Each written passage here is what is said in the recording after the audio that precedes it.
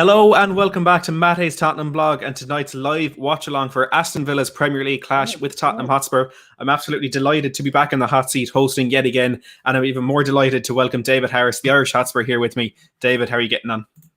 Yeah, look, not good with results lately, but Matty, it's a new day, it's a new game, it's a chance to try and put a few things right, so hopefully they can do it. But look, Aston Villa, they're not an easy team to break down, Matty.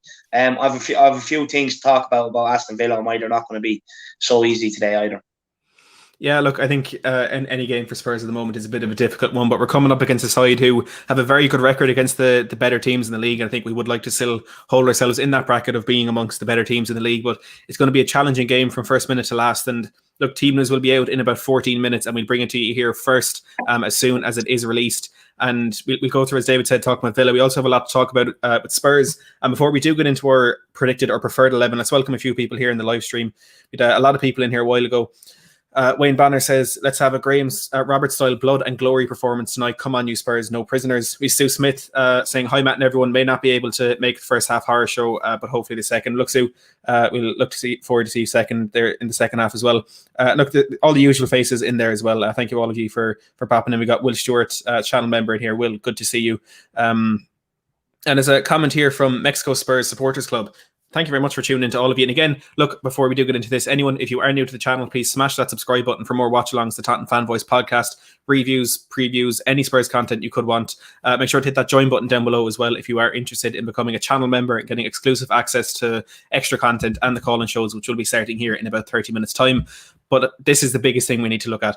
Alistair Gold made an interesting comment on Twitter that today's lineup will ruffle a few feathers, needed to, especially after last week. Now, just to get that quote exact from Alistair Gold on Twitter, part of his tweet said, the starting 11 and bench today are going to make a real statement and it's likely to ruffle a few feathers. David, we've had a few discussions about this ourselves, even here before we jumped on and on Twitter a while ago as well.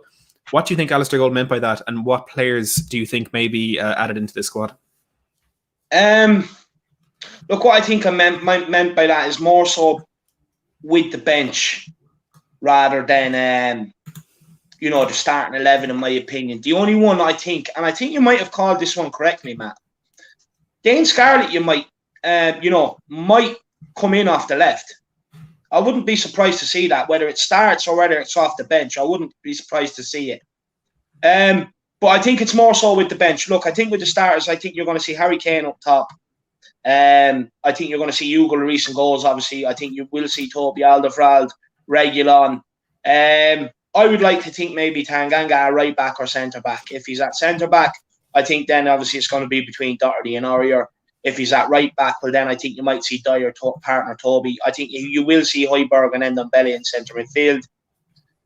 And then this is where it gets interesting. It's who he trusts to play centre attacking midfield. Now obviously Lucas is your first choice, but with Son out injured and Lamela suspended, he might be pushed out to the right with Bale on the left, or vice versa. Still Bale on the right, Lucas on the left.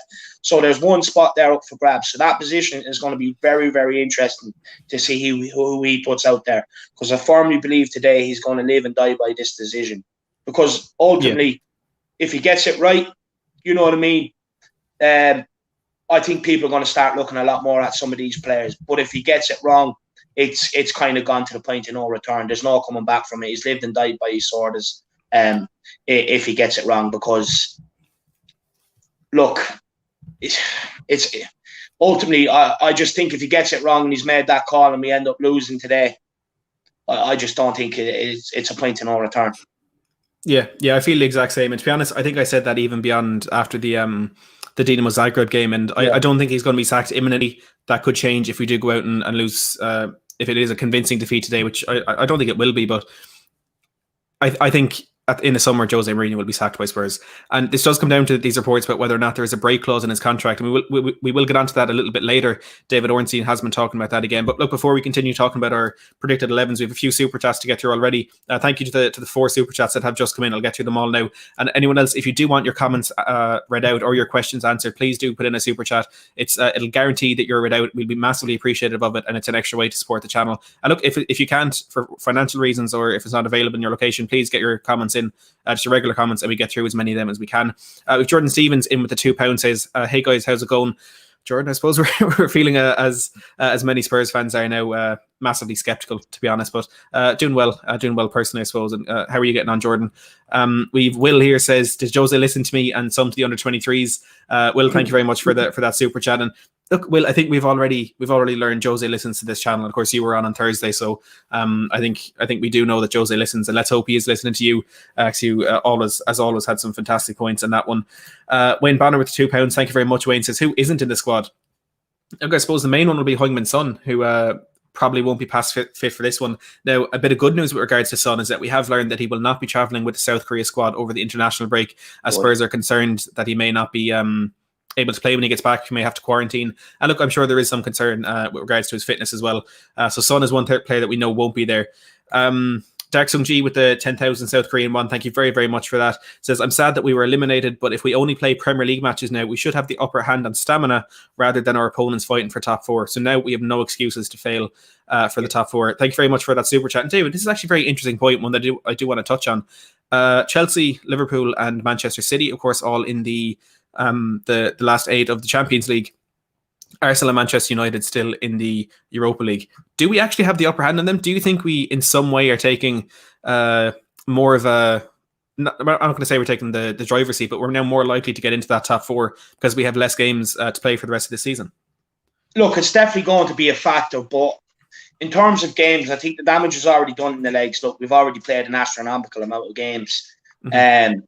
But it makes life that bit easier now to be able to manage the squad, manage the games, manage the players. It's going to be more or less one game a week now between here and it is going to be one game a week between here and the end of the season, bar midweek fixture.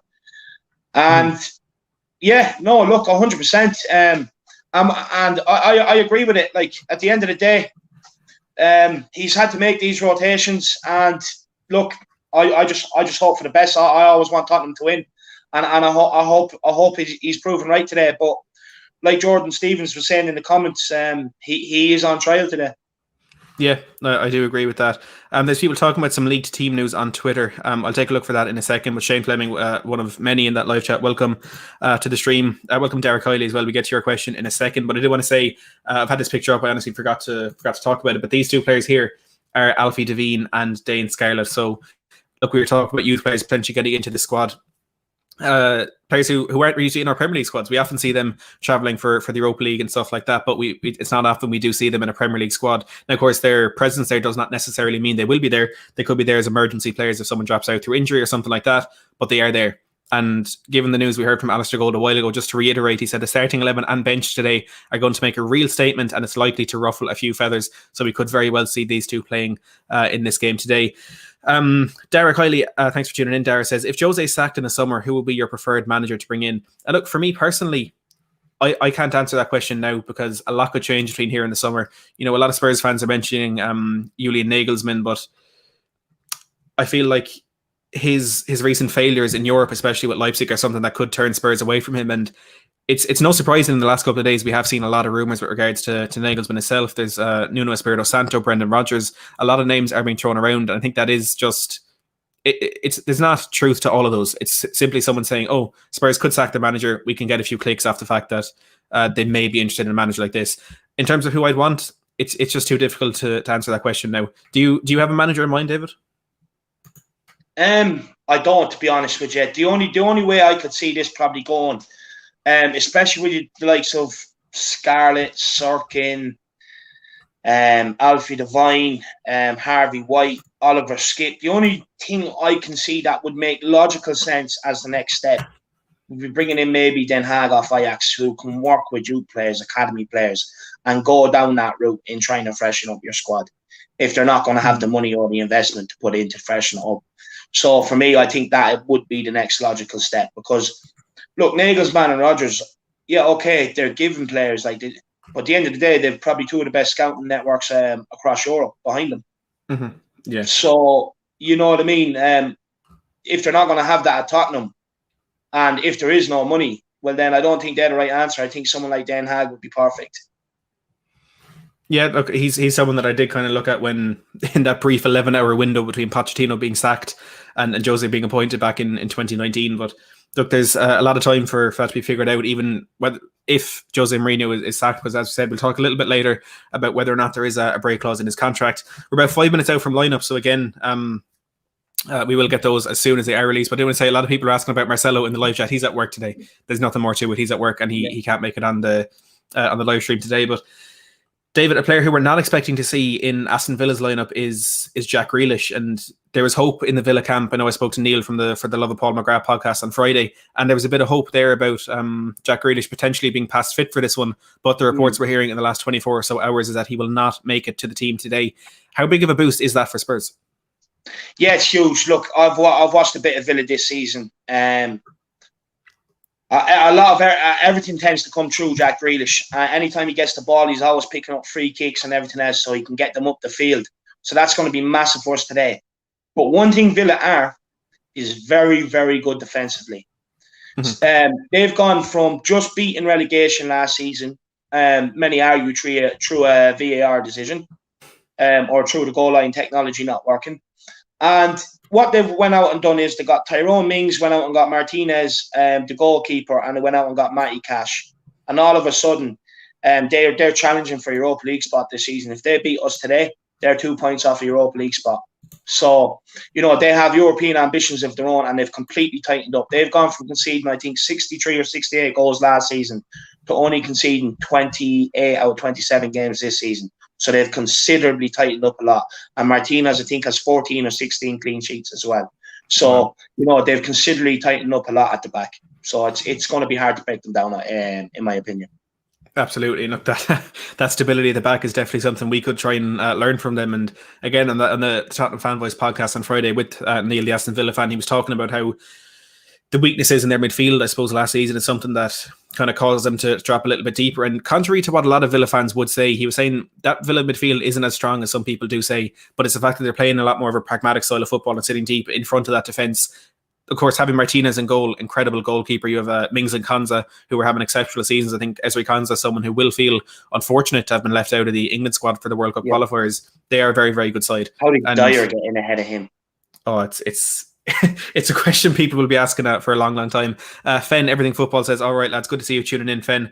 I just want to say the members call-in show will be starting about 10 or 15 minutes after the lineups have been released. The link is now in the members only community feed, but we won't be accepting calls in for about another 10 or 15 minutes. But just to let you know, it is there. Do smash that like button, hit that subscribe button if you haven't already. Let's see if we can get to 6,100. We're 2 off. So the next 2 hit subscribe. Make sure to let us know in the live chat.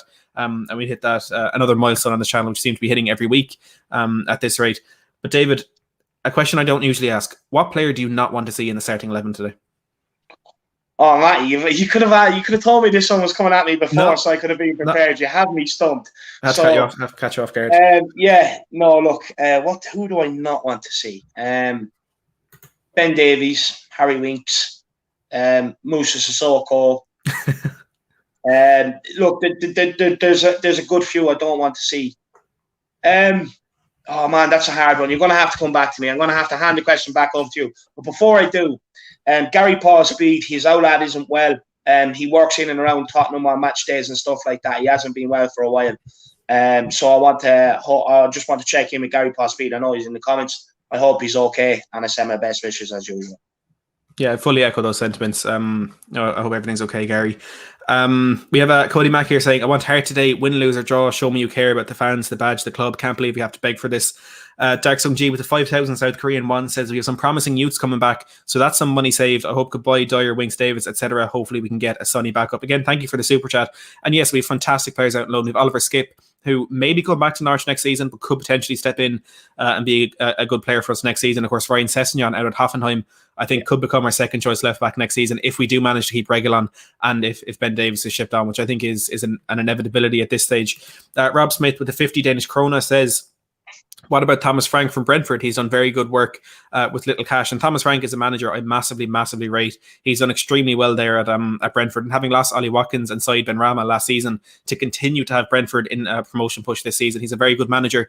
And after the playoff semi-final last year, I think I was listening to him speak, and his philosophy, the way he talks about football, the way he sees the sport, and just his general persona is very impressive. And someone I would like to see at Spurs, maybe in the future. I think at the moment, if we are looking for a manager to replace Jose Mourinho, someone of a higher caliber would probably be a better option there. But The lineups are out.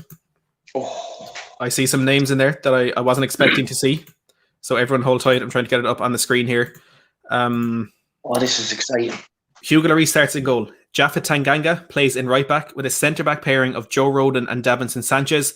Sergio Reguilon plays in left back. In the midfield, we have Hojbjerg in Ndombele.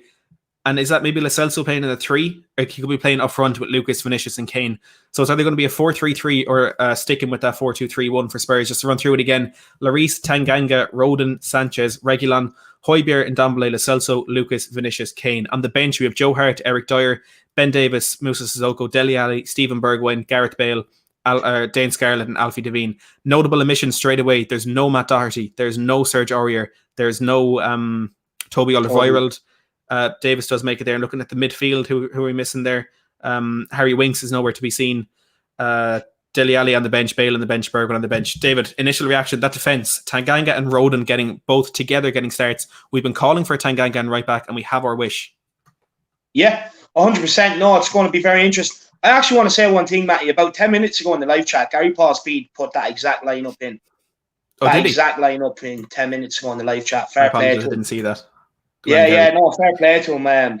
So yeah, obviously he knows his stuff. But no, look, that defence. Rodon, he's one that everyone's been calling to give him a chance. No Toby starting. That's interesting. Not even on the bench either. Tanganga at right back, I fully agree with. Reguilon at left back, fully agree with. The two boys in the middle, fully agree with. Lo Celso, I thought maybe that could have happened. Lucas, yeah. Bale on the bench, I'm surprised about that. Vinicius starting, I think that. Do you think that's going two up top, Matty, or do you think that's coming in off the left? There is a lot of people saying in the live chat that it is a 4-4-2 confirmed by Alistair Gold. So I can't say that yet. It might be on the play-by-play for the game day that he does. Potentially a 4-4-2. I assume there'll be Lucas on the right, maybe Lo Celso on the left-hand side. But for me, I think that lineup will be better suited to a 4-2-3-1. Lucas and Lo Celso on either side, and then Kane maybe playing behind Vinicius. But of course, the potential is there for that to be a 4-4-2, which is not just ruffling the feathers in terms of personnel, but also with the lineup. With Wayne with the £2 says feathers have been ruffled. Hell yeah. Wayne, thank you for the super chat. I fully agree with you on that one. Jordan with £5 says he sticks to his word when he says a ruffle of feathers. If this isn't a statement about attitude, I don't know what is. And Jordan, fully agree with you on that one. As always, thank you very, very much for the super chat. We're going to be doing a members call or shout out in a second before the call-in show starts. But David, if this isn't a statement about attitude, I don't know what is, says Jordan. Do you agree with him? I fully agree. Look, honestly, that's the best way of putting it. That's a brilliant explanation, and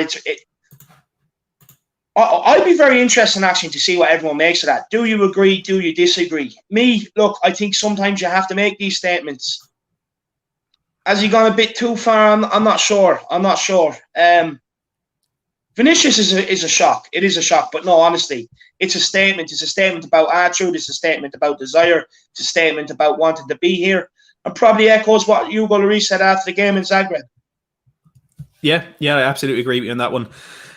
Jackson G says Bale on the bench is expected since he played the longest since his return to Spurs against Dynamo. Yeah, he's been really, his fitness has massively been tested in recent weeks. I think Bale getting a rest, I think it is more of a rest rather than an attitude issue with him specifically. But Derek, thank you very, very much for that super chat.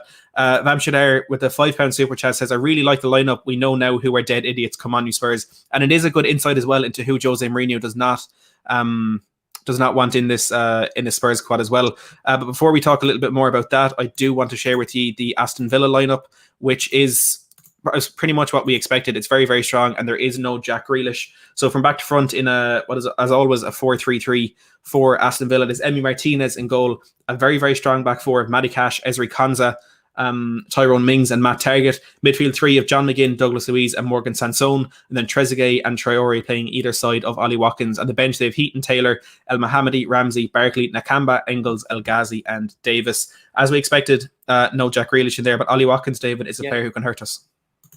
Yeah, he's a very good player. He's tricky. Look, even if things don't go his way, one thing I watched this season, even if things aren't going his way, the guy just does not stop persisting, and ultimately it pays off for him. He's a very good player. He's a busy bee, and he's exactly what you want as a front man. He works as hard as anybody, but he also has that bit of quality. I'm a huge fan of Ollie Watkins, especially when we were linked with him. Traore is another player. He's actually made a difference for them over the last few weeks. He's another tricky customer. He's very powerful. So that's one we need to watch. Trezeguet, look, he's not so great, but one thing about this guy is he pops up and he can do some good things. He can do something amazing. He's not the most consistent, but you can't, like, even if he's switched off, you still need to stay switched on with what he's going to do. He's decent. Sanson, I don't really know too much about, to be honest. Douglas Luiz, I think he's a good technician in there. McGinn, look, we all know what McGinn. He's a very, very good hard worker. He gets stuck in. He can get on the end of things. He'll also defend. And then, of course, the back line. Look, it's been a good back line, like I explained, with the dramatic turnaround from last year to this year. Martinez is a huge part to play in that. Maybe if Arsenal didn't get rid of Martinez, they probably wouldn't be in the situation they're in right now. Yeah, I think that is a criticism some Arsenal fans have had of Arsenal this season, that Emi Martinez does appear to be a better goalkeeper than Bernd Leno. Look, only one of them conceded 3 to West Ham today. We know who that was. Wayne here with £5 super chat says Vinicius and Rodon are surprised. Didn't expect them, but finally Tanganga gets a game. Could go 3 or 4 up top, maybe even 3 at the back. Let's take another look at that lineup just to see, I suppose, what potential formations we can play in that one. Of course, people saying Alistair Gold has said it is a 4-4-2, but in terms of 3 at the back, Tanganga, Rodon and Sanchez in there. And look, do you know what? This could be a 3-4-1-2. Tanganga, Rodon and Sanchez as the back 3. Lucas and right wing back, Reguilon and left wing back, then Hojbjerg and Ndombele sitting behind Lo Celso, and then Vinicius and Kane up top. Would you be happy if this was a 3 at the back, David? Would that signal maybe a more attacking intent to you? Or do you think a basic 4-4-2 is the way to go? 4-4-2 is probably outdated, unless you're going to play a traditional 4-4-2, get the ball out wide, get plenty of balls in the box. Apart from that, I can't see how a 4-4-2 will work. 3 at the back, when we played 3 centre backs this season, probably hasn't worked, being honest. Look, we got that result against Sheffield United, but other times when we've tried it, it hasn't been the best. It's a hard one. I don't know, Matty. To be honest with you, I don't really know what to say. I think the first 5 minutes we'll see exactly what way we're going to play. But it's a tricky one for Aston Villa to get a handle on as well, you know. He's completely come out of left field.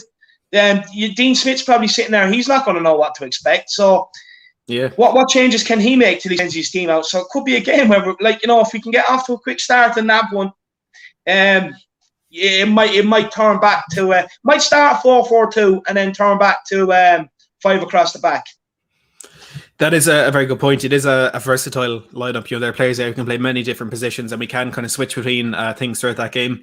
Derek Sung-ji with another 5,000 South Korean won says we have to win this one since this is our one game in hand. If we lose, we are in huge trouble. 3-2 or 4-2 to Spurs. And look, it is a game in hand for Spurs, and it's a game we've been waiting to play for a while. We're in a weird situation where we're at the end of March and we haven't actually yet played Aston Villa this season, so they do still have to come to the Tottenham Hotspur Stadium. So it is a bit of a weird one. Look, we have a fantastic record historically in recent history, I suppose, against Aston Villa, which you will touch on a little bit later. But Dark Sung-ji, thank you very much for that super chat, and I do fully agree on that one. Kai says 220 people watching and only 46 likes. Come on, folks, let's smash that like button. Let's listen to Kai. Let's follow Kai's lead and smash the living hell out of that like button. And let's see if we can get, as we always do in the watch alongs, to 350 likes. Good to see we've already passed 53 there, but do as he says and hit that like button. Steve, thank you very much for tuning in. Says 3 at the back hasn't worked for us since we haven't had 2 decent fullbacks. It's a good point there as well. So maybe it will be that 4 at the back. But David, where does the creativity come from in that team? I know, of course, Kane is the best player on our team. He has been the creative spark. But when Son isn't there, it's always a bit different. There's always something lacking, something missing. So who do you think, along with Harry Kane, could be that man to open up a side that, as you said, are really, really stubborn? Call me crazy, but Reguilon's done it a few times from left back this season with some of the balls into the box he can produce. He can also get on the end of things. Ndombele, I just hope on his day he can be a very good ball player. He can be very creative.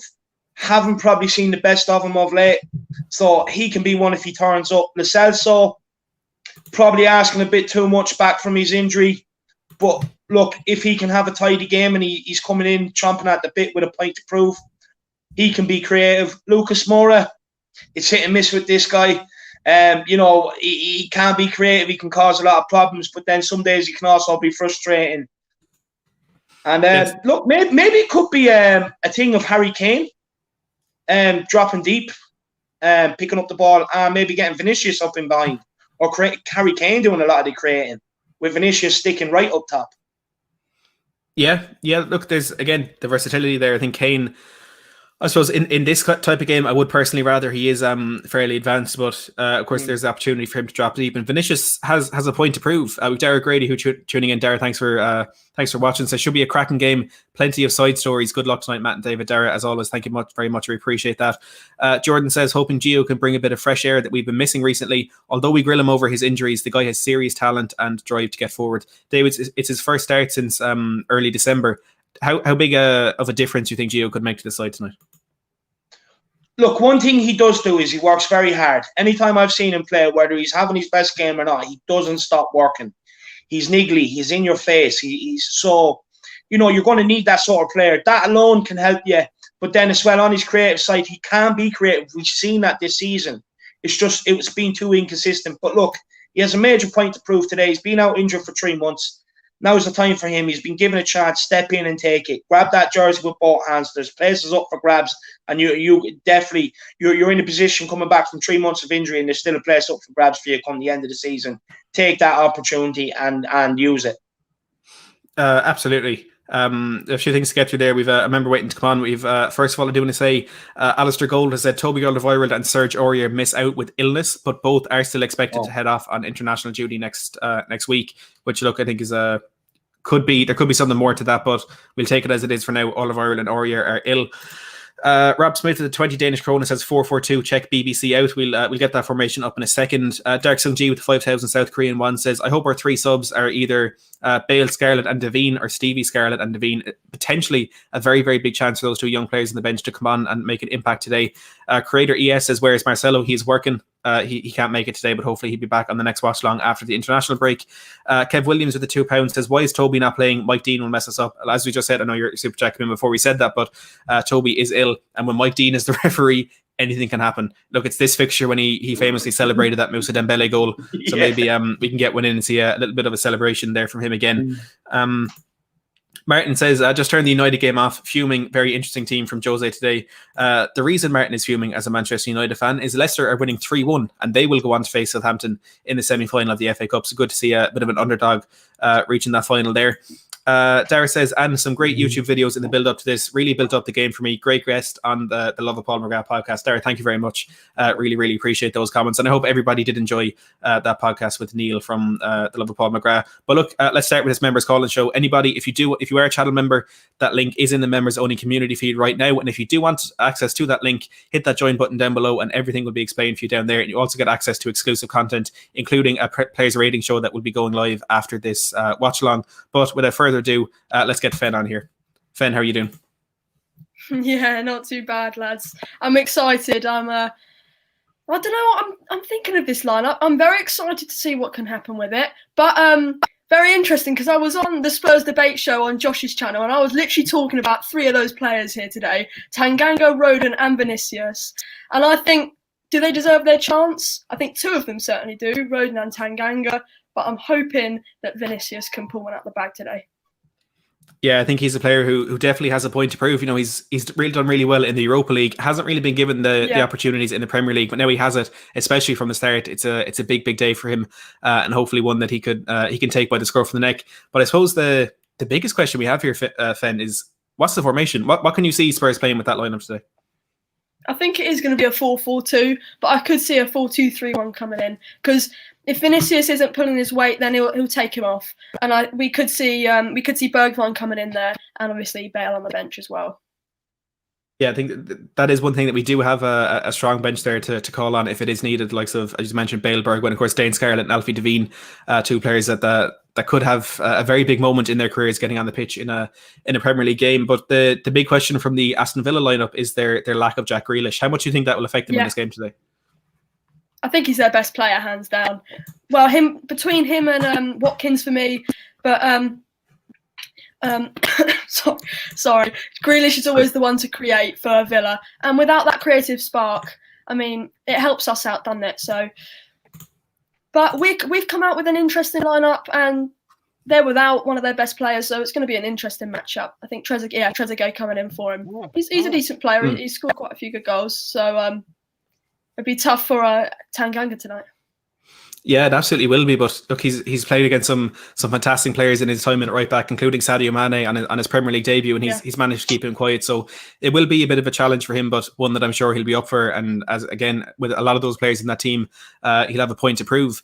But the biggest concern for me in that Aston Villa team is that defence. You look at Target, Mings, Konza, Cash, and Emi Martinez, players who were having probably the best seasons of their career, players who have turned around, as David mentioned earlier on, a really poor Aston Villa defence that probably, if goal line technology had worked, would be in the Championship right now, to a team who've conceded just 28 goals all season, who are really making a push for Europe. How difficult do you think it could be for Spurs to break that team down today? Yeah, really tricky. I think these guys have been brilliant at the back this season. Personally, for me, I think Matt Target and Matty Cash have been crucial this season for them, especially in the formation that they like to play.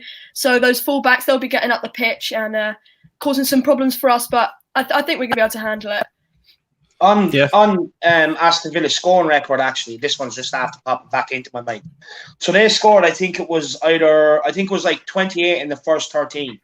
Now, in their last 12, they've scored only, or in their last 14, they've only scored 12. So they have slowed down on the goal front, which is good on our end. But Finn, how do you think we're going to approach this game? Do you think we're going to go out and be attacking? Or do you think we're going to sit back, be pragmatic, and entice them onto us and try and open them up that way? I hope we don't play defensive. But I think the lineup shows that, well, especially with Vinicius and Harry Kane both starting, I think that means we're going to go attacking. And I hope we can, because I want to see goals tonight after an absolute horrendous performance midweek and on Sunday. I want to see some goals, even if we do end up falling short. Come on, let's get some entertainment in. It's a Sunday night, you know. But I think it shows that we can go out and cause issues for this defense, and I think that is why he's gone with two strikers, because Harry Kane hasn't been making himself known up front enough, because he's been solely alone and has been struggling. So that's why he's gone with the two, in my opinion.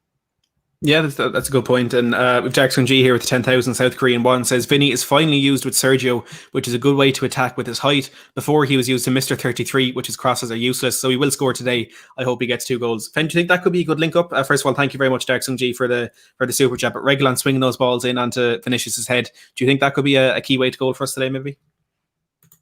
Well, yeah, it's certainly playing into their strengths, and both Reguilon and Vinicius. So yeah, I hope he gets on the score sheet tonight, Vinny, because I'd love him to stay at Spurs, but with the way things are going, I'm not sure it's going to happen. But he can make a name for himself tonight.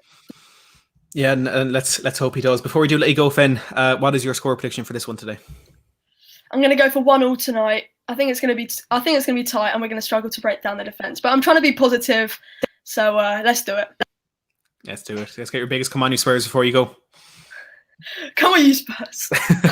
Thanks a million, Finn. Hope to talk to you again soon. See you later. Brilliant. See you later, man. As always, a fantastic call there with Finn. Before we do get Will Stewart on, I just want to give a massive shout out to every single one of our channel members growing by the day. And as always, we love to give them a shout out by name.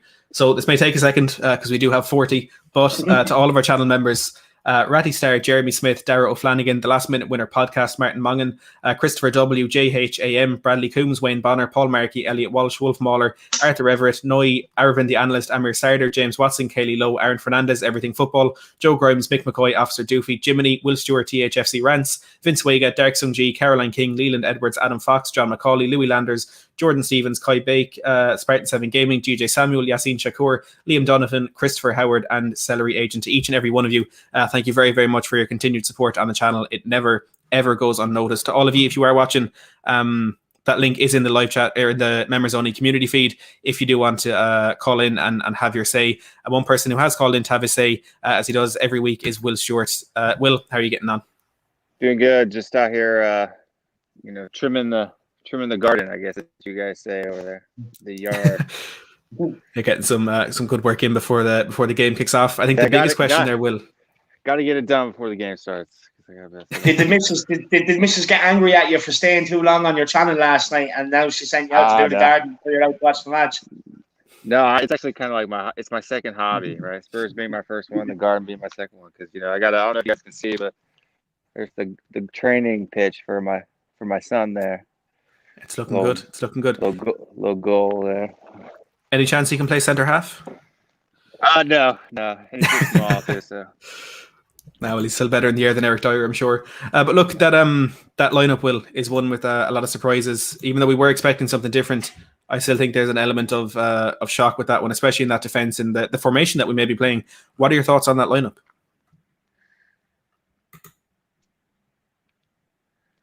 Other than Lo Celso, it's almost what I said exactly last night, David. It was what I wanted as my lineup, right? Maybe not the same formation, but the same folks. I said, why not throw in Tanganga and Roden in there, and I think Toby. I'd rather have Toby on than Sanchez, but Vinicius starting up there. I think it'll be interesting. It looks more like a 4-3-3 to me. Yeah, that's what I thought when I first saw it as well. I think there's a lot of versatility in there. We can play a 3-4-1-2, a 4-2-3-1, a 4-3-3, a 4-4-2. There's on top of the surprise in terms of personnel there. I think Dean Smith will also struggle to predict what sort of an 11 we're playing, which can only be an advantage to Spurs. But one question I want to put to you, which I asked of David as well, is where does the creativity come in that team? Because the main point of creativity is Harry Kane, but a lot of his threat is nullified when Heung-min Son isn't on the pitch. So what players would you be looking towards there for to be that creative spark tonight? Yeah, no, I think Vinicius is going to have a pretty good go. I do. I'm curious to see what he's going to be able to do. Lo Celso, if he's on, I guess on form, you're going to get a lot of creativity out of him. But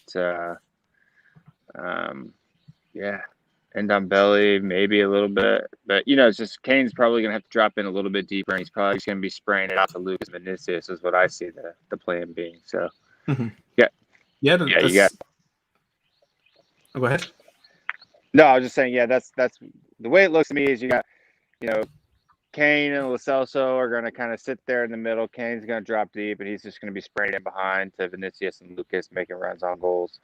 And that's what I was saying yesterday. That since Stevie B is confident, is pretty much shot.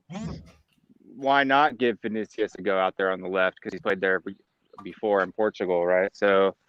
And he's at least scored 5 or 6 goals in the Europa League, and so you need someone a little bit bigger and stronger than Stevie B. I think, especially against some of the defenders that Aston Villa has. So I think it'll be good.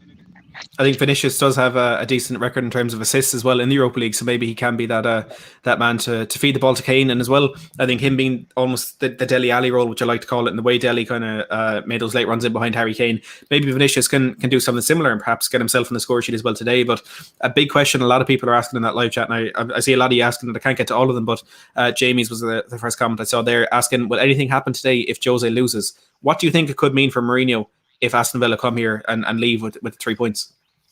If Jose loses today, he'll have a bad day. Probably go home and drink. Do I think he's going to get sacked? No. Do I think he should be sacked if he loses today? No. I don't. That's just me. A lot of people are not going to like that opinion, but.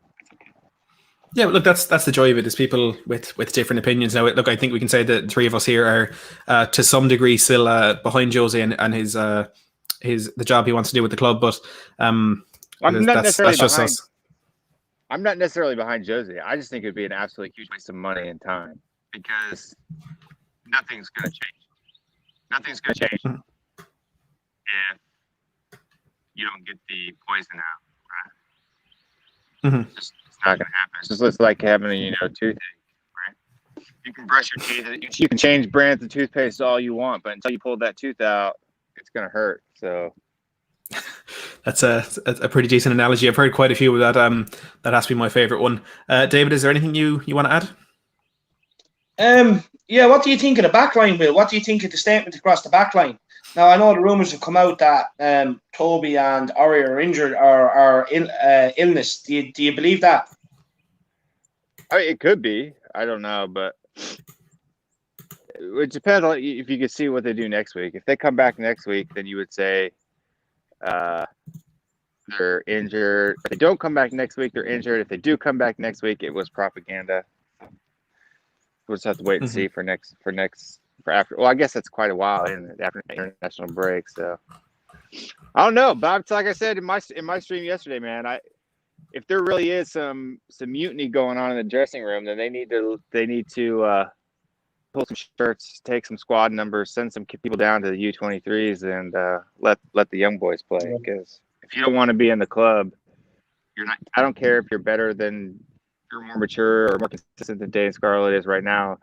If you're a cancer in the club, in the team's performance, you need to go. Because you're hurting more than you're helping. I think that is something Larice touched on in his interview last week. But Dark Sung Ji here with another 10,000 South Korean won. I think it must have been payday for Dark Sung Ji. But says I want to give one more season, because I think if he gets 2 to 4 of his signings and youth next season and sell some of our non-pro level players, we will have better results. And I think that is the biggest defense anyone can give Jose Mourinho, is that he hasn't been allowed to build his squad yet. Everybody knows the one factor at every club he's succeeded at is he's been allowed to bring in the players that he wanted to bring in. So first of all, do you think he will get those players this summer? And second of all, do you think, or how long would you give him if he did have a decent summer window to prove himself next season, if he still is at the club? Yeah, I mean, so the only guys he brought in, right, was Matt Hart, Doherty, and then got Regulon, the bail loan, Hojbjerg, Vinicius as well, if it is his signing. Yeah, that's it, right? So that's the 7, isn't it? Yeah, Vinicius has done all right. Hojbjerg's done all right. Regulon's done all right. I don't think Doherty and Joe Hart were necessarily Mourinho signings. I mean, they could have been. I don't know. I don't think that they were. That sounds like backroom. Let's fill these pegs type of deals. But yeah, I got 5 there, and I think the other 2 were younger guys, right? So. I'm actually struggling to think. Or Joe Roden, of course. Roden, yeah, Joe Roden. We'll see him today. I think he'll do right. I can't even remember. Hojbjerg, Hopefully. Roden, I mean, he's Regulon. It's not a good sign if we can't remember the 7th signing that we brought in. So I have 6. Yeah, my score prediction for today is 3-1. I think we're gonna pull it out. I got to get this lawn done, take care of, so I can watch the game with you guys. So. Absolutely. Go have fun. Get out of here for a minute. All right. Thanks very much for calling in, Will. I appreciate it. Yep. See you. Bye-bye. See you, Will. Just have some images here of I'm trying to share my screen there. We have some images of Hugo Lloris warming up for this game, and look, a big talking point in the last couple of days, David. It has been the comments that Hugo Lloris made after that game against Dinamo Zagreb, and a lot of them were damning comments where he kind of criticised not just the players and the squad, but looking as well towards the hierarchy at the club. And he said a quote that really, really stuck with me was, the performances of the team have been a reflection of the club. We are lacking the basics and the fundamentals. I can't even think of a specific question on that other than, what do you think of those comments? What do you make of it? Look, I think he's definitely having a dig at the squad players that have failed him in the past and failed him again. And look, the club haven't done anything to rotate the squad. They haven't done anything to try and get rid of the bad eggs out of the dressing room. For instance, Danny Rose is still around the club. You know what I mean? Yeah. They don't do enough to try and get these bad eggs out. Look, on that, look, you could see this bubbling up weeks ago now. That when I heard them comments, the first thing I was thinking of was that Liverpool game. When even though he was at fault for a couple of goals, he was berating his defenders, especially when that first goal went in, berating them. And you've seen it time and time again this season. You see him going absolutely mad at defenders, and some of these squad players that are there. So I think he's fed up. I think it's a clear signal. It's either, look, you change this around in the summer, or we're out of here. Mm-hmm. And by we're out of here, I mean Son, Kane, potentially Lloris, and Alderweireld. There's 4 of them that are. Now imagine, right? Obviously, I don't think will all 4 go? Could be a possibility, because they all could just turn around, slap in transfer requests, and say, look, at the end of the day, I'm not playing for this club anymore. You've done nothing to help me win trophies here, to be successful. You broke promises when I signed my contracts that you were going to deliver this, everything else. So look, it's a very, very telling report of what's going on inside at the club, and the fact that the frustration is now starting to boil out into the press in interviews. Like, you know, you have Harry Kane putting out tweets now. You know, oh, what was the tweet? Oh, well, no words will atone for the last week. We need to show it on the pitch. You know, things like that. Even Mourinho asked before the Villa game in the press conference, it was, what was he asked? He was asked about the Villa game. What does he want from the Villa game? And he was like, look, what I wanted from the Zagreb game, what I wanted from the Arsenal game, but which I didn't see, which is the fundamentals, the basics, like any other job, the willingness and the desire to do good for others.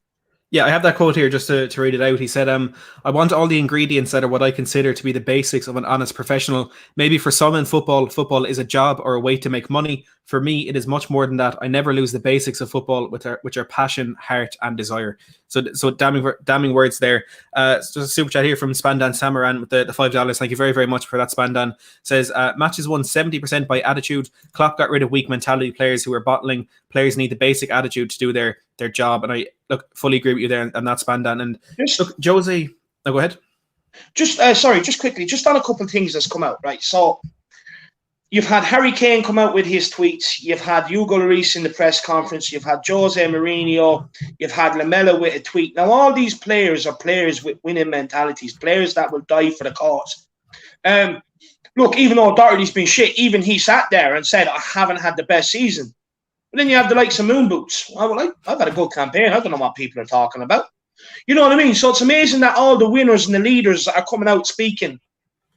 And all the losers were all hiding in behind Jose Mourinho and Kane and Lloris and players like that and not doing anything. It's amazing that. And it's a damning indictment of what's going on at the club, and it's very, very telling.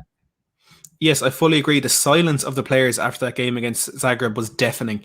It really and truly was. And especially given how the strong words that Hugo Lloris had in that post-game interview, he spoke about something like the togetherness of the team has carried us through recent years, but he's not sure that is still there today. And that is a moment for the players to come together. It's a moment for the players to come out on social media. And look, saying something on social media isn't going to change anything. Saying something on social media isn't going to get us the 6 points that we need to get back into that top 4 race. It's not going to be the thing that will turn our form around, but it's a sign that they care. You know, I think look, we gave Lamela a bit of stick for what he said after the Arsenal game, but we gave a lot more stick to the players who didn't say anything because we want to know that you care about this football club. We know who Lloris was talking about in that interview. We know that the players whose attitude Mourinho is questioning. So come out and say something. Let us know you still care about this football club. Because if the players aren't caring, it's hard for fans to do it. But the difference is those players could go and leave this football club. We'll still be here dealing with the mess that they've left behind. They're the players who have vowed, who have promised to give their best on this football pitch, who are getting paid more than enough money to do it, who know the fans in this terrible situation in the world. 99% of these fans are stuck at home and all we have is football. Show that you care on the football pitch. Say something. Come out and apologise to us. Say you'll try better. Do whatever it takes to make us know that you do care about this football club and that your heart and soul is in it for this badge. Because there's only a handful of players on that football pitch that I can even imagine do have that love for the club. This is it. This is the badge. This is what we love. Tottenham till I die. I'll say it whether we win, lose or draw. We want the players to say the same thing. Jason Lundy here with the £5 super chat says, Jose also bought Steven Bergwijn. Look, I think at the beginning that Bergwijn deal was looking very well, but Bergwijn in and out of the squad lately is a bit of an iffy one. But I think for me that has been one of the more risky signings Jose has made. But there's still time for that one to pay off, and we'll talk about that a little bit more in a second. Just a few more super chats here. Saurav with the $5 Canadian says, Jose left me thinking with this squad. Do you guys think there's a statement he made with this selection? Wonder why Sissoko was there. I think there's a massive statement made by this. And again, we'll touch on that a little bit more in a second. I just do want to get through the super chats. Loves Music with the £5 says 1,000,000% Jose in. Move the dross out. Who in their right mind thinks there's a manager in world football who could do a better job? Lucky to have him. I love the confidence there from Loves Music. I'll touch first of all on Steven Bergwijn. What have you made? How would you rate, I suppose, the signing of Steven Bergwijn, David? I don't think it's worked out, to be honest with you, in my opinion. Look, he's had a couple of good moments, but when it comes to Lamela and Lucas, okay, they've had good campaigns with this season, but the big thing going into the season was you can't be living off moments at all. With Bergwijn, look, I don't think he's going to succeed at Tottenham personally. I don't think he has it up here mentally to be able to push through that barrier and to be able to become a consistent performer. I don't. Look, he has all the talent in the world, but I've stated here before, Matty, that if you don't have it mentally, look, you're only going to go so far. You're only going to reach a certain level, and he's not. I don't think he's going to be the player to reach that next level where we're trying to get. It's a tough one because, Daniel, when we made the sign, it was like we have to take these opportunities when they present themselves, and it ultimately ended up being Mourinho ringing Bergwijn to get him to come to Tottenham. But I struggle to still think that 100%. I still think maybe Levy pushed Mourinho to ring him because he knew it was the only hope of trying to get Bergwijn to come to Tottenham. Yeah, no, I agree with you on that one. We'll get on to this in a second, but I did want to say there's 500 people watching live now, which whenever we get to this number absolutely blows my mind. So to each and every one of you, thank you very, very much for tuning in. Do make sure to smash that like button. Let's see if we can get our like goal of 350 for this live stream. If everyone here hits the like button, we smash it. That's all I'm saying. So please do hit that. As well. If you are new to the channel, hit that subscribe button down below for more of these watch-alongs, the Tottenham Fan Voice podcast, live previews, reviews, any Spurs content you could want. And as well, make sure to head over to the Irish Hotspurs channel linked in the description below for absolutely incredible Spurs content. And I mean that from the bottom of my heart. Really, really good stuff, and even better stuff coming up soon in the coming weeks. So do make sure to go and check that out. Saurav here talking about the statement he made with the selection. Why do you think Sissoko has made it onto that bench, David? What has he done to earn in a much changed squad where Jose is making a statement? What has he done to earn his stay on that bench? Oh, it's a hard one with this guy, Matty, because look, don't forget, there was a stage where we were praising the work he was doing in and around that midfield. But then come that Chelsea game, I don't know what it was, but he just stopped running. He just didn't do anything. And he hasn't really been good since then. So it's a tough one. I think maybe with that one, maybe he's been hauled into the office. Jose's put it to him, look, you've been good. You know what I mean? You were being praised. Everyone was talking about you when you were doing what I asked you to do. Now you've gone the other way and you started listening to the canteen girls talking, the likes of Harry Winks and players in and around like that. You've gone over to that side. I'm giving you the opportunity. Are you going to pull my way or are you not? And Sissoko's probably sat there and said, yes, boss. You know what I mean? So I'd say that's probably what happened there. I'd say it was left in Sissoko's hands. You want to come with me or you don't. Simple as. And I feel as though that is the kind of general message that Jose is putting into that team at the moment. We span down here with another $2. Said Stevie B was within 1 month of Jose. His first signing, I think, is only signed. Oh no, he signed Jedson Fernandez in that same window, didn't he? I think we know which of those deals has been that bit worse. Joseph says, let's smash this like button, then smash Villa. Support Matt. He wasn't at the last 2 watch-alongs as he was working. Let's get him full time. Absolutely love that, Joseph. We have the fantastic host from the last 2 watch-alongs in the live chat now, Marcelo. Let's get some love in the chat for Marcelo for all the incredible work he does hosting these watch-alongs. Another super chat here from Dark Sun G, who must be rolling in the cash if this is the case. 5,000 South Korean one says with the Leicester game.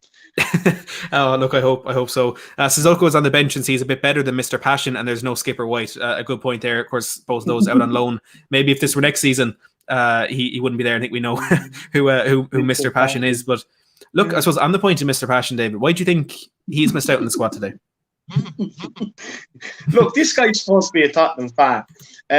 Just so everyone, Mr. Passion is Harry Winks. So look, with him, he just does not have the ability. Like what was damning, and I said this at the very time it came out. He didn't walk into the office and say, Jose, can I have a word? Yeah. Look, I really love this club. I'm a big fan. I really believe I can add to this team. I'm going to give it my all. I'm asking for a chance. What he done is he knocked on the door and he says, yo, Gaffer, come here. Any chance you play me, because the Euros is coming up, and I just want to, for Garrett to know that I'm still around, and I just want to go, basically. So I was more concerned about the deals he's going to get in the summer, the deodorant deals he's going to be plastered all over adverts. He was more concerned about that than playing for Tottenham. So Mr. Passion, he's supposed to be a Spurs fan, supposed to love this club. Well, that's been lost somewhere along the line. And I've said this time and time again about the guy. reevaluate what you want to do and nail down a position and do everything you need to do in order to play that position, or just jog on. Just get out of the club. You know what I mean? Mm-hmm. Just the first thing he should have done is go in and ask Jose Mourinho to play because he loves this club, not because he wants to make the Euros. And anyway, he's no hope of making the Euros. Not a fear of it with some of the England midfielders he has. He's the worst out of the bunch.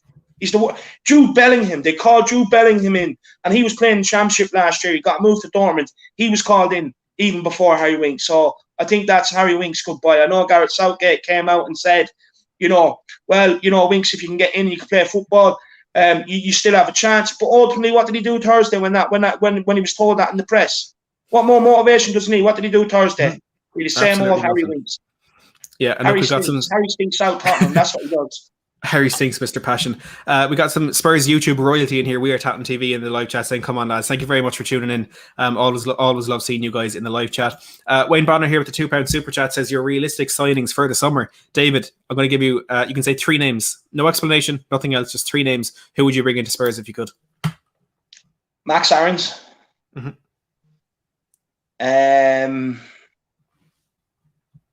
Either Konsa. Konsa, and I need a centre midfielder. I'd love to go for Jack Grealish. Jack Grealish. Ooh, we're going on a little raid of Aston Villa. It's Ben here, tuning in with We Are Tottenham TV. Ben, let us know your three realistic signings in the live chat. And do you know what? Everybody watching, put your 3 realistic Spurs signings in the live chat. Let's get a bit of positivity, a little bit of a bit of hope, I suppose, in the live chat before we do go back to the game. I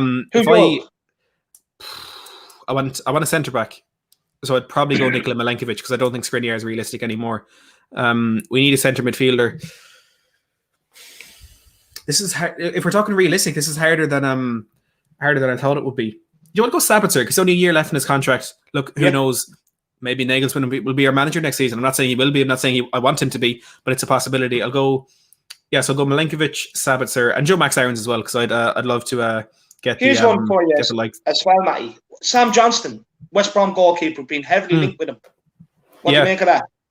Look, I think the links with the goalkeeper are similar to our links with the managers. Just people thinking there'll be a vacancy there next season. I think what you were saying earlier in the year with Paulo Gazzaniga being loaned out, that potentially he's been loaned out to get a bit more game time to come in and be our first choice goalkeeper. So there is a possibility of that. But Sam Johnston, Nick Pope, even Dean Henderson, I think are all good shouts for goalkeeper. But I would like to imagine Spurs are looking at a bit of a higher level. Even though I would accept those 3, I think they are good goalkeepers. I think maybe a bit higher is where we should be looking. We have a few super chats here. Brandon Sebastian says, I just gave the like button the people's elbow. Keep up the content, boys. Let's get the win. Brandon, thank you very, very much for that. Hugely appreciate it. Loves music.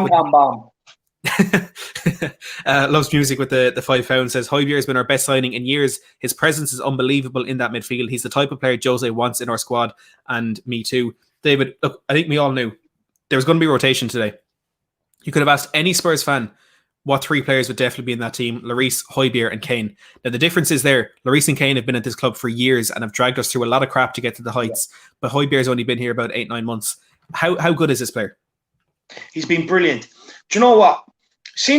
And hear me out, he has the mentality of a Wilson Palacios. And since Wilson Palacios left, until we signed Wanyama and Dembele, we never really replaced that mentality. So what we've done is, now that Dembele and Wanyama have gone, we've replaced that sort of mentality, that winning mentality in the middle with Hojbjerg, that desire to win ball, that desire to get stuck in, which is exactly every good team needs a player in there that's just willing to die for the cause. And he does, and it's exactly what you want. But even when we signed him, like I even said to people, look, he's more than a ball winner. He's better on the ball than what people think. He won a Champions League at Bayern Munich before he went to Southampton. Yeah. You know what I mean? So he's a very good player, and he's born with that mentality throughout that Bayern Academy. You don't come out of there unless you're a winner. You do not come out of there and progress to the first team unless you're a winner. And that's what he's done. So it's a great signing. And if we could get another... If we could match his personality in other areas on the field, I think we'd have a very good team. If we could get 2 or 3 players in the summer, probably look, if Tanganga can fill this right back role from now to the end of the season, that probably saves us having to buy in that position short term. which means you can go and get 2 centre-backs. I do think 2 centre-backs are needed because Toby can't get out 3 times a week anymore. So, you know what I mean? Next season, that's going to be even less again. So we're going to have to buy 2 centre-backs this summer regardless. And if we don't get the 2 centre-backs, I think next season is going to be a long, long, frustrating season because it's going to be the same thing. You can have all the attacking players in the world. You can have the 2 boys in the middle of the park. But ultimately, the defence are going to leak goals. Yeah, I agree with you that. And on the point of Pierre-Emile Hojbjerg, he said if we had players like him all around the pitch, we'd be doing a lot better. And for me, Pierre-Emile Hojbjerg is the epitome of what Lloris was saying the other day and what Jose said about attitude. Nobody is going to sit here and tell you Pierre-Emile Hojbjerg is the most technically gifted player in that Spurs squad. No one's going to sit here and say he's the most technically gifted in our midfield, in the Premier League, in the Denmark squad, anywhere. But what he has that is second to absolutely none is the passion and the fight and the desire that I was saying we want to see from the players wearing this jersey. If every single player had his fight and desire, we'd be in that top 4 race. We wouldn't be getting laughed at by Dynamo Zagreb. We would have beaten Everton in the FA Cup. We'd be coming out expecting to win that Carabao Cup final. If every player had the passion and the fight and desire that he had. Now, look, I know there aren't a lot of players out there. There are not a lot of players out there who have what he has in that mental aspect of the game. But what players need to do is try and be like that. I can't imagine. Hojbjerg didn't sleep after that game on Thursday. I've no doubt about it. There's some players there. Imagine Dele Alli had a great night's sleep. Imagine Harry Winks went home and was probably cried himself asleep out not getting in that England squad. But Hojbjerg didn't sleep.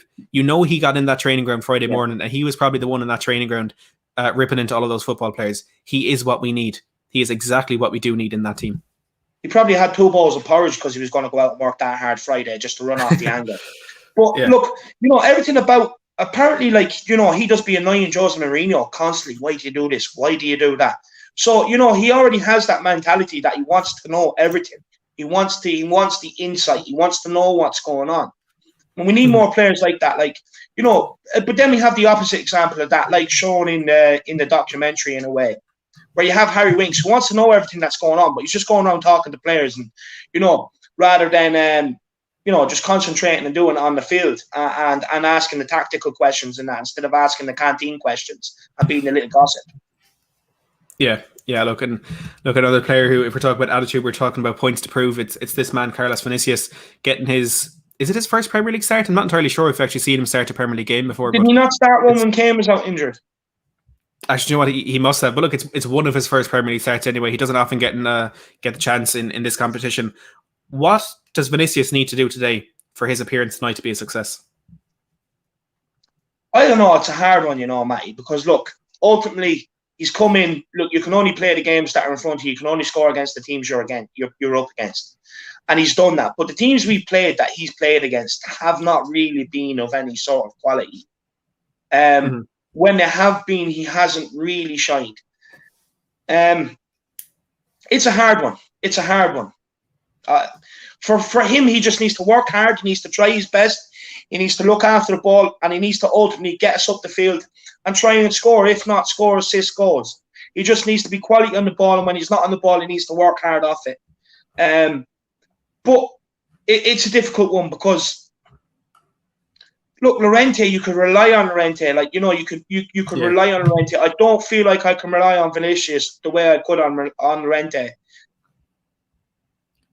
Yeah, I agree with that. Well, Llorente, for all the stick he got, was a very important player for us. He effectively got us to that Champions League final with his goal against Manchester City, and of course that layoff for Dele Alli or for Lucas Moura, or giving it to Dele Alli, who then gave it to Lucas Moura against Ajax. He was pivotal for our team there, and even in the league, he scored some very important goals as well. Spandan here, League Cup, yeah, he did quite a bit for this football club. Spandan with another $5. Spandan, thank you very, very much again. Everyone is putting in those super chats. Really, really do appreciate it. Says bottle job players can see Jose out trending on socials and feel zero responsibility. They can play however they want, and the manager will take the blame. And it's a fantastic point from Spandan. And I suppose, look, if I had the chance to speak to the players about this one, they're not being paid by Jose Mourinho. They're not employed by Jose Mourinho. They're employed by Tottenham Hotspur. And no matter who the manager is there, again, it all comes back to playing for the badge. It really, really does. And Spandan, again, fully agree with you on that one. And thank you for the super chat.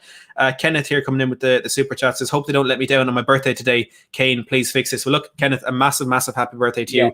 From everyone at Matt Hayes Tottenham blog. Thankfully, it's not just me anymore. Everyone has got a happy birthday, Kenneth, in that live chat. And look, if Spurs can't cheer him up, let's hope we can. So everyone get that Get that happy birthday in there. Back on the point that Spandan made there, David. What do you think about that? The bottle job players taking zero or feeling zero responsibility for the Jose out trends? Look, honestly, without going too much into it, because there's a lot to that. If obviously after the watch along, you get a spare bit of time during the week, go over and watch my video called "What's Going On" at this great football institution, Tottenham Hotspur. And look, it gives you. I've gone into detail with players and stuff like that, and there are a lot of things surrounding the club. Look, it's been very well received around the Spurs fan base at the minute. A lot of people have really enjoyed it. So get over and check it out. But look, on that point, ultimately, when Pochettino had to start working with these players that cost him his job, you know, Mourinho has to work with a lot more of these players than what Poch did during Poch's time. And ultimately, it's going to cost him his job. It's not going to be very good that a lot of these players have got two of the world's most revered managers in Mourinho and Pochettino the sack. So ultimately, that surely tells people that the problem is the squad rotation. It hasn't been enough over the time. But not only that, you know, there's bigger problems than that. Obviously, there's the football side of Tottenham that seriously needs addressing, scouting department and transfers and stuff like that. But look, that's for another day, isn't it, Matty? It is, and look, there'll be a lot said about that over the coming week, over the international break, I'm sure. David, I'm sending you the link there for that stream if you do want to get that ready. Yeah. Look, we're 10 minutes out from this one. We haven't yet given our score predictions. I'm going to go with the 2-1 for Spurs, and I'm going to do that because if I predicted another defeat, I'd probably cry, and I don't want to do that in front of 400 people that are left here. I think there has to be a reaction from the squad. There has to be a statement on the pitch, as there has been from Jose off the pitch, and I feel as though the players on there could potentially do that. Look, the absence of Jack Grealish for Aston Villa, I'm not going to lie, is going to be a massive help for us. And if we do win this game, I'm sure a lot of that will be down to his injury. But at the end of the day, it'll still be 3 points. It'll still be a turnaround in the attitude, and it's exactly what we need going into the international break. It's a very, very different feeling going in on the back of 3 defeats than it is of a one victory at Villa Park, which is a very difficult place to go. I bring back the stat: we have lost the last 8 games we played against teams in the top half of the Premier League. Now, our record against Villa is very different. We've won 11 of our last 12 games against Aston Villa, losing only in 2015 when they actually had Tim Sherwood at the helm. This is a big chance for us. It's a big challenge, but it's also a big chance to turn this around and get a bit of positivity back in this fan base. As I said in the description below, I said, can Spurs get back to winning ways, or will the suffering continue? And the last thing Spurs need, the last thing Levy needs, the last thing Jose Mourinho needs is for this fan base to be in turmoil, to become as toxic as it has been over this international break. And a defeat today would heighten that more than it's ever been before. We need a reaction, we need a response, and we need it now. Kev Williams here with the £2 says, I'm depressed right now, need this team to play well. Well, look, Kev, always the messages, DMs, Twitter, Facebook, Instagram, all that are open if you ever need a chat, and I'm sure David says the same. I hope you're 100% reach out if you do feel as though you need to. But this team do need to play well, and David, we'll come to you now for your score prediction. I said 2-1 on my channel. I'm going to stick by that, just judging by that Leicester team. Look, they don't concede too many. So on that basis, I'm going to go 2-1. Look, the goals have dried up as well. I think it is going to be a tight game. I think it's going to be a very tight game. I just want to come out the right side of it right now. You know, I want that 3 points. I want to put the pressure on top 4 going into the national break. Hopefully that'll give them, all the players, something to motivate themselves with over that week, 2 weeks. You know what I mean? To get back and really put their all in to make this top 4 push. That would be the goal, and I just want to win, Matty. I don't care how we do it right now. I just want to win, and I want to keep rolling along, get Champions League. I couldn't care about Josie in, Josie out right now. I care about Tottenham Hotspur. I'm Tottenham Hotspur till I die. Forget all the negativity going on around the club, right? Kev Williams, I know you're depressed, man. Put on your jersey, put on your scarf, sit there and be proud. You know what I mean? Go into this game. Even if it's for half an hour and we play well for half an hour and we lose, it's still half an hour of enjoyment. It's Tottenham Hotspur at the end of the day. We love the crest, we love the players, we love the name. Everyone get behind them going into this game and just try and be positive. I know it's hard, but it's Tottenham Hotspur at the end of the day. It's what we spend all of our life supporting, running around after, spending money on. So let's not give up now. They need us more than ever when times are tough. 100%. Fully agree with you there, David. Derrickson G here says we have no Son, they have no Grealish. This match comes down to who can play better without their aces, which is a very good point. That Son absence could have as much of an effect on us as it does for Villa missing Grealish. And Derek, again, thank you so much for that super chat. Wayne Bonner with the £2 says, "Oh, when the Spurs go marching in." And look, I'm going to actually have some chance when this game comes on. Try and get a bit of atmosphere, try and get a bit of mood, try and get some positivity back in here, which is desperately needed. But Wayne, thank you again for the super chat. And they're showing here on Sky just the last 10 Premier League meetings between these two teams. And look, I know when the game starts, a lot of people usually leave the watch along to go watch it on Sky.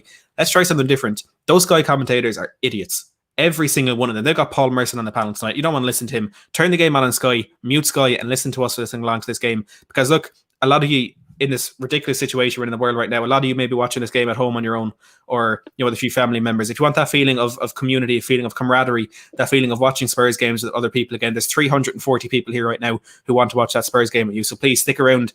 Let's get hopefully positivity back in here, and let's hope Spurs can get that 3 points. Now, David, it's a tradition at this stage. I haven't been here in a while, so I haven't asked it in a while. But 5 minutes out, I'm sure the nerves were there even before now. But are the nerves creeping in a little bit more? Do you know what? I'm slightly apprehensive today. Slightly nervous today. Look, I'm kind of with Kev Williams. I don't think I could take another defeat. Do you know what I mean? It's going to be a very, very upsetting international break. Matty, look, it's all right for some of the England fans because they're going to spank some teams 4 or 5-0. They're going to see some good football. We're going to watch Ireland. It's not going to get any better. So I need this win. I need this win, man. I need this win over the international break because if not, it's going to be a long, long, upsetting couple of weeks.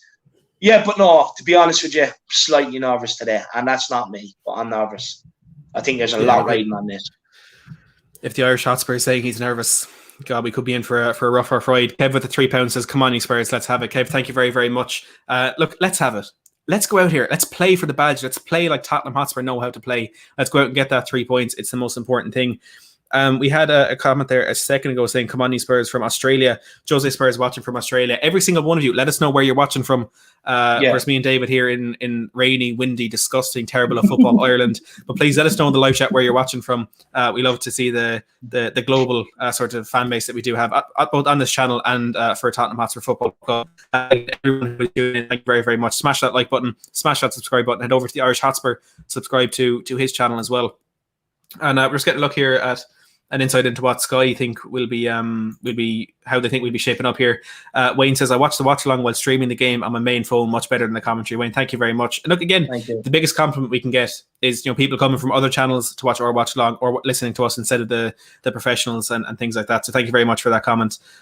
Let's get here. We have Tommy G's watching from Timbuktu. We've Lewis watching from China, Flamethrower from California, Dark Sun G from Korea at 4:30 a.m. We've Jose Spurs is in Melbourne. We got Ronan saying watching, unfortunately, from Ireland, and we've Rolando watching from Jamaica. So a lot of different locations here watching us today. Sky have us down as a 4-2-3-1 with Lo Celso on the right, Lucas on the left, and Vinicius playing behind Kane. But look, again, we'll see as the game begins a lot of more of an insight into what formation Spurs are going to play here. Vince Vega tuning in from London. Thanks to everyone who's, of course, in that live chat as well. Matt, I just have to go to the Jacks. Are you all right for 1 minute? Yeah, don't you worry, I'll survive on my own. Kev Williams says, "Lads, can you give me a time check on kickoff, please?" Yes, we absolutely will, and thank you for reminding us, Kev, because I do always forget to do that. And like I say, I'm trying to sort something out where I can have a constant clock on the screen, but it's difficult with this streaming software I use. So for those who don't know, the one I'm using is called StreamYard, and that allows you to bring the comments up on screen as you see just below, which is I think a really, really cool feature. But it's really difficult to kind of. It doesn't have the biggest technical abilities, I suppose. Like the one I used to use, I could have anything I wanted on the screen, but it's not as easy now. But I feel it's better to have the comments up and have that the kind of community and stuff like that. But when the game starts, we will give you a time check for anyone who does want to sync up or stream with the game wherever you are watching. Dark Sun G says, in a Korean commentary, it's a 4-3-1-2. So look, again, a lot of differing opinion on what people are expecting this to be. And I suppose if we don't know, that's probably a sign that Dean Smith doesn't know either, which is a good thing for Spurs. Arthur Everett, incredible. Always love seeing your name pop up, and always love when you are watching these streams. Says, "I've been so low as we've lost last 2 games. I just want to win." Look, Arthur, we're all with you. again, look, if you ever do need a chat, anybody who does need a chat, do reach out on Twitter and stuff like that. But yeah, look, we just want to win. That's all we're asking for. And look, I know we always want to see a better performance from the team, but I think at this stage, we just want to win a game of football. You know, we had a good run of 5 in a row, and then things fell apart with that North London derby defeat and losing against Zagreb as well. But into the international break, all we want is that win. It's as simple as that. But look, we're getting ready to get underway here at Villa Park. Spurs kicking from left to right. Both teams were in their home kit, so I probably shouldn't have worn the yellow one tonight, but here we are. Aston Villa about to get the game underway as both teams take a knee. I'm back in time for the Harry Kane hair prediction. Got a quick glimpse. What are we going? What are we saying? He looks ready. He's going to score today. He looks ready. Yes, simple as that. David, you've never been wrong with those score hair predictions, I'll tell you that much. In winter with the £3 says, come on, you Spurs. It's a must win, fight, passion, win. Thank you so much for the super chat. And that's what we need. It's he also had corona. He's not well at the minute, so we need to wish him best of health. Look, we hope you're feeling better soon, Wayne. Thank you very much for that super chat. And as always, stay healthy. We hope you're feeling better soon. But we are underway here at Villa Park. As we said, Spurs kicking from left to right, and look, very early on, Lo dropping quite deep, and Vinicius a bit deeper as well. Lucas looking like he's out on the left, and Harry Kane staying right up there on the last man. And we get a score. We get a time check as soon as SofaScore do put their clock up, which they did. They're taking it back down. We are pressing high up the pitch. Joe Rodon playing at the left of the two at the back, so it's Reguilon, Rodon left centre half, Sanchez right centre half, and then Tanganga out in right back. So I think we can see very early on it is a four at the back. And SofaScore are teasing me here. They're putting their clock up and they're taking it back down again. But we have it here, so we'll get a time check there for you very, very shortly. I think Matty Cash was trying to grow to Jack Grealish. He looks a bit like him. I thought that was Grealish there for a minute. No, thankfully he's not there. And see, we had the clock there a second ago. Now it's gone again. Where is it? There it is. So we are about 2 seconds, a second and a half, 2 seconds behind this clock here. And again, I apologise. It is the best we can do. As Ndombele is down, looks hurt very early on. It's a painful one. Yeah. It's one of those ones. Well, look, Spurs get a free kick. Look, as we have this break and play, a good chance for you to sync up your streams. As we said, about 2 seconds behind that clock there in the centre of the screen. Let's see here. I don't like that. I don't like that at all. That's in the stomach. It's one of those ones. Look, minute and a half played, and look, we're back underway. He's fine. He's running around. But Villa getting on the ball, trying to get it down and play it around. Spurs pressing high up the pitch. There's Vinicius. And look, I suppose from there, it looks like it is the two of them up top together, forcing Tyrone Mings into hoofing the ball up the pitch, and Sanchez win that one comfortably. But the ball is straight back with Aston Villa, and Douglas Luiz in the middle of the park to John McGinn, who fires it out towards Matty Cash, and comfortable possession here for Aston Villa. It actually was, to be fair. He wasn't holding back with that one. Look, at any stage throughout the stream, if you do want a time check, give me a shout and we'll get that clock up and we can sync our streams. So we're all watching this one together. Still about 225 people left in the live chat. If you haven't hit that like button yet, do it now. Always helps us out, and smash that subscribe button as well if you haven't already. Spurs get their foot on the ball for the first time today. Lo Celso dropping very, very deep to pick up possession. So do you think it could be a 4-3-3, Matty? He's very deep. Do you know what? I don't even know, because now Lucas is dropping deep and Lo Celso is running ahead of him, and Lucas very poor touch there and loses possession. Everyone's kind of all over the place. But here's Bertrand Traore down the right hand side, but Joe Rodon stands him up well and wins the ball. I think a bit reluctant there to play that one back to Hugo Lloris, and it's throwing high up down the right hand side for Aston Villa. But God, it's tough to deduce what formation this is. It really, really is. One thing I'm going to give credit for is, though, we are pressing high. So we started to press high, which is very good. We don't want to let them settle at Villa Park whatsoever, by the looks of it. Plenty of energy out there so far. So hopefully it continues like that. But we do need to be a bit better on the ball. We've already given away a couple of sloppy passes and that. Like there was one there where Sanchez's header on.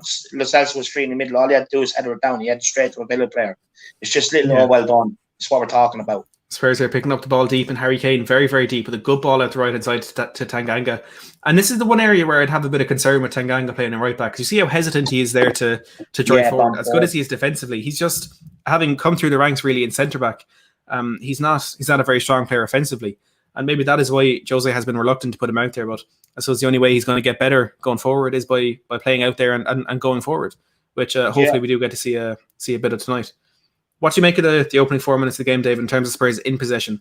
We're passing it around very cautiously, not really getting forward. Yeah, they're not looking too adventurous, but I think maybe that's just about keeping the ball for the first few minutes, not having to chase the ball, which is ideal. Hopefully now we can turn this into a bit of possession higher up the field and take it from there. But look, it's in terms of not having to chase the ball, it's good, I suppose. Yeah, it is. James here says, love the constant talking and demanding from rodents. Maybe he can be that kind of organizer at the back that we at times are lacking, especially when Toby Alderweireld isn't in that team. But Indomitian nearly losing possession in the middle of the park there, but manages to get away from Sansone.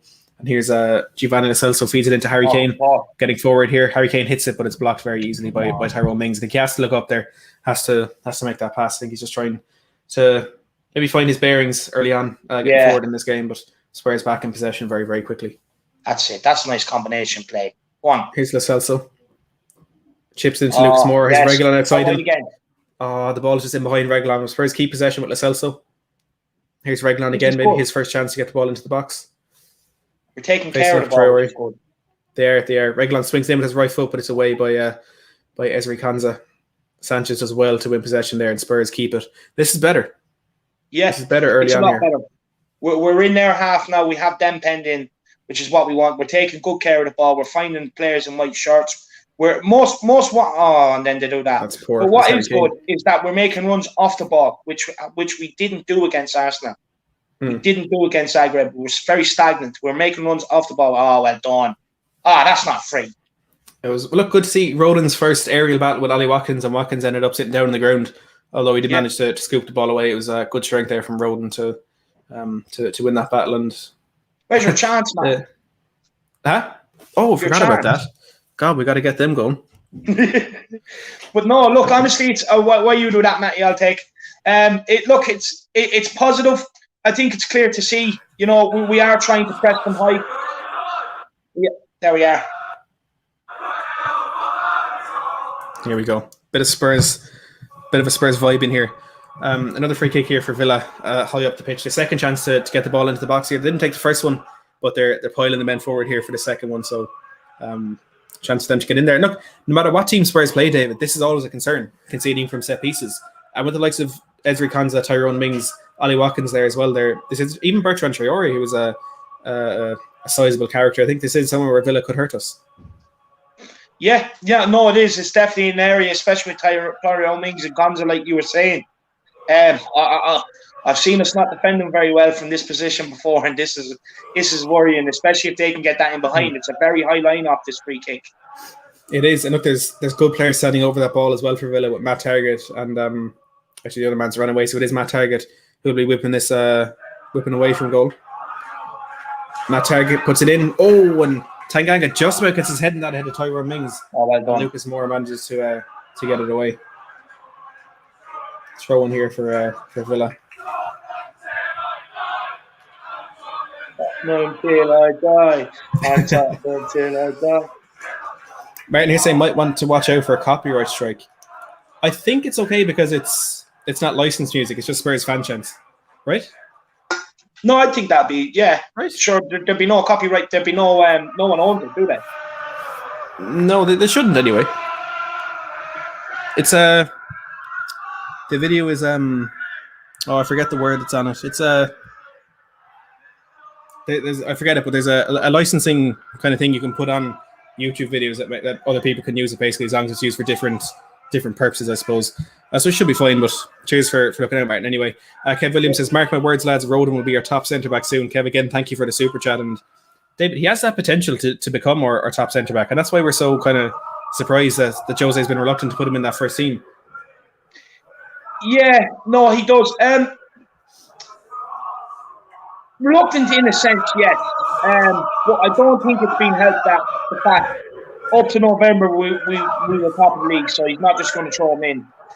Come you're up league again. Go on, Lucas. We're on a breakaway. Give it out left. Here's Reguilon on the left hand side. Squares it. Good clearance there by Ezri Konsa. Yeah, I'm not quite sure where Vinicius was going there. He needs to make that run. He's just stood there on the back post. He needs to make that run. Yeah, it's good link-up play by Lucas and Kane in the middle of the park. Lucas drives forward, feeds it out the left to Reguilon, and he's trying to get that ball across the face of goal first time, but Vinicius is just standing at the back post. He's I not think making maybe any he sort was of expecting him movement. to hit it with a bit of height, clip it towards the back post, maybe. What do you think? Well, he could have been, but he was fairly stagnant. He wasn't causing much of a problem for that Villa defence. Yeah. Tanganga, fantastic battling there to get the ball back off Ollie Go on. Watkins. Go on. Tries to take it past Go on, Target. Look, that's it. I love this kid. maybe he's better going forward than we thought, huh? Maybe we haven't given him enough credit. No, I love Jaffet. Look, that's what you want to see. At least you want to see these players trying something rather than just taking the easy option there and passing it to another player and putting them under pressure. He tried to get himself out of the pressure and he got us up the field. So it's what you want. Oh, well done. It is. And Spurs keep possession Kane's here. awfully Reguilon, a deep lot of back, isn't space. He is. Looks like Kane is the striker of the two drop deep. Good ball out to the left for Reguilon. Takes it down. Matty Cash stands him up well. That was a brilliant ball from Harry Kane. Reguilon just not quite able to take it down, but he keeps possession here. Matty Cash battling well. He's a good Cash player. does very well there. He is. He's a fantastic player. He's one I wouldn't mind getting. Great challenge by Lucas. Here's Ndombele. Reguilon in the box. Hits it, blocked by Cash. Reguilon again. Has Kane with him. Tries to face it across the face of goal. And it's deflected off Matty Cash for a corner. But Sergio Reguilon is finding so much space down that left-hand side. I'm not quite sure what Matty Cash is doing, but he's coming in very, very narrow.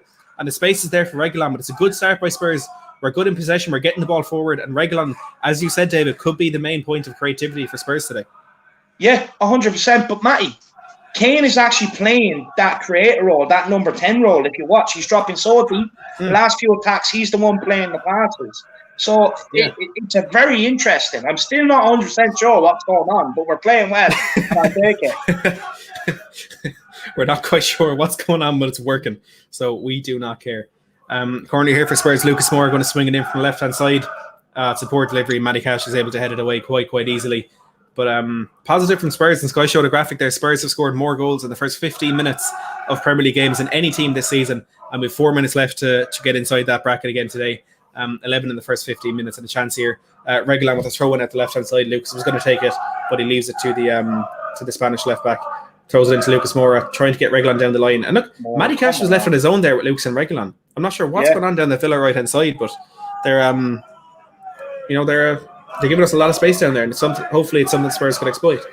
But here we are building from the back again. No, look, we're very comfortable on the ball. We're taking care of the ball, which has been a big criticism the last while, Matty. Is keeping the ball, rotating the ball, not forcing things. It's looking good. But you see what Villa are doing there. They're kind of luring us, letting us have the pass, and then all of a sudden that's out of nowhere. Yeah, but look, if we can manage to pass the ball beyond their press, which we're doing quite well today, Tanganga driving forward, even down the centre here. Lucas feeds it out to Hojbjerg. Good ball out to Harry Kane in the left-hand side. Is now looking to exploit that space left by Matty Cash, but Troyer gets back. Well, Kane tries to drill it across the face of goal, but Ezri Konsa manages to get it out. And Kane keeps possession out down that left-hand side. Kane. Oh, he is. In a good way. Throw in for Spurs on the left-hand side. They're struggling. Yeah, we have them penned in, which is exactly what we want. But I'm not being funny, Matty. We've been here before. We need to capitalise on this. Exactly.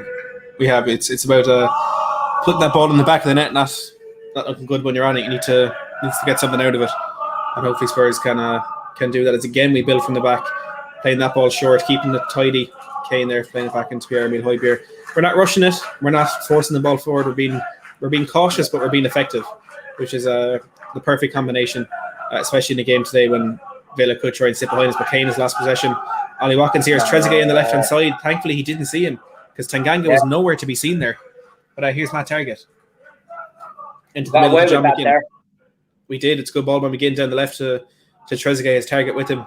He pulls it back. Target whips it into the box, but it's away by Hojbjerg. It's out for is it throw-in by the corner flag? Throw-in, yeah. Throw-in, I think. It was a questionable clearance there, but look, they can't score from out there.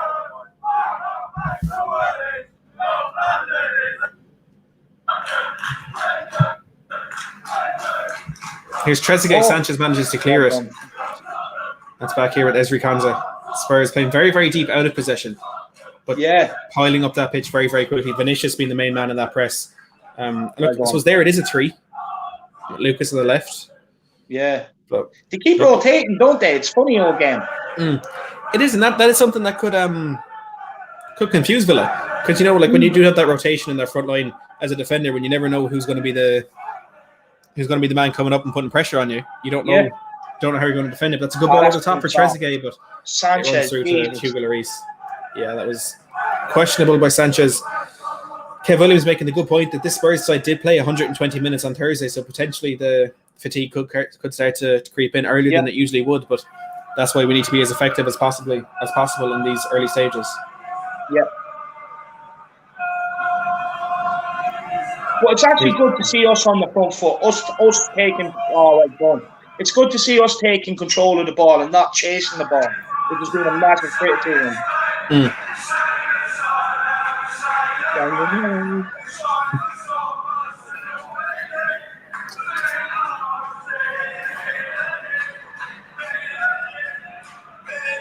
Here's a double. Well done. It's very good at that, just around the corner ball. Oh, he is, yeah. Oh, great ball out to Kane. Face up by Tyrone Mings. Tanganga on the overlap. Oh, Kane, that's the second time he's the ball fast enough. And now my stream stops. That's not a good sign. No. Just looking at that over the ball pop for Watkins there with Sanchez, I honestly don't know what he was thinking. Like that positioning was all over the top. But no, look, it's a good start. Like I keep saying, it's positive, but we do need to capitalise on this big time. There's no point having all the ball and. Here's Trezeguet on the right hand side. Pulls it back, and Reguilon is there to pick up the loose ball. And that fires it out for a throw in for Villa. But Lucas as well to keep that in. Lucas. Here's Hojbjerg to Harry Kane. Vinicius making the run. Kane. That has to be a free kick. It is. I think the referee was initially going to play it on there. It could be a booking, you know. It should be.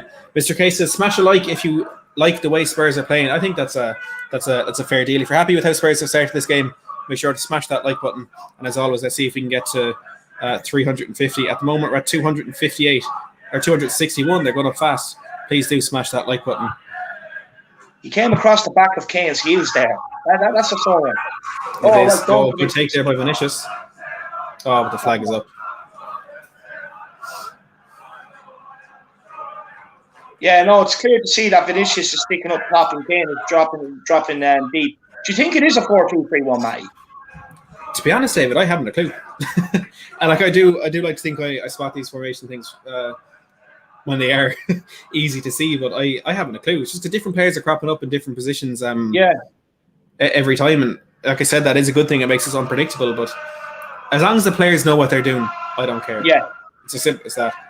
Out of possession there, looking like a 4-1-3-2 with Hojbjerg kind of dropping deep. Watkins here at the left of target. Trezeguet making a run in behind, but again, the ball just runs too far through to Lloris. But look, they could do that 3 or 4 times and the ball runs beyond Trezeguet. But the one time he gets into his feet, we're in big trouble. Yeah. Big trouble. That needs to be tightened up now over the next coming up to halftime. They need to tighten up that side between Sanchez and Tanganga. Do you think that is a problem coming into play because of Sanchez's poor defensive positioning, or because of Tanganga and his inexperience at right back? Do you think that gap there has maybe been left too big by Tanganga? You know what? It's a bit of both there, Matty, because there was one stage where Tanganga was completely out of position. But then that ball over the top for Ollie Watkins, Sanchez was completely out of position. So I think it's a bit of both, to be honest with you. Well, Villa keeping the ball well here, and here's Bertrand Traore. Threads in behind for Matty Cash. Pulls it back. Oh, great touch, Joe Roden. Crucial intervention there by Roden to prevent that ball from reaching Watkins in the penalty spot. Another chance here maybe for Villa. Traore. Oh, brilliant ball through to Matty Cash. Lucas does fantastically well. Great tackle. He could have given away a penalty. He could have, and he almost did. Kane as well there, holds up the play. And it's back to Hugo Lloris. But Villa looking dangerous there when they got their foot in the ball in the attacking areas. But Spurs a bit more astute in defending. Kane's playing the Kevin De Bruyne today. He's completely running the show on the ball. He is. 92 Flamethrower says, who was that guy who didn't believe in formations? He must be enjoying this game. I'm sure if he's watching, he'll make himself known. No. There's Trezeguet. Watkins edge of the box. Bertrand Traore. Get out to him. Shot blocked. Lloris as well. Nicole says, am I hearing things, or is there chanting audio? There is. There's a chanting audio right here. Just changing it up a bit, Nicole, you know? Just changing it up a bit. We're the Tottenham boys, we're making all the noise. I love it, Matty. It's actually getting me pumped. It's nice to have in the background, isn't it, actually? It is. You usually have it when you're watching the TV and the game is on, but not anymore. Soothing. As long as the players aren't soothed, as long as they're still fired up, that's all we need. Sue says, "No, you're not hearing things." Long ball up the pitch. Nicole said, "I'm glad I literally closed all tabs." Nicole absolutely terrified of someone hiding under her bed singing Spurs songs. I'd be questioning if she was listening to Spurs chants. No, Nicole. She's Liverpool fan, isn't she? She's a Liverpool fan, but I'm sure she has a soft spot for Spurs. Long ball forward there by Villa. Ollie Watkins pushed to the ground by Sanchez. What is stupid What foul. an absolute. And Mourinho's not happy. Mourinho's not happy with that. What? It's a good chance here for Villa to get the ball in the box. What is he even talking to her for? What is he doing? He's being Sanchez. Like, we can see from these positions, there was no one up with Ollie Watkins. And now he's just allowed Villa to come up and get a free ball into the box. Yeah, and this is where we do get hurt. Mark O'Connor, who is, unfortunately for him, an Arsenal fan, says should get more realistic chance like Mourinho outgoing. Look, Mark, we have a game in hand. You're still 3 points behind us. Come on. We're 3-0 down to West Ham. If you're going to draw 3 with West Ham, at least go 3-0 up and throw away the lead. Don't go 3-0 down. That's just embarrassing. Do it the right way. Chance here for Target to get the ball into the box. In it goes. All the way through. Picked up at the back post by Trezeguet. Here's Traore. Lifts it in towards the back post. Matt Target. He's on. Squared. Oh, and Tanganga just manages to get it. Oh, after a good start, Villa starting to take control of this game now. And we were caught moving out from that free kick. Target, who took it himself, making that late run into the box. Lo Celso has to be more aware to that situation, having been the only man on the wall. Nobody knows where Matt Target is. That's Lo Celso. That's Lo Celso on that one.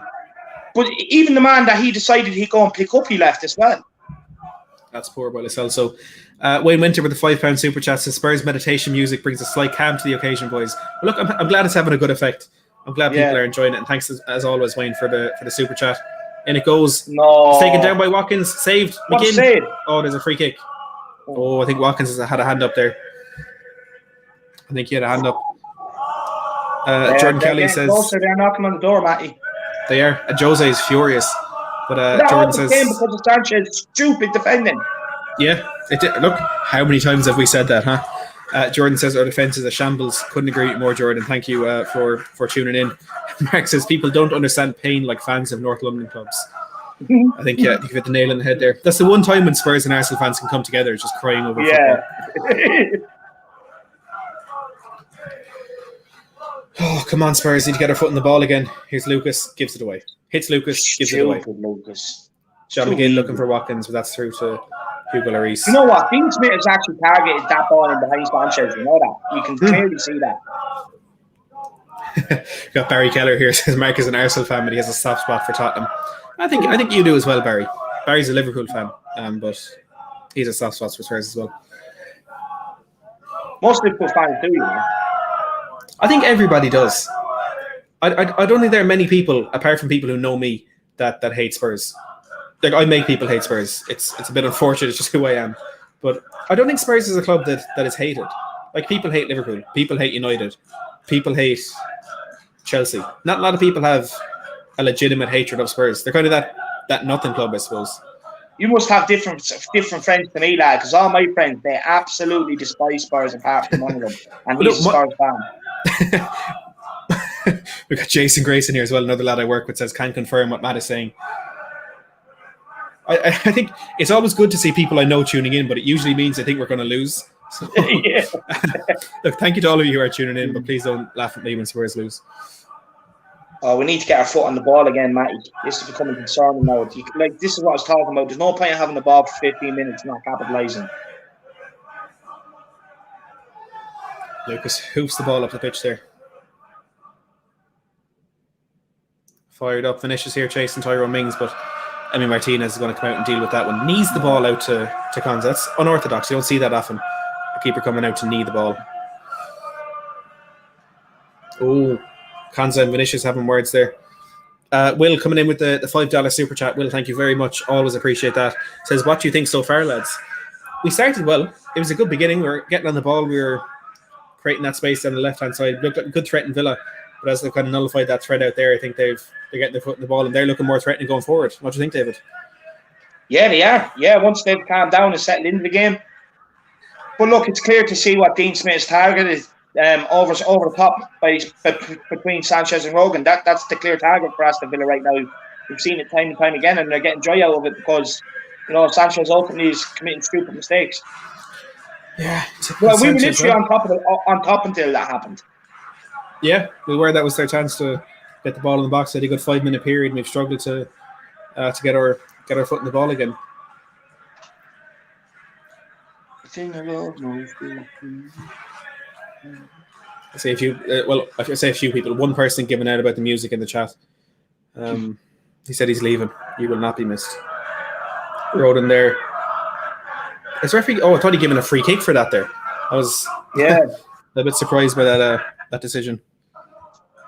What's Will Stewart saying? What do you think? So, yeah, we took that one. What do you think, Will? You let us know what you think. Let us know, Will, as always, getting that live chat. You can pop on as well if you want, Will. Have a quick 5-10 minute chat about the opening 25 minutes as the ball is hoofed up the pitch. Matt Target wins that header. Vinicius able to block him again, shot, but Spurs back in, or Villa back in possession there again. Come on. Here's Trezeguet to Watkins. Good ball by Watkins into Douglas Luiz.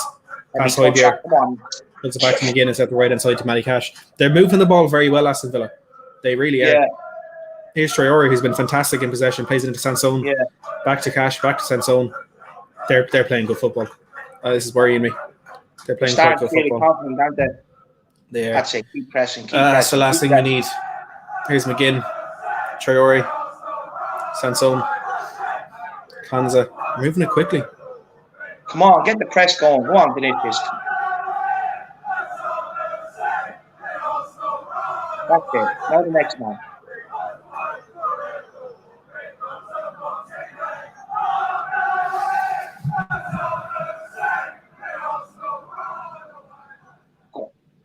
That's it. That's it. See the benefit of the press there. Good press. See that there. Coordinated press. That's what we need. On the way to Wembley. The boys from Tottenham.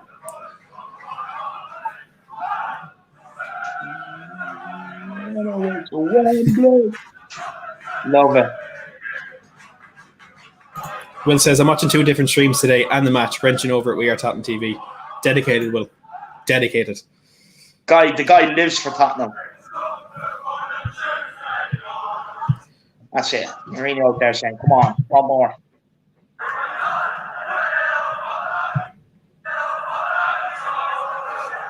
We do need to get our foot on the ball again. We do. But look, I think if you ask any Spurs fan today if they wanted a good performance with 3 points, I think we take the 3 points at this stage. Yeah. Skippy says, hope you're well, lads. We're all good, Skippy. Always good to see you in that live chat as well. Thanks so much for tuning in. Big up, Skippy. Jordan says it's no coincidence that Dane Scarlett looks like Mbappe and Helen's love child, the GOAT. Love it, Jordan. Dane Mbappe. Dane Mbappe. Will says got the phone, iPad and TV rolling. My man. Dedicated. This guy, he has all the technology Will does. He does. Got a fantastic setup as well, isn't he? Yeah, he does, to be fair to him. His little bunker, that's what I call it. His bunker. His Tottenham bunker. God, how I'd love a Tottenham bunker. He has the man cave we all want. Now, come on, Tanganga.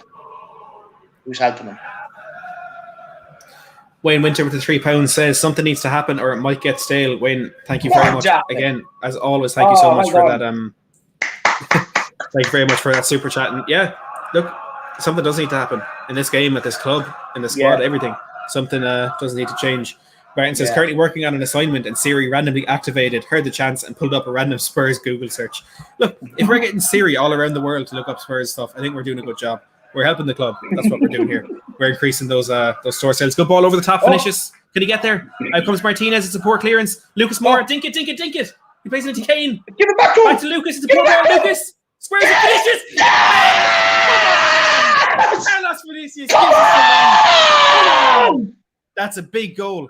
That is a big, big goal for Tottenham Hotspur. It's a good ball over the top. Martinez comes out to sweep it up and does not do his job. It's intricate. It's fantastic play from Spurs. Lucas Moura recovers the poor ball from Harry Kane, squares it, and his Brazilian counterpart, Carlos Vinicius, rolls the ball into the empty net, and Spurs have a 1-goal lead at Villa Park. Let's get that video rolling.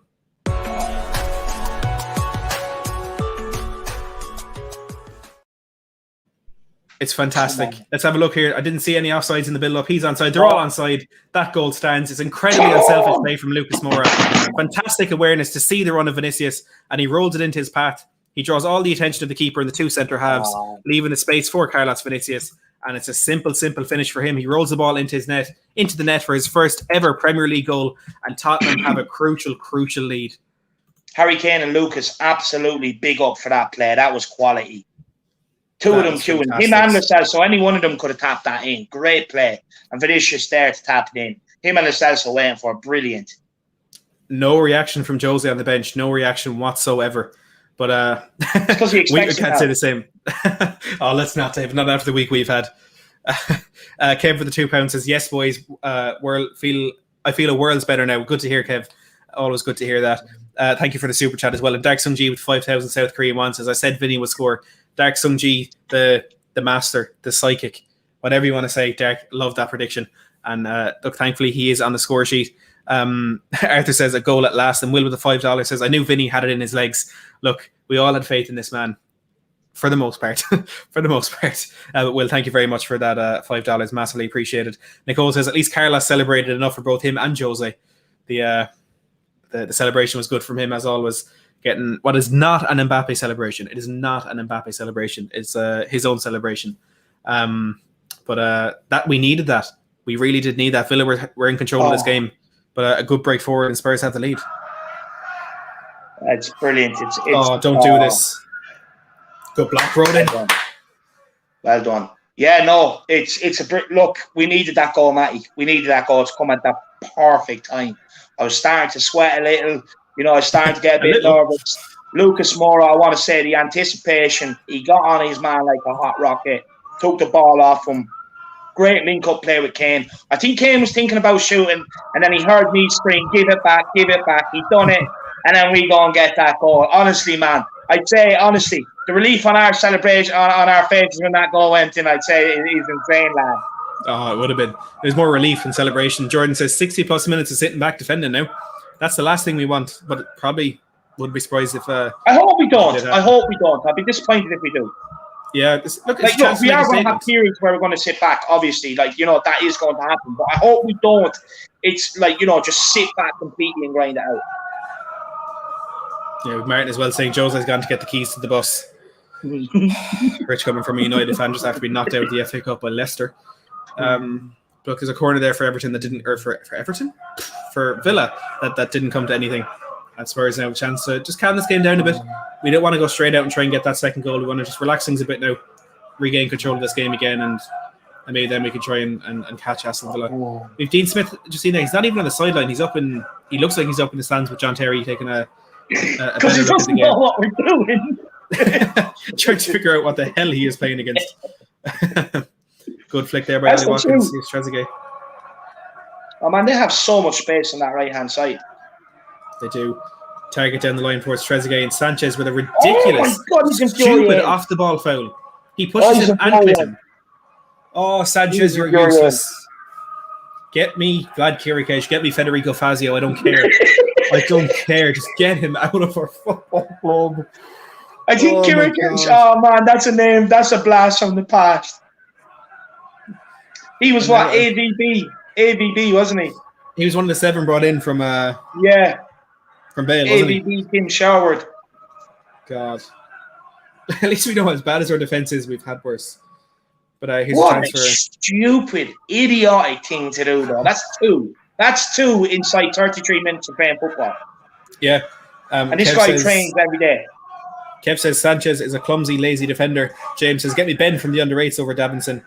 Jordan says, petition to get Ledley King back playing. Do you know what? I'd take Ledley King, him and his 1D and his 45 years of age, whatever he is. I'd take him in this team over Davinson Sanchez. But Matt Target here with a chance to get the ball into the box. Another one for them to try and catch us out at us set pieces. A lot of teams have done this season. One man in the wall. Target swings it in. Good header away by Lucas, and it's out for a corner. Kev Williams singing the praises of Lucas Moura, as is Kai as well, saying Lucas putting in a shift more rapid. Come on, you Spurs. Tottenham. We are Tottenham from the lake.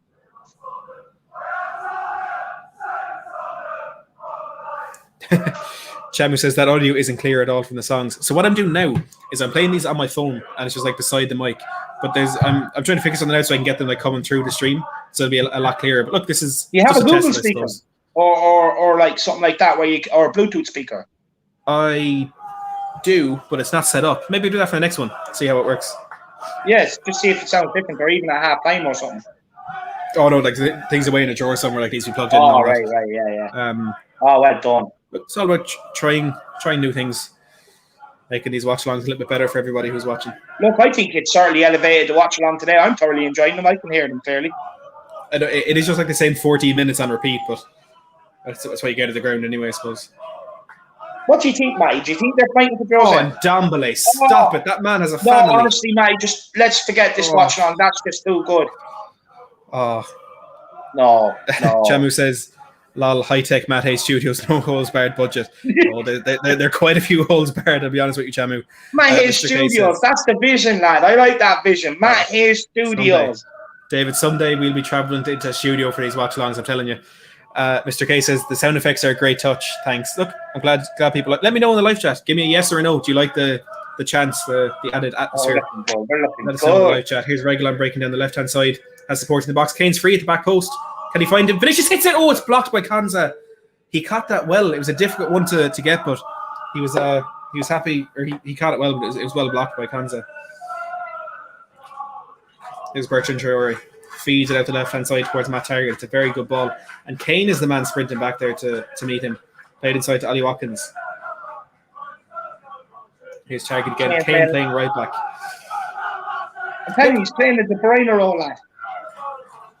It's we Will here saying DM on Twitter, there's $99 audio device will allow you to run audio through your stream. Will, if you can sort me out with that, I will be forever grateful. I'll DM you. You can tell me more. Ball over the top here for Ollie Watkins. Joe Rodon coming out to face him up. Ball into the box. Good by Reguilon. Martin says, I prefer the Icelandic clap on repeat. We can do that.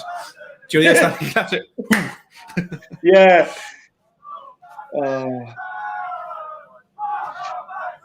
To be honest with you, do you think maybe the start, like this first 36 minutes, just this 36 minutes alone, so far, I don't want to get too carried away, but do you think that maybe, like maybe the dressing room was not as split as people think, that there are players there that actually do want to play his way? I think there is a split in the dressing room. I think there is a split in the dressing room, but those players aren't here today. I think is the best way to put that. But yeah, look, there have been reports saying there's a divide in the dressing room. There's other reports saying it's not as bad as some people are saying. And the truth of the matter is we're never really going to know. You know, we thought Mauricio Pochettino's dressing room was the most harmonious you were ever going to get. But then we got those comments from Kieran Trippier when he left. So we're never actually going to know the genuine situation. But Ronan here says, off topic. That's quality. We'll go on, Reguilon. We'll get to that in a second, Ronan, because Reguilon's still going. Oh, it's just last possession there to John McGinn. Free kick there for Villa. Ronan says, off topic question, Matt. Apologies, but just wanted to know your thoughts on True Geordie. My thoughts on True Geordie are he is good at what he does, but that doesn't necessarily mean he knows what he's talking about when it comes to football. That's what I'd say on him. Tyron Mings feeded out to Matt Target. Oh, it's down the line for was that Trezeguet? Face him up. Don't foul him. Trezeguet puts it in the box. Sanchez a great touch not to take it off the head of Ollie Watkins. And Reguilon heads it back to Hugo. That's quality. Wow, we're looking good. Yeah. Chabu says Matt Hayes Studios has a good ring to it. Look, again, someday. See, I'm telling you, I love it already. I can see it. Limerick City, everyone get down to Matt Hayes Studios. Oh, I'm getting ideas. The ideas are flowing. It'll be a while. Are them guys still popular down there? Do you know the ones that had that song, The Horse Outside? The Rubber Bandits or something? Yeah, they are. I think they are anyway. I never followed them. I never liked them. Yeah. It's just not my type of music, not my type of anything, to be honest. But let's make Vinicius looking for Kane with no luck on that one. Oh, nice. Slipping everywhere. They think they're at the water park, Aston Villa. They're sliding everywhere. Jordan says your player rec, Matt, is exceptional. What can I say, Jordan? A year and a half of this stuff. Ronan says, big up, Matt. Thanks for that. Big up the Irish Hotspur as well. And look, big up the Irish Hotspur channel link in the description below. Make sure you go and check his channel out. Make sure to subscribe while you're there as well for some fantastic Spurs content. Make sure to check out his stream from Friday night as well. Incredible stuff. Here's Ndombele. And as well, that Spurs Story series. Try every video on his channel. Go watch every video on his channel. Every single one. After this watch along. All of them. No pressure. Thanks, Matty. Anytime, David. But no, don't forget about your stream from the other night, lad. That one done good numbers, man. That was a good stream. It was very level-headed, considering how angry a lot of the fan base were. Yeah, got some good feedback on that. Anyone, if you haven't seen it, look, check that out after this game as well. Check out both of them. Let George. And it's very fair reflection after that game, I thought as well. I appreciate that. Anybody who is here, go and check out both streams and let us know on Twitter which one is better. And if my stream is better, I get the title of Ireland's #1 Spurs fan. Deal? No, because you've more followers, lad. Oh well, that's just a lucky thing for me to know. No, we may get on to Ben and Sim. We need another quiz, lad. Everyone's dying for another quiz. Can it be a quiz on Tottenham transfers in the last 2 years? See, I'd fail miserably at that. That's the point. I know, honestly, I don't care what it's on. I just love taking part. It's all a bit of banter. To be honest with you, that whole Ireland's #1 Spurs fan, I didn't even realise it was just all a bit of banter. But look, it's done well. But no, honestly, we'll set up something else, and when lockdown is done, we need to do competitions, and then each week the winner gets the title, lad. I'm down for that, 100%. You have the "What a Feeling, What a Night" chant on there. I think we might have to. We'll do the crossbar challenge one week, lad. Oh, David, I'd have you in that. Oh, you probably would, you know. I'm number one when it comes to crossbar challenge. Very strange pass there by Bertrand Traore. He's about 25 yards up the pitch, and he gives a corner for Spurs, chance to get the ball in the box and maybe get a second before half time. Dean Smith is not happy. He doesn't look happy at all, does he? He looks like he's going to eat one or two of them in the dressing room. He's screaming at Trezeguet there to get the ball away, but I think it was Traore who passed it out. Oh, Chamu is brainstorming here. Ireland, the chase, feed Hayes and Harris. Oh, the Hayes and Harris show. Oh, no. The Hayes. I'm writing that down. That's going down in the paper. But corner here by Lucas. Oh, yes! Nearly getting over McGinn. Is it still there? Ollie Watkins puts it behind for a corner. He's not taking any risks. I should have buried that. Oh, why he just heads it down. Yeah. No, fair enough. He don't want to get onto it. He was arching back. Oh, I did well to be fair. Another corner for Spurs. Another chance to get Hayes and Harris show. People, let us know what you'd like to see on a Hayes and Harris show. If there was one, let us know what you'd expect from it. Oh, is it in? Oh, it's just over the bar. Ndombele with an incredible effort there. You naughty boy! Someone ground him. It's a corner in by Lucas that Martinez punches away just over the head of Traore, and Ndombele. Oh, do you know what? I thought he dinked it, but he's tried to volley it. And he's completely sliced it, and it's nearly looped over Martinez. But it is out for a goal kick. He meant to hit that with power. Oh, yeah. Something like Danny Rose against Arsenal back in 2010. The way he hit that, but it just came off the wrong part of the boot. Attempts there. It's Spurs with 5 shots, Villa with none. On target, 1 to Spurs and none to Aston Villa. The one that was on target is the one that matters, because that's the one that has Spurs in the lead. Long ball over the top there. I'm just praying. Like, look, everyone can see the lift in our moods even now that we're 1-0 up. I just pray they can get the job done for all Spurs fans all across the world tonight. That's what we need. We need to win, every Spurs fan, so that we can just sit there and be positive. And no negative, no toxicity. We can just sit there and enjoy the international break off the back of a win. It's not the way we expected to be going into the international break with some of the losses, but you know, if we can get the win, it certainly lifts the mood for everybody. Absolutely, 100%. I don't like that tracksuit Jack Grealish is wearing. To be fair, I don't know why he keeps showing it. I don't know what he's thinking with that. It's just a white tracksuit with Nike ticks all over the place. You can guarantee every Nike tick on that tracksuit adds 50 quid to the value, and it's ridiculous. Oh, I'll never understand that. Give me my pennies tracksuit any day of the week. Yeah. No, that's shocking, that tracksuit. The pants are hideous. They've Nike ticks all over them. He's like a walking ambassador. A target as well, heading that back to Emi Martinez. Brandon Sebastian asking for a time check.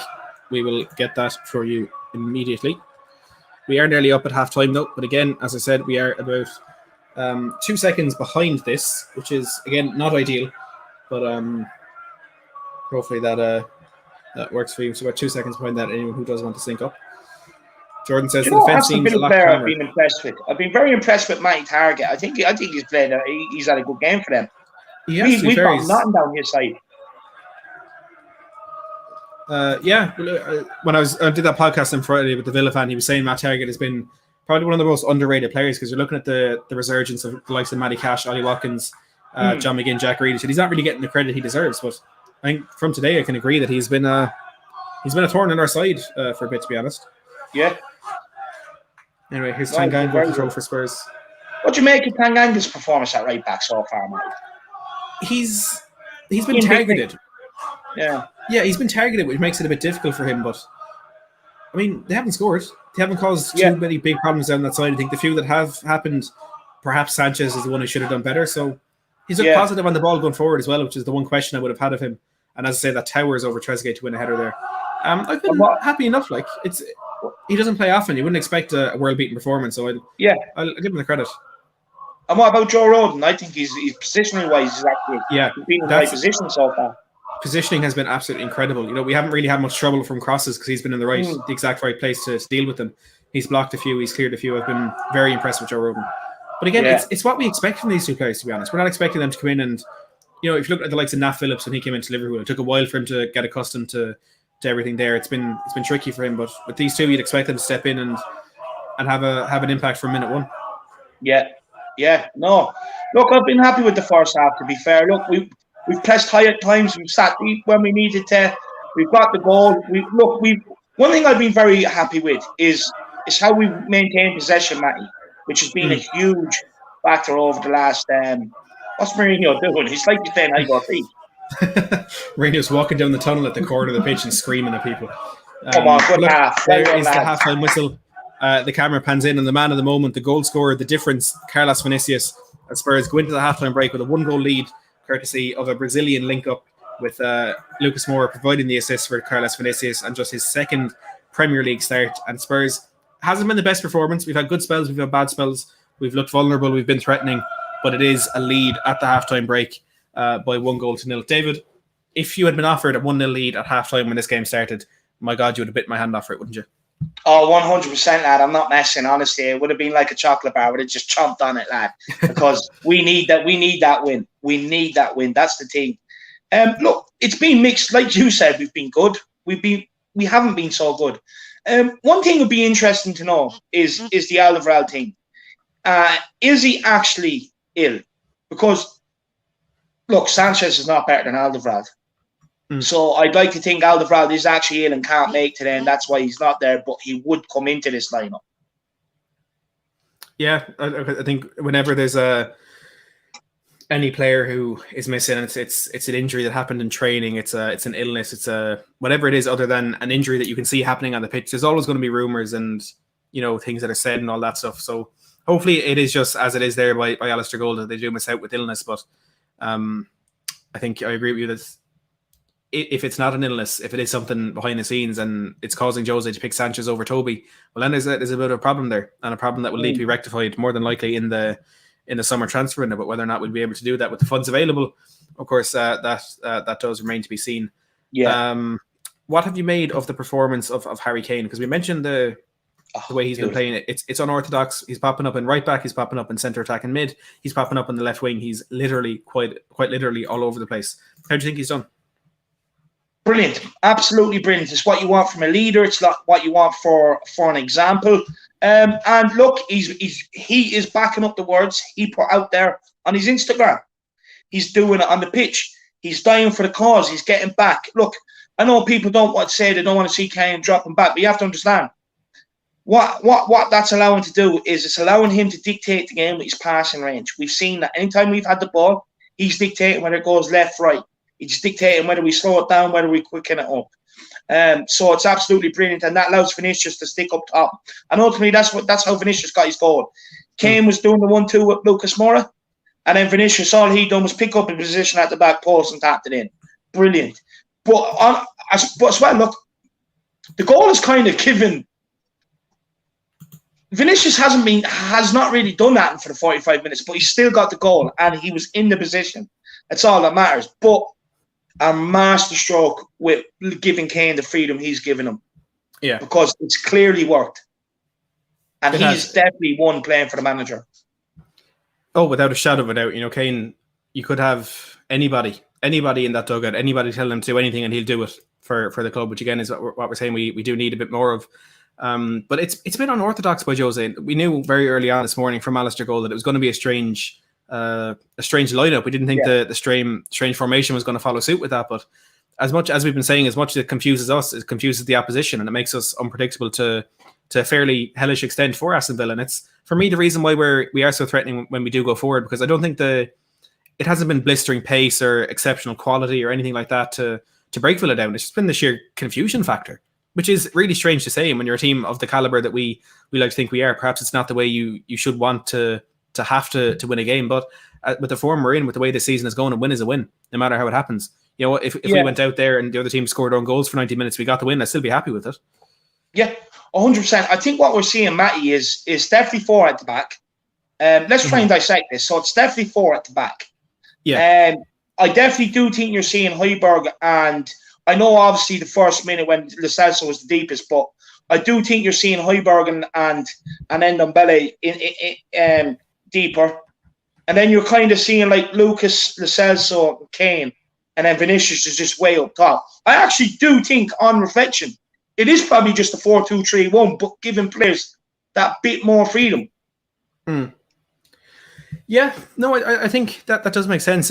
Out of possession, I think it's safe to say we are in a 4-4-2, which has been kind of the general trademark of our season. But yeah, and Hojbjerg sitting deep. That's good, because it means that we're trying different things out of possession.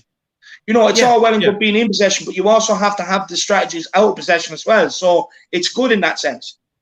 It absolutely is. And we've got Wayne Winter here with the £5 super chat says, a type of blockbusters quiz, but the letters on the board coincide with Spurs general knowledge. A H&H Productions presents.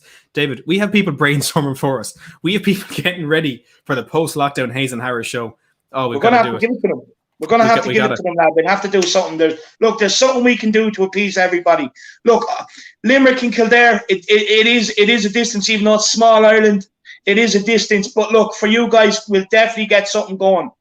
Even if it means we can go to a match together or something, and we can give you a match blog or stuff like that. But we'll definitely sort something anyway. Oh, we got it. We can't say no to this, lad. But it won't happen without the super chats, the memberships, the support, and everything else to be able to make this stuff happen as well. So, look, get the memberships. Come on after the game, have a chat with us. There's so many names that we see week in, week out that we haven't put a face to. So get on. Absolutely. And also, them super chats are crucial. Matty Hayes is here today. We want him here full time. Keep smashing them in. # do it for Matt. Let's go. Love it. I love that. I came back after one day off the watch long, and I was on the next one, and it was, do it for Matt was just running through the live chat. I hadn't a clue what was happening, but David and Marcelo doing the marketing for me. Wayne, thank you very much for that super chat. Fen says Tanganga has been quality. Martin says your formation is vibes. Holly says love it, lads. Holly, love seeing you in here as always. Jordan with the £5 super chat. Jordan, thank you very, very much. Says can't complain with first half formation catching Villa off guard. Still question Sanchez's decision making. And look, as we've been saying, David, as good as we've been for the most part of that half, Sanchez still is he's a jack in the box. He can do anything at any moment. He's a liability. Hasn't been his worst game today. He's had some good moments, but those giving away those stupid fouls, the positioning, the decision making, I think in general has been poor, hasn't it? And this is the thing with the guy, he can come in, he can play 3 good games, but the rest of the game, look, he's another one of these players. He's just not at the level. Honestly, he's just not at the level, to be honest, to do it. Like, he needs to be consistent. At this level, it's about consistency. You don't have to be amazing every game, but if you can do 7s, adding in a few 8s and 9s in there, you're doing well. And he's a calamity at times. And when he has them games, it worries me. I'm not sitting here confident or going to be overconfident or cocky going into this second half. I'm not sitting here thinking job's done, because it's by far over with. I just do not trust that guy. I do see something happening with him. Whether we get punished for it or not, that's down to you, or whether you can pull off a save. But I definitely do think he's going to give them a sniff. Absolutely. And I think not many of us will sit here and say we're going to keep Villa out for 90 minutes, even without Jack Grealish. A clean sheet just seems to be a bit of a stretch. Holly says, I don't normally hop in watch-alongs because watching Spurs is always something I do with my family, but at halftime I make sure I come in and say, hey, well, Holly, that is massively appreciated. Always love seeing you in that live chat. We're going to get you back on the channel very, very soon as well. Always love your input on all things Spurs, as always. They're getting ready now they're going away for a break to come back for the second half. So about 5 minutes, I'd say, until this the second half gets back underway. As David said, make sure to get those super chats in if you do want your questions answered and your comments read out. We'll be guaranteed to get to every single one of them, and it's always a fantastic way for you to support the channel as well. If you can't, don't worry about it. We're getting to all of our comments as well, and your viewing is enough support for the channel as well. And make sure to smash that like button and subscribe if you haven't already. Make sure to head over to the Irish Hotspur as well, linked in the channel description below. Some incredible Spurs content over there as well. I'm sure he's got some fantastic stuff coming up in the next few days as well. Stuff, do you want to share? No, I don't want to share. No, I don't want to share. Keep the suspense. There's some good stuff coming. Keeping secretive on that one. Kev says Paul Williams having to give credit hurts him. Look, if a Spurs victory hurts Paul Merson, that's enough for me. Holly says, love you both. Keep up the good work. Hopefully we can get those 3 points. Thank you very much, Holly. Thanks, always do appreciate those kind words. Simon says we need a quick second, and that would be the ideal way to kick off that second half, David. Do you think Jose will come out and try and kill this game off early in the second half? Or do you think we could see, as Martin said, Jose gone? Is that maybe that's why he was leaving the pitch before half time? He's going to get the keys to the bus. yeah. Breaking news: Tottenham's on the way back down to Tottenham with 3 points. Haven't come out for the second half. No, he was out of there. That would be a headline. That'd be a cracker. But no, honest. No, go on. Go into super chat. I know they're going to be flying in, so you have to get them. Dark Sun G with another 5,000 South Korean one. Dark Sun G, you're paying my wages at this stage. Thank you very, very much for that. Says, I know that this is now in the past, but like I said before, if Jose put in Rodon instead of Dyer in the Europa, then maybe it could have been different. And it comes back to that decision from Jose Mourinho to, like he said, respect the players that got us out of the group stage, to keep them in the squad for the knockout ties. But if Rodon had been in there, do you think we may still be in the Europa League? I don't know. Look, hindsight is a wonderful thing, but see the flip side of that. See, this is the thing. If he done that, right, people would say, oh, but sure, he's upset the dressing room because he's changed this, he's changed that. He's damned if he does and damned if he doesn't. At the end of the day, he rewarded the players who got us there to try and, keep them on side. And ultimately, they're the ones that fucked us up, let us down in the end. You know what I mean? Mm. So it's one of them situations, isn't it? It's really in hindsight sort of thing. Yeah, oh, absolutely. And like you said, damned if he does, damned if he doesn't. There's always going to be people. And look, the majority of people in this chat are not these ones, but I'm talking about the toxic Jose outers, which we all know a certain channel they come from, who will be when things go wrong, it's Jose's fault. They could call for Steven Bergwijn for 6 weeks. Steven Bergwijn's plays, has a bad game, we lose. It's Jose's fault for playing Bergwijn. It always is the case with Jose Mourinho. Brandon Sebastian here with a $2 super chat says fundamentals showing little shaky, overall progress. Brandon, thank you very, very much for that super chat. Always appreciate those. And yeah, look, it's true, isn't it? These fundamentals, fighting for the ball, trying, I think, is a bit concerning that it echoes the words of Lloris and Mourinho, to be honest with you, and Kane, about doing it on the pitch, not being here, being a part-timer, waster, coming in with a balaclava, collecting your wages, going home. You know what I mean? It's about coming out, showing out for the team, showing out for the fans and everyone else that needs you to win. And it's the fundamentals, exactly. It's exactly what him and Lloris and Kane have been alluding to all week. 100%.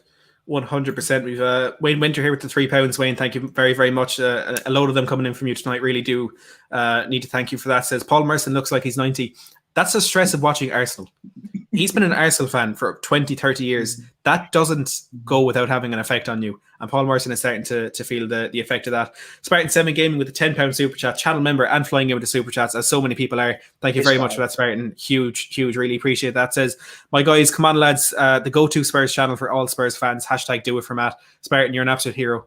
Thank you very, very much for that. Let's get a # do it for Matt in the live chat. I know it's weird if I say it, but look, let's do it. And look, the colour of the super chat matches the jersey. Yeah, I love it. I love it. I'm blending into the money. It's Thank perfect. you very much. It's good for Milan Fashion Week, lad. Just have all the Spartan 7 super chats just written across the jersey somewhere. Spartan 7 logo in the corner, perfect. Big up Spartan. He's so generous. He's such a good guy, that guy.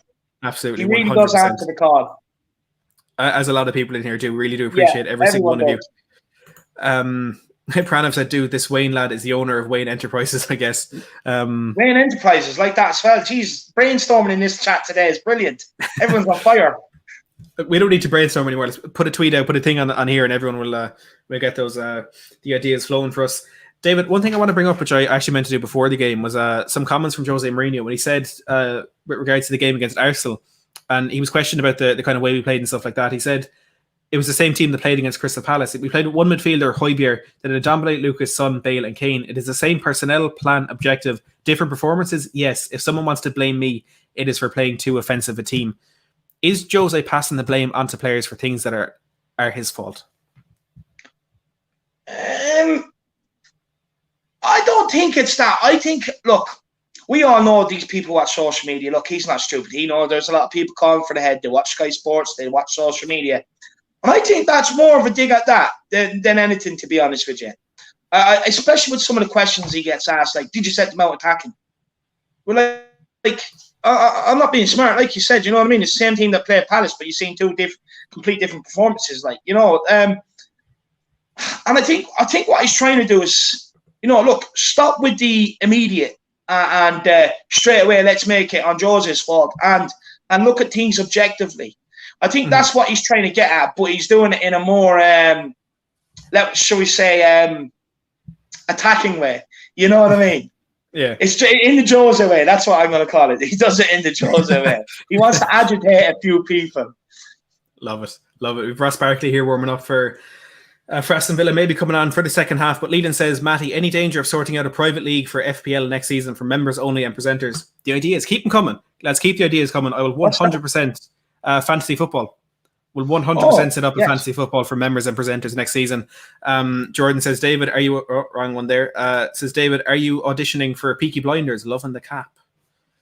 No, Jordan, I'm not. Look, you know, I love the hat too.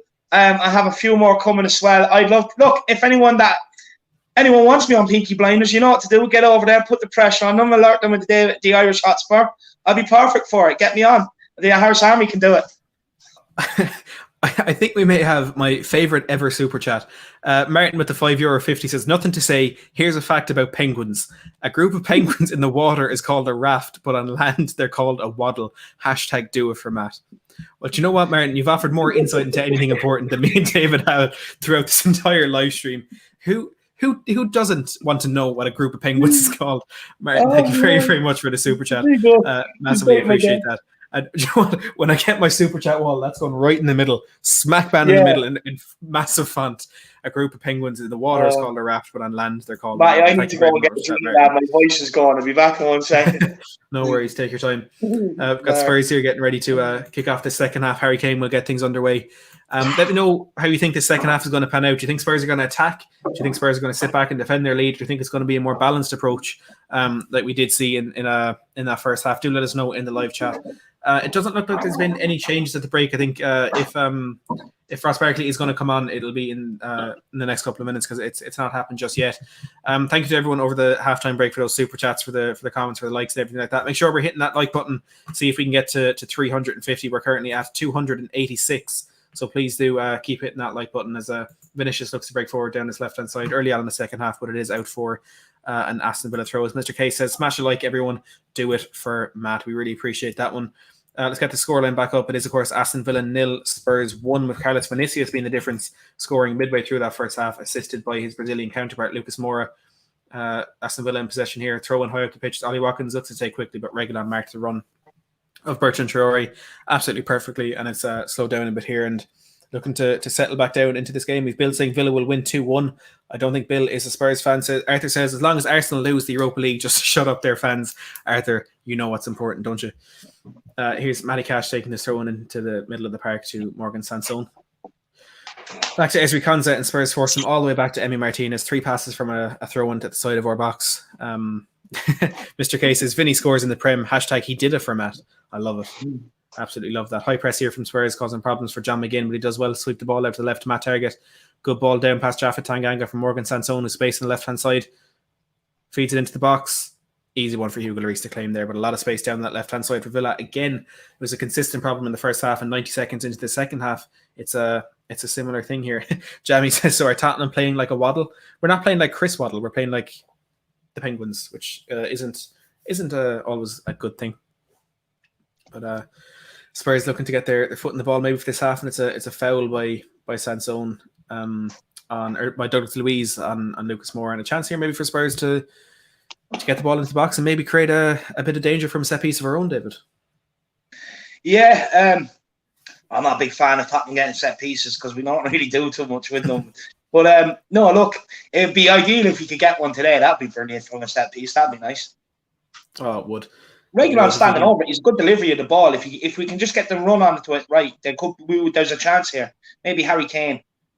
He's recombed. Let's see if this Reguilon to Vinicius link up. Oh, it's poor by Reguilon. That's really poor. Jesus Christ. Get it off the ground at least. You got him in the header either. See that in under 11s. If you've seen that, if someone done that in under 11s, you'd probably sub them off. Getting the abuse from the parent on the sideline. You're useless. He's 10. Leave him alone. No, he's useless.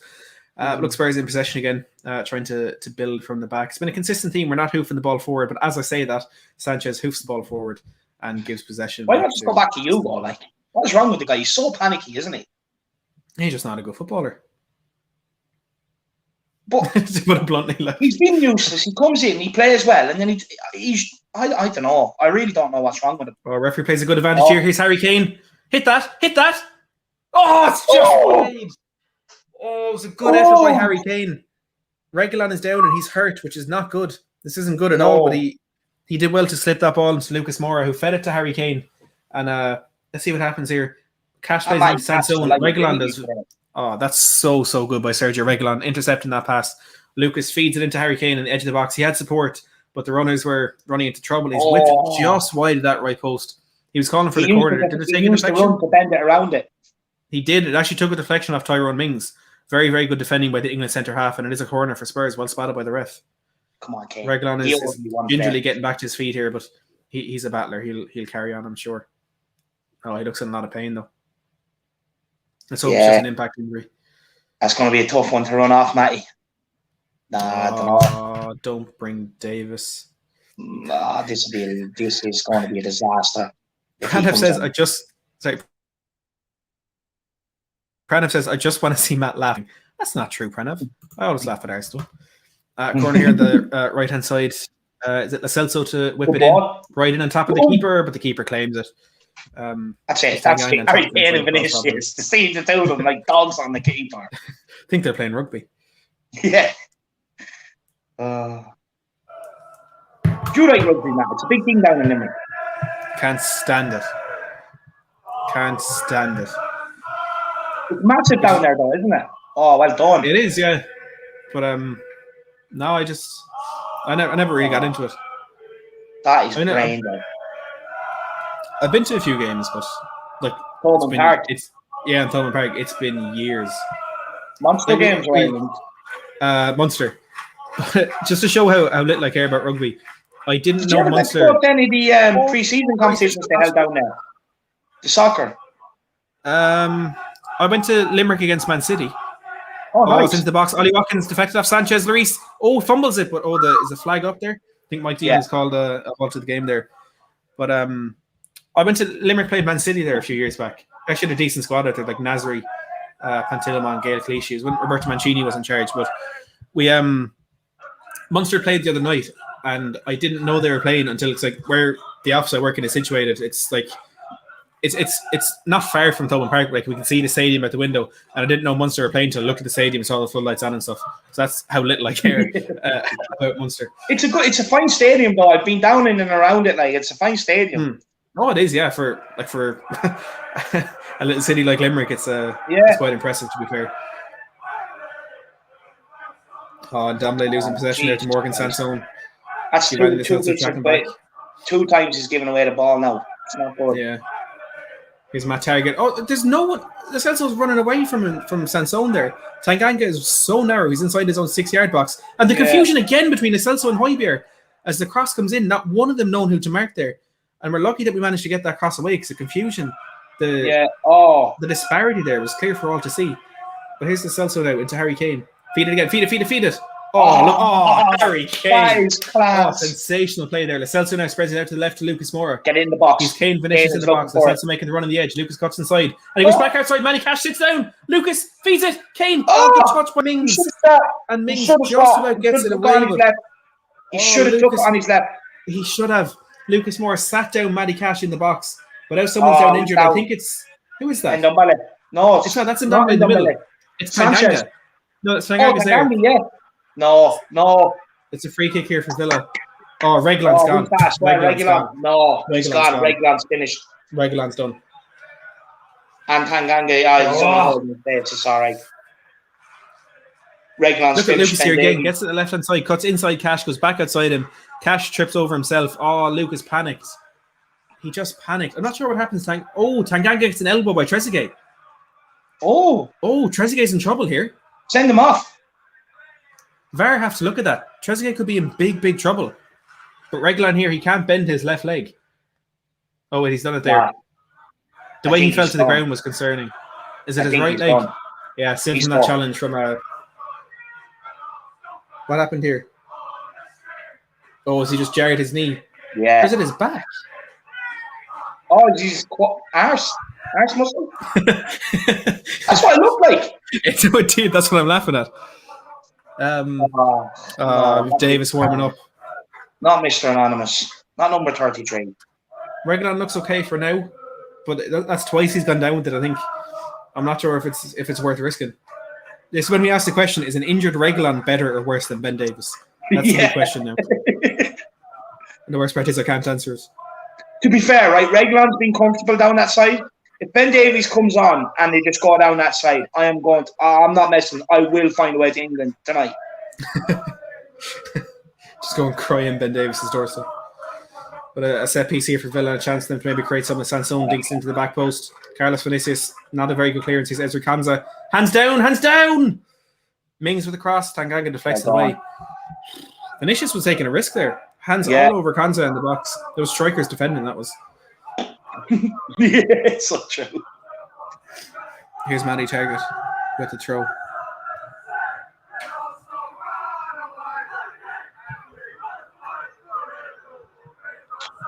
Where's that to? I wasn't watching, I'll be honest. That's it, Maura. Get out there. That's it, Maura. Long ball. How's he moving? He's not there. That's wrong. It's equally worrying that he's not in position, though. Yeah. I think it's going to be him, I think he's going to be hooked. He's walking gingerly back to take this throw in. Yeah, he's not moving great, is he? I think he's what muscle would you call that, Matty? What, which? The muscle that he's pulled. We know what muscle he's pulled. What would you call it? I don't know. I don't even know. I don't even know what to...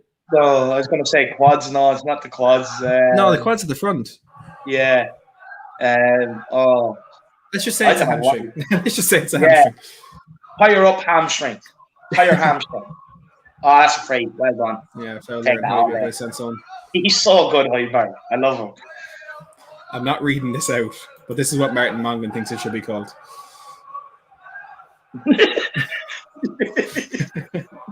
Well, Ben Davis is going to come on anyway, so Reguilon tonight is over. Oh, why? Why? Oh, the last thing we need is him out again. Can we just... Where's Sarkin? Oh, Ben Davis is coming on. Mr. K says it looks more like a joint thing. And Bill and Jamie are saying it's his glutes. His gluteus maximus. Sue says, leave him on. A one-legged Reggie is better than a fully fit Davis. Yep. Oh, but now they're looking at his shin. The smile's going to go off my face as soon as he comes on. I just need him to have... Just give me one good game, please, Ben. Ben, please, just one good game. We're 1-0 up. Keep it calm.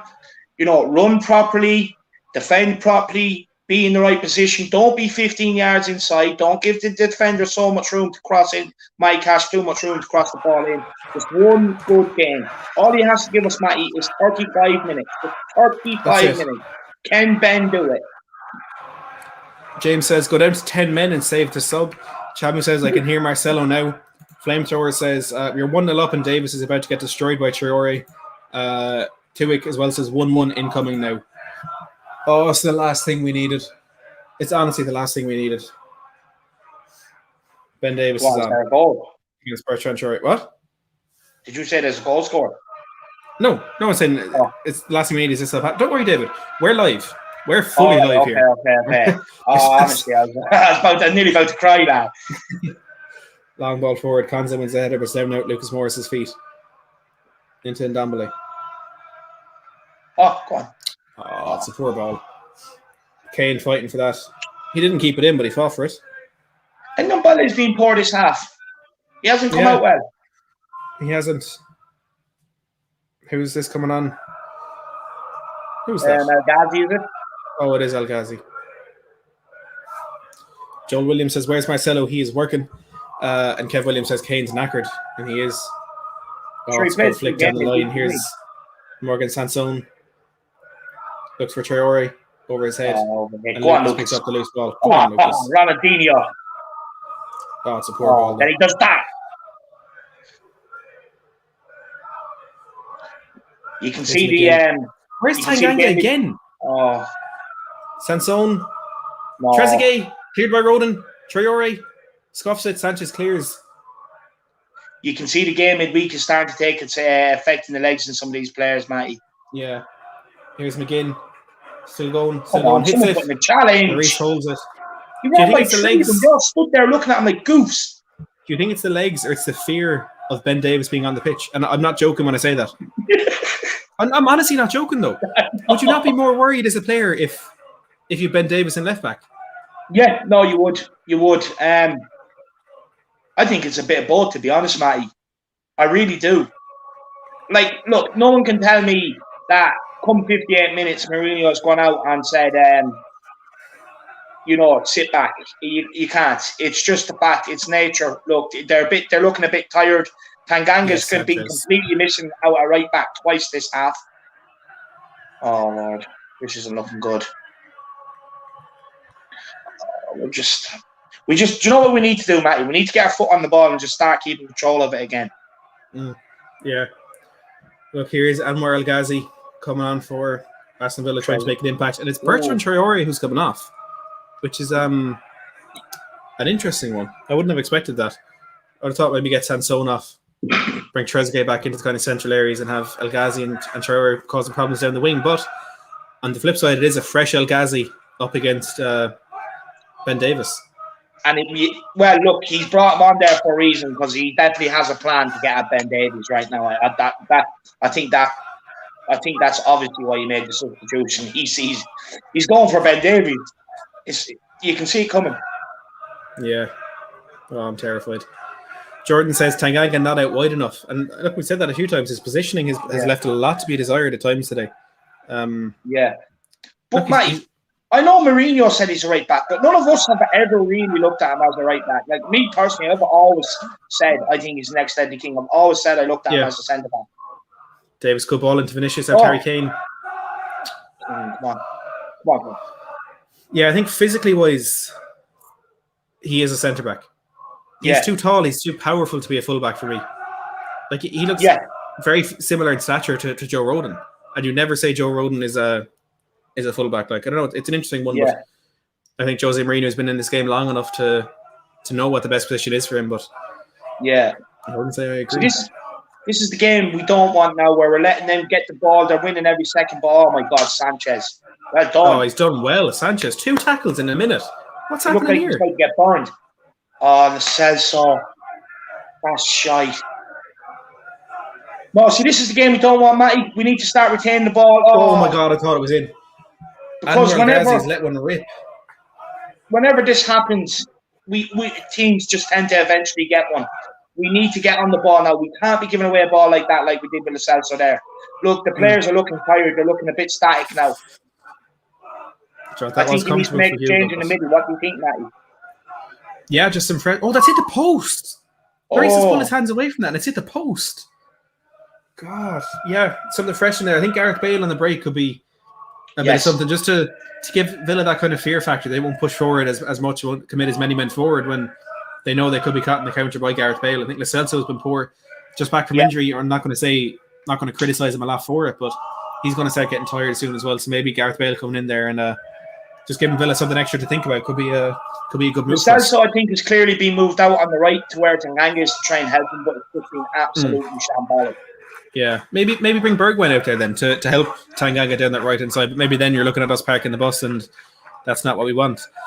Kev Willis with the £2 says, it's like we have 8 men on the pitch now, boys. Kev, you're an absolute hero. Thank you again for the super chat. And yeah, it's Villa they're getting space. They're getting the possession. They're on top. They're the better team in the second half. Can't afford this. We need to get on the ball. But look, the tiredness is a factor right now. And no one can sit here and say it's not. We're only off the back of 120 minutes. You know what I mean? Some of these players. So tiredness is a factor right now. And Bellew, I don't understand why he's looking tired. He's not excuse to be tired. True. Look, he's in Dembele. Would you give Alfie Devine or Dane Scarlett a chance? Look, right now, my first call would be Gareth Bale. Then after defending Carlos Vinicius. I think if you're 2-0 up and then Dembele keep giving away the ball, you could probably bring Alfie Devine. I'd love to see Dan Mbappe get a game. I really would. I'd love to see him come in and off the left. But to be fair, I want to give Lucas more credit today. I think he's been brilliant today. So I think it'd be very hard to take him off and bring on Scarlett. Yeah, he's been very good. I think if you get a second goal, maybe then for the last 5-10 minutes, bring Devine or Scarlett on. It'd be fantastic to see if we get a second goal, we can bring him on for Vinicius.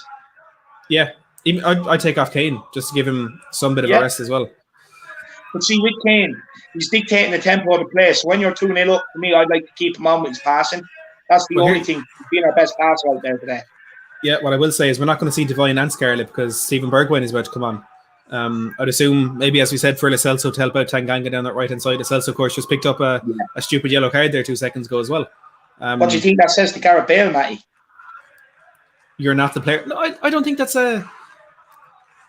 I think or do you think the players who played that Bergwijn will get back and help Tanganga? Yeah, I think it is. They play the same position, but they're very different players. Tactically, Bergwijn is going to help you out more defensively, and that's not even a criticism of Bale. Just he's not fit enough to do that anymore because of his age and because of the lack of football he's had. So I don't think that Bale might take that personally, but I don't think it is a personal decision by Jose. Purely, we can see Tanganga needs help, and Bergwijn is probably the best option on that right hand side to help him. But here's Hojbjerg, Kane, go on. Vinicius. Give it to him. Looking for Kane. Konsa intercepts. Vinicius just waited too long. Should just roll it into him. Long.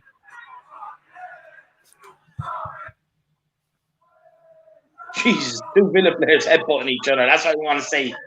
Go on, Lucas. Play on. Yes. That's his tactic. Lo Celso. Turn. Not moving it fast enough there, Lo Celso. Lucas, Lo Celso, and Dembele get on side. Lo Celso and Dembele. On, it's weird seeing the two of them play together. I've only just noticed Lo Celso and Dembele together. Oh, that's terrible, Hojbjerg. Oh, it's Hojbjerg. What are you doing? McGinn's not looking healthy. I think that could be Ross Barkley introduced. McGinn's gone. He's injured. There's Mings who injured him.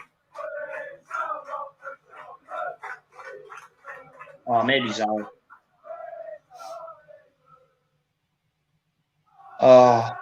That's a great analysis of the Bergwijn substitution, Matty. Fair play to you. Thanks, David. Because it is Lo Celso off, yeah. There probably will be a lot made of that, regardless what way the result is gone. Oh, of course, yeah. Like I said, it's always the case. You said as well, it's damned if you do, damned if you don't for Jose and for Gareth Bale at this stage as well. What do you think about Ross Barkley, Matty? Is it a player potentially we could have put our names in the hat to loan in? No, I wouldn't say so. Look, he's a player who's good when the team is playing well, but when you're not playing well, he's going to coast. He's going to be a passenger, and right now, passengers it's what we need to get rid of, not what we need to bring in. I mean, he's a technically gifted player. I think the move to Chelsea just came at the wrong time for him. But no, I wouldn't like him at Spurs. Bergwijn first play, he gives the ball away to Matt Target, looking for the barreling run of Tanganga down the right hand side. Ndombele wins it back. Target hoofs it up. It's a great ball in the end to El Ghazi. Oh, well done. Oh, yes, Ndombele. Spreads it out to Lucas. Great ball. Come on, Lucas. Drive at him. Okay, Kane on the left hand side. Vinicius gone central. Lucas looking right for Kane. across the face. Oh, penalty! Penalty! Come on, Yes! penalty! Yes! A penalty for I'm not Spurs. going to celebrate yet because I want to make sure. And I hope he takes it because that's my hair prediction. I think the ball might have been gone out of play. Game. I'm going to turn off and this off the chance because I'm not sure. Is Kane out of play? That's pen. No, it's a pen. It's no, a pen. Kane's in. All day long, it's a pen. Penalty for Spurs. And a chance to put this game to bed. It's clumsy by Cash. That's a pen off. That's not given. I swear to God. That is very intelligent play by Harry Kane. Yeah, that ball is running out for a goal kick. It's running out for a goal kick and he lets it go. He dummies it. He lets it go because he knows Cash is going to slide in, try block the cross. He takes it from behind. And Kane from the penalty spot with a quarter of the game left can put this one to bed and put Spurs right back in this game. Oh, Harry Kane, please. Do not let this ex-schooner ruin my weekend, please.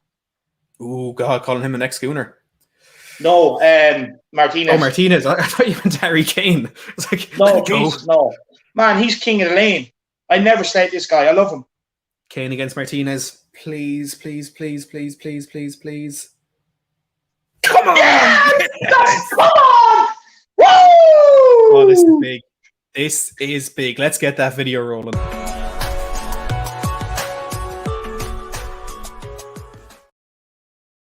Everywhere we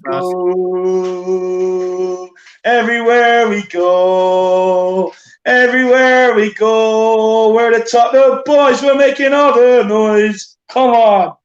Harry Kane wins the penalty and dispatches it with aplomb. Not a moment of hesitation, not a moment of doubt. And Harry Kane doubles Tottenham's lead at Villa Park.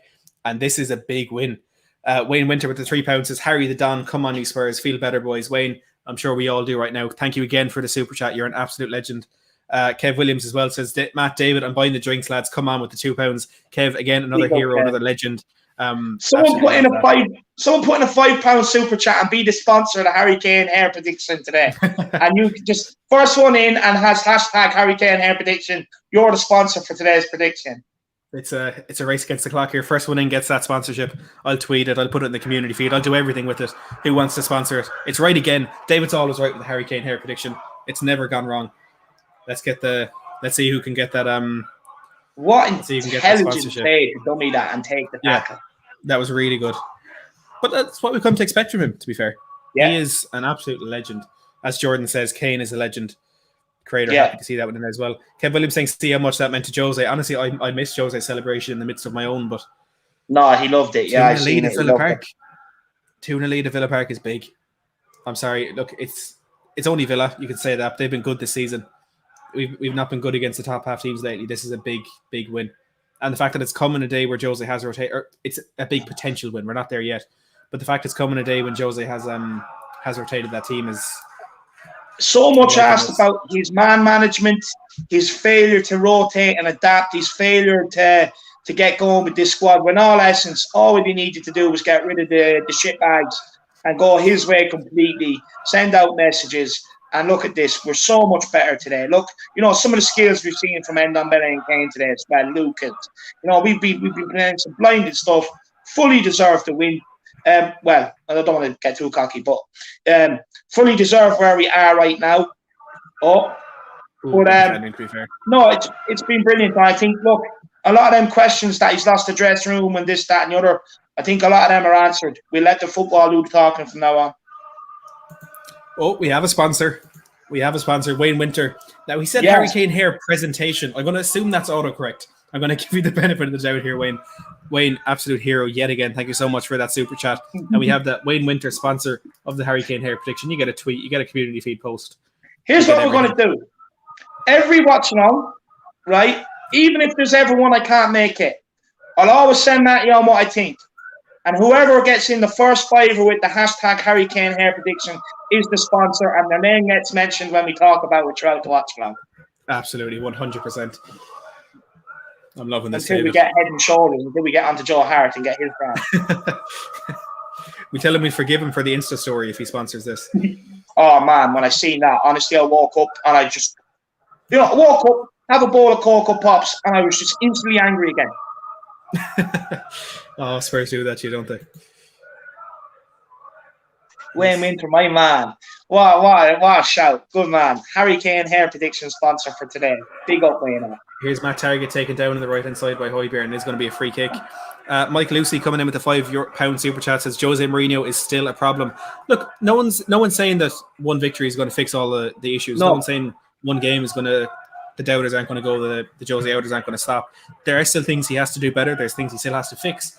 But like we said, it's about mentality. And we have 2 weeks now before our next game. We're going into it off the back of a victory, which I think is very important and is huge for these players going off around the world for their international breaks. I think it could be very important. But Mike, thank you so much for that super chat. To everybody who puts in a super chat, whether it's £2 or £200, it is massively appreciated. Thank you very, very much for that, Mike. And everyone else who are fortunate to do super chats, you do your job with the likes, the comments, the shares, everything else, everything tuning in, the comments in the live stream. Everyone plays their part. Everyone's heroes. Wayne with £3 says, "Don't you just hate auto spell check?" But you know what, Wayne? We knew what you meant. You still get the sponsorship. And again, for the next £3, Wayne, honestly, I can't thank you enough for this. It is incredible for you. Thank you so much. Ezri Konza back to McGinn. Oh, it's a good ball out to Trezeguet. Trezeguet cuts inside and hits it. It's gone wide, but Davis had lost him there. Will with the $5 said he wouldn't be happy, or he's not happy. Regulon had lasted 5 more mins. I would have a massive green arrow. # Harry Kane hair prediction. Are we going to have more than one sponsor for this, David? Do we want one sponsor a day, or do we want whoever comes in? Look, whoever wants to sponsor it. It's up to you, Matty. It's your channel. We need to do something with this. We need to do something with it. John, if anybody wants to sponsor the Harry Kane hair prediction, come in with those super chats. We got Will Stewart and Wayne Winter sponsoring it this week. Wayne, since you were the first one.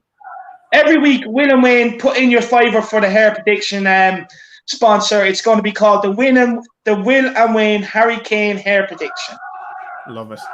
We're tweeting that. I'm tweeting that right now, actually.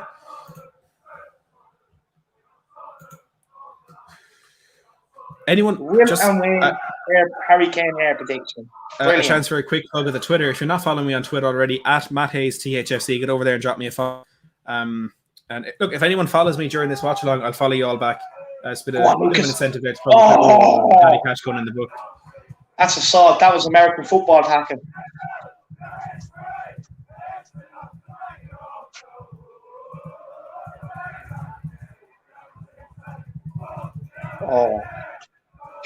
I've been disappointed with Matty Cash today, Matty, to be honest. I was expecting a lot more from him. I think he's been their Achilles heel today. Yeah, look, it's a tough game for him. Like we said early on, how we were getting the space on that left-hand side, which is... Oh, Tommy giving out with the music again.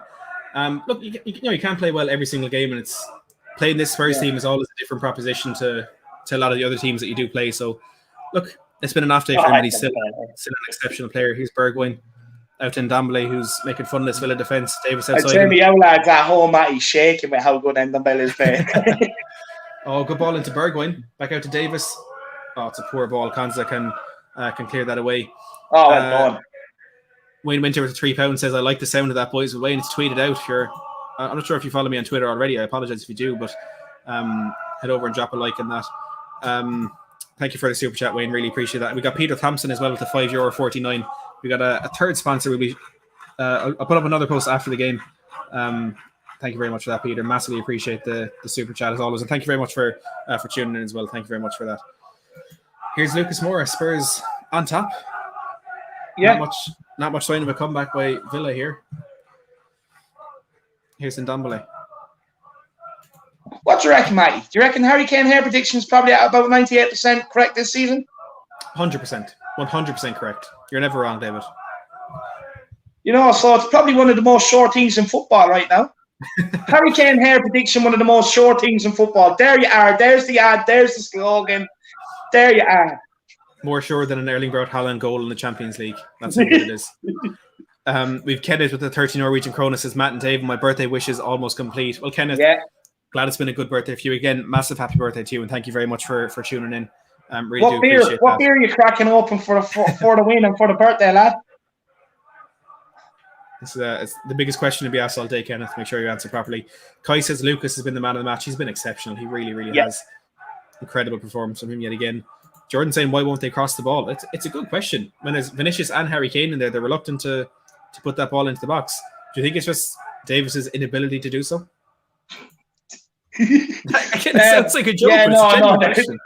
That's fair assessment. Like, you know what I mean? When Ben Davies doesn't really put in a good cross, does he? So, I look, we have seen him putting cross. I don't think it's a full-on reluctance. I just think some players just don't want to do it. For me, like, look, there's been opportunities to do it, but I think they're just trying to play their way through.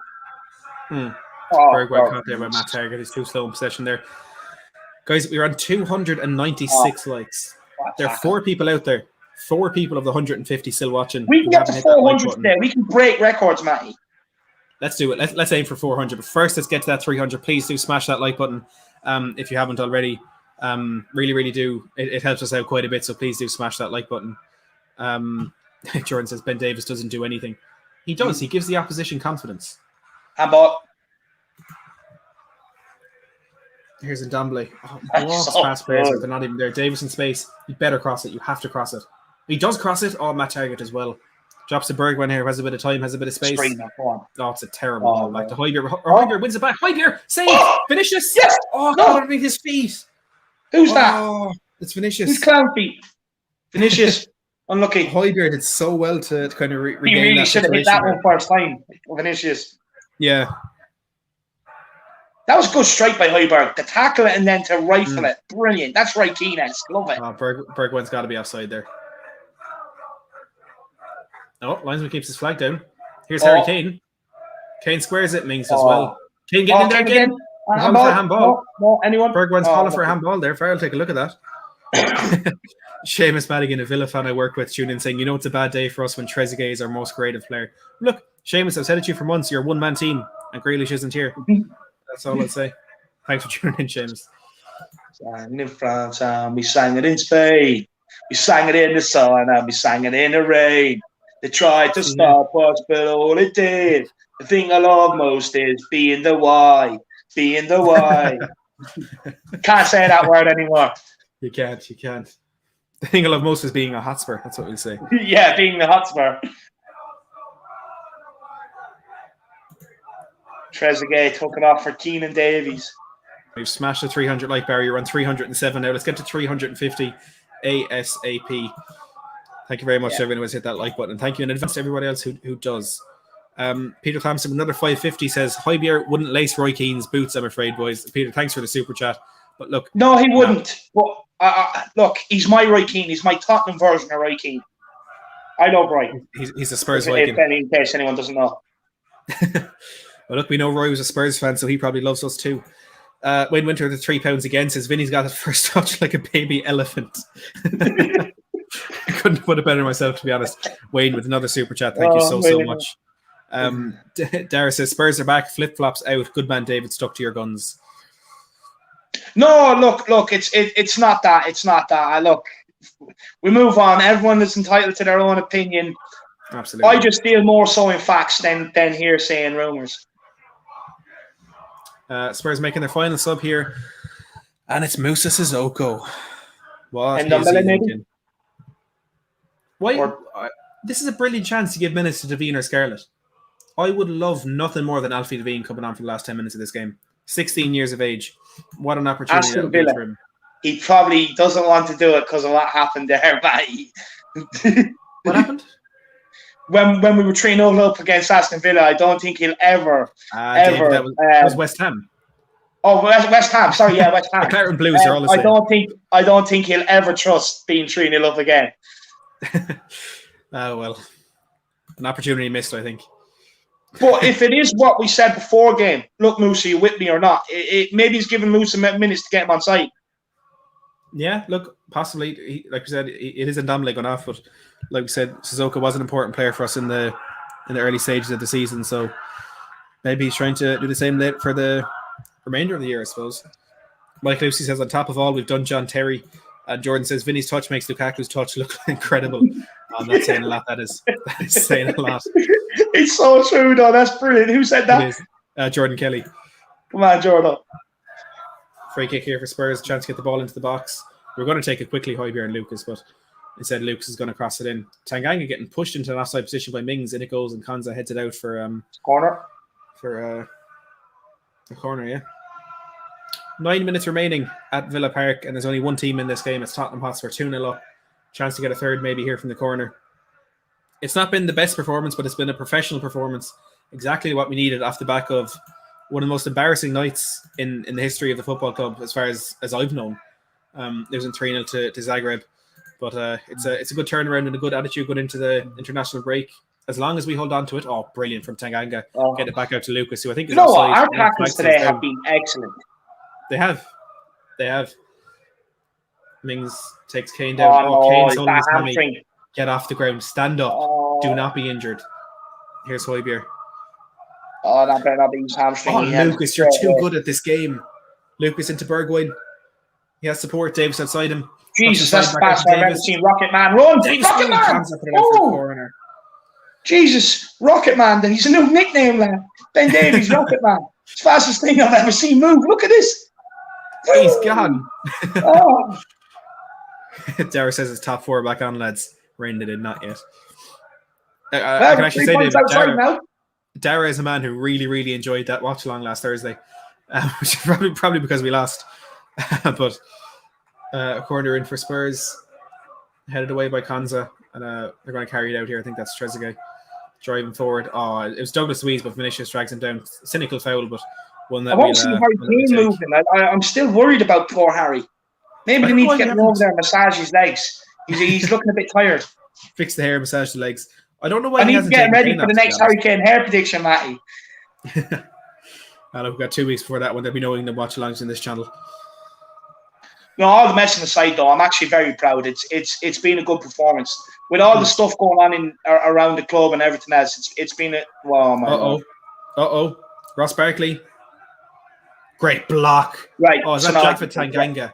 Oh, fantastic! It's been a good performance for Tottenham today. Very happy, very good performance. Could have easily came out here crumbled and Mourinho has gone. They came out here showing fight, passion, and look. Oh, that's exceptional. Maybe there's life left in the dinosaur yet. Who knows? Absolutely. When was the last time we saw 3 Spurs players throwing their bodies in front of a shot like that? Yeah. Davis, Tanganga, and Sanchez. Winning mentality. Absolutely. Darius has great entertainment as always, lads. Looking forward to seeing Marcelo back soon. Yeah, he'll be back for the next one, I'm sure, as long as he's not working. Yeah. Thanks for the kind words, Darius. Can't wait till all 3 of us can be back together. He plays it into Keenan Davis, blocked by Kane. The 3 of us. I can't wait for all 3 of us to be back together. People think me and Marcelo are beefing. We're not beefing whatsoever. There's no beef between those two. God, David still be messaging Marcelo at 3 o'clock in the morning, make sure he's okay. We've got Kev Williams here with the £2. Says Tanganga and Rodon, I've loved their performance. They've been good. I think Rodon has probably outshone Tanganga in that one, but Tanganga out of position, I do feel. He's been decent, but it's better than we've seen from Doherty and Aurier in that position all season. Here's Ross Barkley with the corner, and Lucas heads it away. I have to say, Ben Davies actually looked decent enough since he came on today for once, actually. He has. Is he going to lose the Mr. Anonymous nickname? No. It takes more than 35 minutes. That's fair. Look, there's still 7-8 minutes left in this game. There's still potential for him to piss me off. Still plenty of time for that guy, trust me. Known Davis, he'll play this good for 30 minutes and score a hat-trick of own goals and we lose 3-2. The last kick of the game, when he knows the game's over, we're 2-0, he'll probably just kick one into the own net just to annoy me. He doesn't want to get the expectations up by keeping a clean sheet, so he just brings everyone back down to earth. Clean sheet, actually. That's another great talking point. None of us even mentioned that, Matty. Yeah. We're not used to it. It's a weird feeling. 5 minutes left here at Villa Park. Still 2-0 goals by. I didn't mention that either. Go on. Can't help but think Vinicius should be having 2 goals, lad. Yeah. Imagine that 2 for Vinicius and a 3-0 win. And we haven't mentioned the 2 of them started up front today and they both scored. Yeah. That's huge as well. People can say Harry Kane is only a penalty. People can say Harry Kane is only a penalty, but at the end of the day, he was clever play to win the penalty and he won it. Absolutely. And look, a penalty, a goal is a goal. Yeah. You know? Oh, that's brilliant. See Lucas Moura coming back there to help Hojbjerg. That's class. Yeah. These players are playing for each other tonight. He's been excellent. He's my man of the match, to be honest. Oh, Lucas, get out of town. Oh, please. Oh, my This God. is getting filthy. This game should be coming with a warning right now. We're just literally just like playing like Brazil right now. Unbelievable. The confidence there by Lucas. And look, we'll probably lose our next game 6-0, but I don't care. I'm enjoying this while it lasts. Brilliant performance. It eases things. It eases a lot of the noise and a lot of the pressure around the club over the international break. It's going to be a very, very silent international break.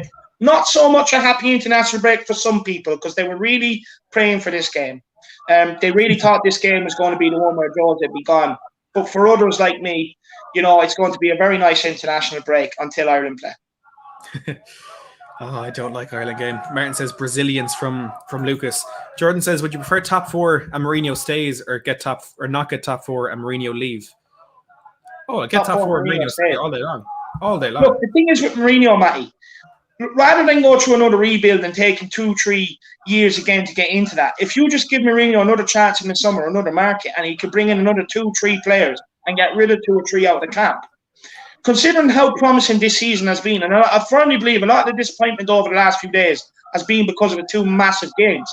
But we've also had a lot of promise this season. So if we can get the right players in to add to that, maybe that promise can be sustained next season. Absolutely. And it doesn't go through another 3-year rebuild.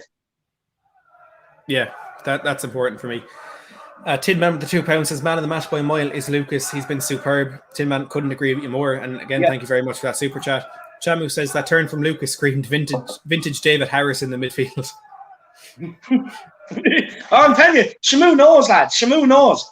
I'm telling you, lad. I'm very good on the ball. People say it like, oh man, I tell you a good one. So for instance, right, I was working with this guy and we're setting up Astro, and all week he was like, but you're just right-footed, you go on the right. So the first thing I done, ran at him and went to the left, lad, and he was gone to the right. Honestly, it's like he was playing American football, the run he made to the right. I made him look so silly, lad. Brilliant.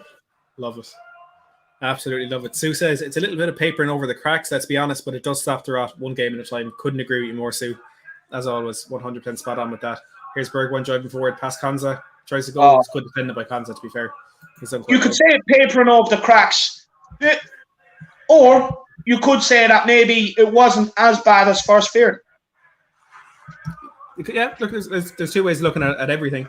I think both do have an air of truth to them, but there are still problems at this club that need to be fixed. Yeah.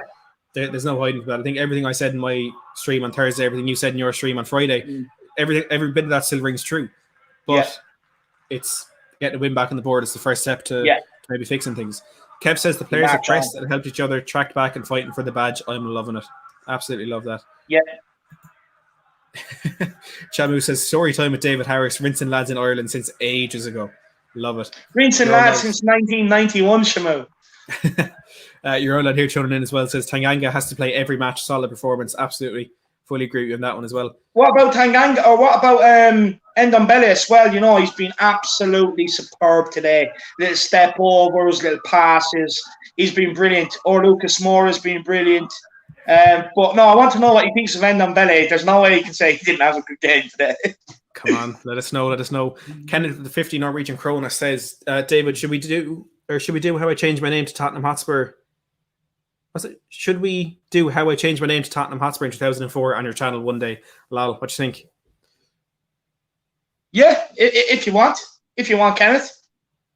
Just hit me up. You know where I am, Kenneth. You know where to find me. Bound to be a good story.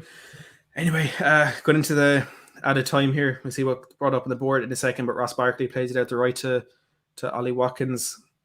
Watkins takes it into the box. Excellent from Lloris. That's what we're talking about. Sensational. Commanding.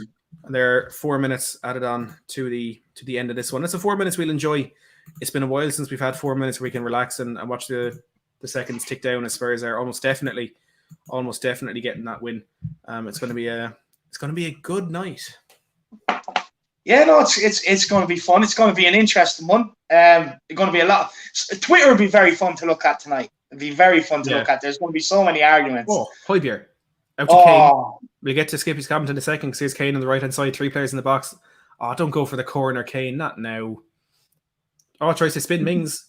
Oh, he wins the corner. Exceptional. Skippy says, "I've not had the game on, but got your watch along on. I'm just pleased for you lads that you can watch your team play with passion. Doesn't help our top 4 chances, but hey ho. Thank you very much for that, Skippy. Really do appreciate all your comments and you tuning in all the time.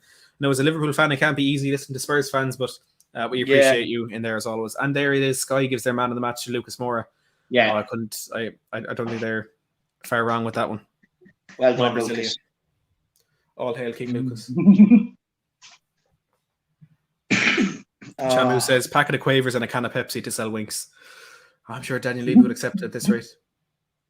Pepsi. Look, I'm not a big fan of Pepsi, so I wouldn't advise Pepsi being the best drink to go with. What would you go? Can of Fanta?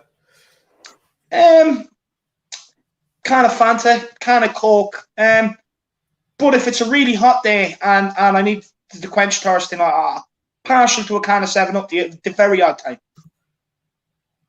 Or Rock Shandy, man. Can of Rock Shandy. Does anyone else in the chat even know what Rock Shandy is, actually? That's interesting to know. I hate Rock Shandy, honestly. Do you?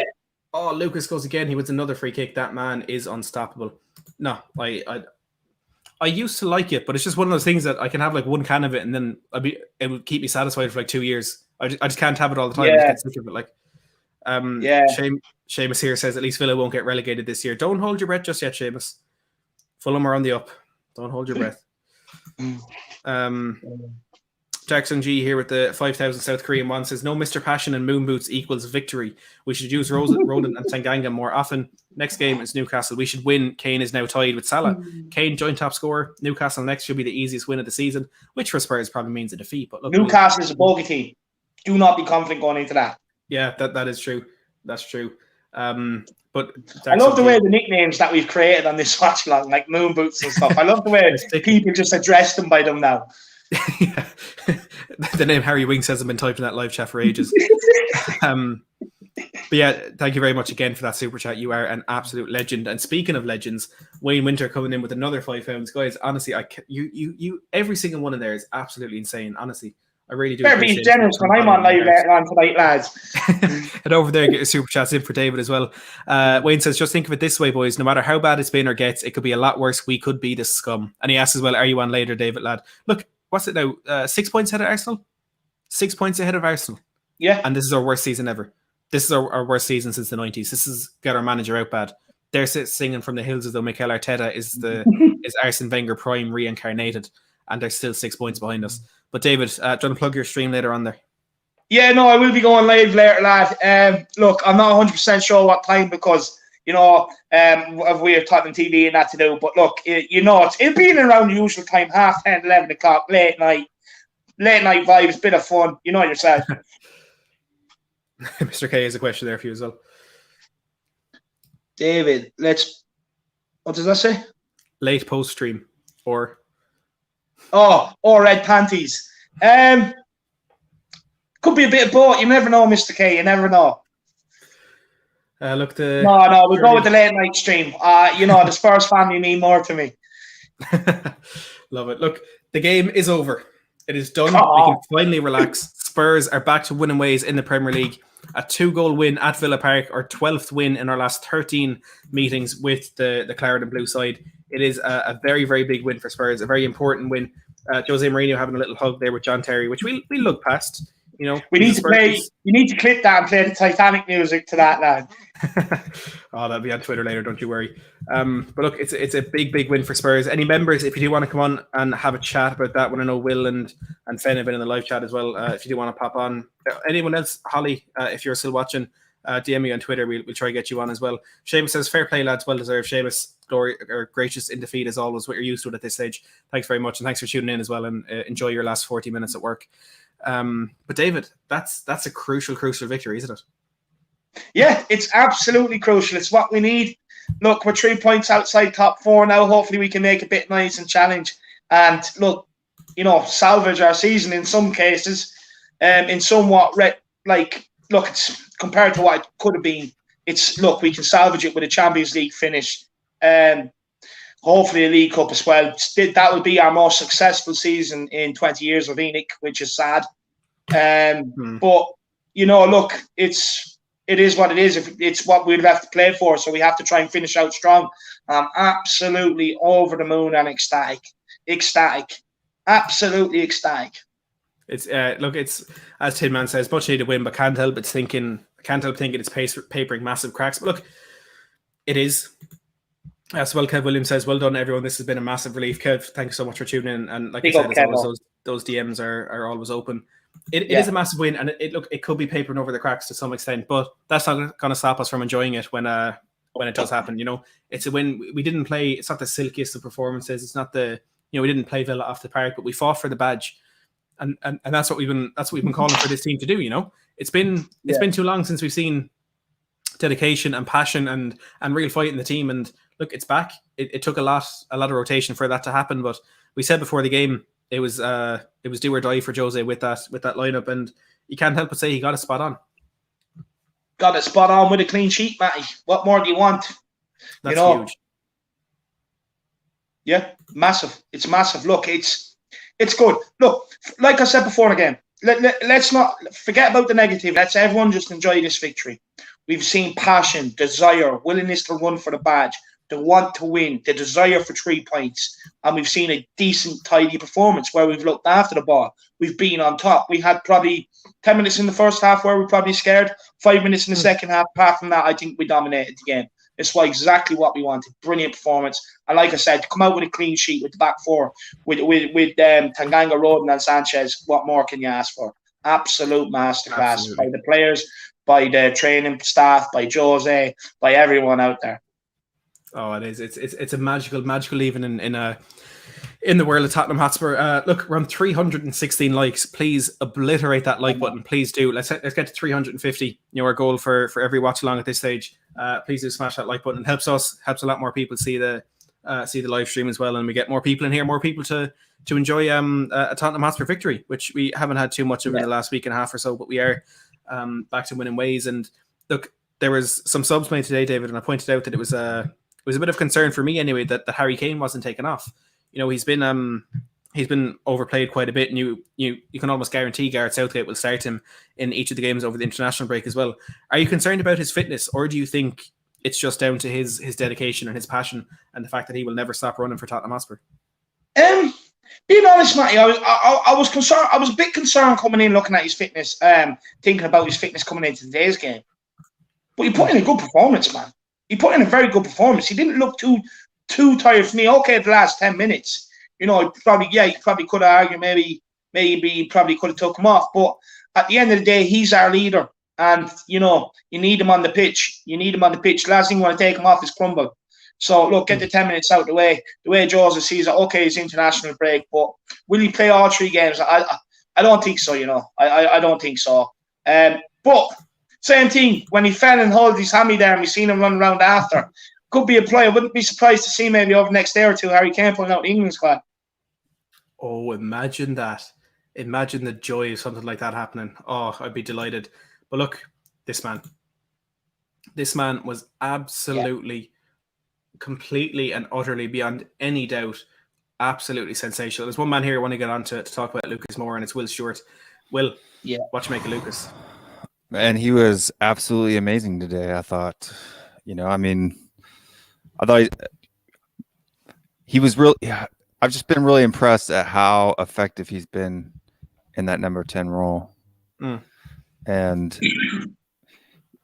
what could have been if we would have figured that out earlier, right? Oh God, yeah. What ifs? Especially like the beginning of the year and a lot of those, in that run where we lost 5 or 6 matches in a row, and we were trying to, fiddle this and fiddle that, and even some of those draws even before that. If we had had some of those performances in the middle, it would have made a real difference. Yeah, I saw someone asking there how many headers did Lucas have today. He won 2 out of 3 aerial duels, which is for a man of his size is impressive. But 12 out of 18 ground duels won is an impressive number. He lost possession 24 times, but for me, something that kind of softens the blow of that number is that he was taking risks. He wasn't just playing a safe ball every time. He was trying to, catch that Villa defense off guard. He was, trying to take players on, which at times worked absolutely perfectly. But it was a devoted performance from him, which again is that question of what we want to see from these players. As Jose said, just get the quote again. He said, "I never lose the basics of football, which are passion, heart, and desire." That's what he wanted from his players, and that's what he got from them tonight. And as much as Lucas is the standout player in that regard, he's not the only one who played like that. I thought Joe Rodon at the back, stepping in for his first Premier League start in quite a while, was impeccable. What did you make of the performance, I suppose, of that defence as a whole? Yeah, I thought Tanganga was absolutely amazing. He needs to be on all the time now. I really do. If you were to pull him out and give, those other people that have had as much time as they've had, they need to earn their spot back now. I feel that they need to earn it. They have no bias of who should be getting on instead, because some of those blocks that he had, even coming all the way over from the right back position, it was just really, really, really strong performance, I think. Yeah, I think it's what we've been playing in deeper role with. Yeah, I mean, I thought it was definitely helpful, for sure. I kind of called that one a little bit too, if they were going to play that way with them being there, kind of playing out deep. I thought Vinny was going to play a little bit more left than he did, though. That's the only difference. That's kind of the thing that I got wrong. He was almost like he was playing the number 9 spot, and Kane was kind of rolling into the number 10 or false 9, which I think Kane definitely can play false 9. Yeah, he's got that ability. So yeah, I think me and David pointed out in the first half, he was popping up at right back in one stage, which goes to show, I think, kind of go along what Jordan says here. I think Kane knows what it means to play for Spurs. But Jordan, with the £5 super chat, Jordan, again, you are incredible. Thank you so much for that support. Says, great win. I've said it and I'll always say it, whether he plays well or not, Lucas knows what it means to play for Spurs, but he was fantastic today. He really was incredible. Like, we've touched on him already, but thank you very, very much for that super chat. What about that midfield? David, I'm going to ask you this one, and I'm going to have to head off for 2 seconds then. But in Ndombele, we kind of pointed out in that second half wasn't really at his best. Hojbjerg, I think, had a few sloppy moments as well. I'll ask a question to the two of you, but David first. Do you think that midfield is starting to become a bit stale, or is starting to tire a bit?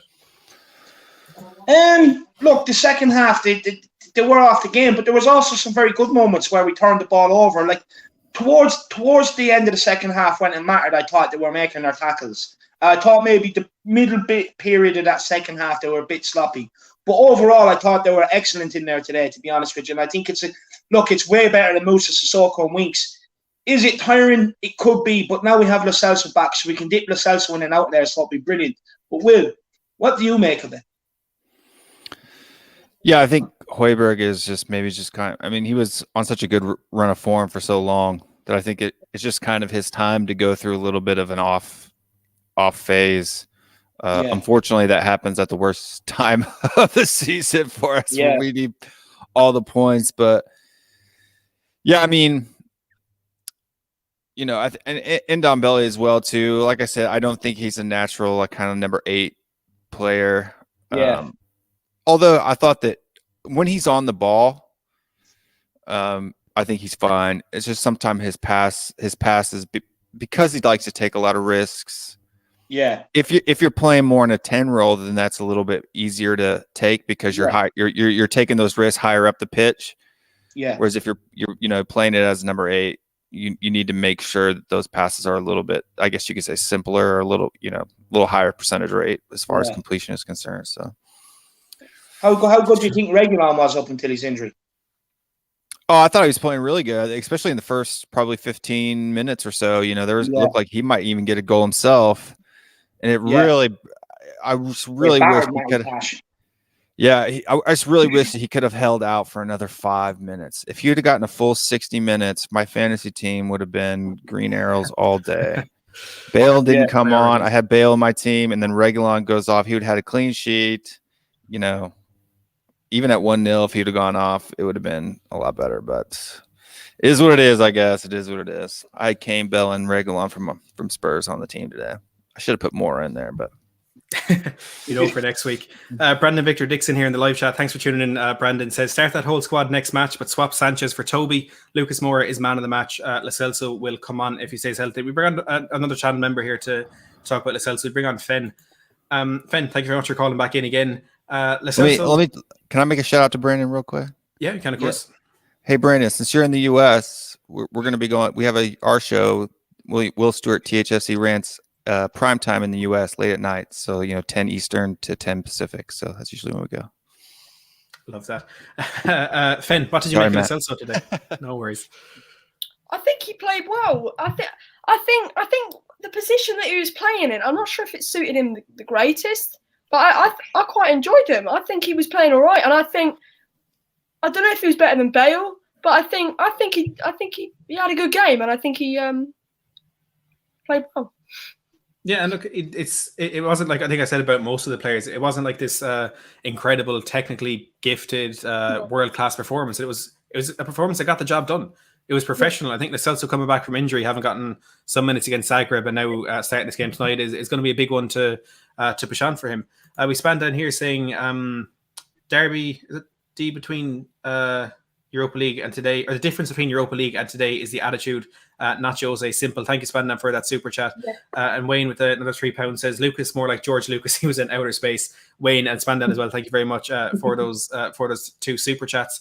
But one thing I want to talk about is, and look, I know we're going to talk about it a lot over the next 2 weeks, I'm sure, but Will, we'll come to you in this one, was the attitude and the passion of the team. I made the point there a bit late on when Barkley had that chance at the edge of the box. Sanchez, Tanganga and Davis were all throwing themselves in front of that shot. It's been a long time since we've seen Spurs do that. Is it good that we're starting to see this creep back into their game, or is it a worry that we're looking at this as being an improvement? Shouldn't that be the basic basis of what we do expect from our players? Yeah, no, I mean, mentality is absolutely key, and I think you can kind of see. I think that lineup today and having a lot of that, you'll notice a lot of that poison was not even on the bench tonight, and I think that's absolutely key because you got to get that poison out. You got to pull that tooth, that rotten tooth. Otherwise, you're never going to get any better. So, yeah.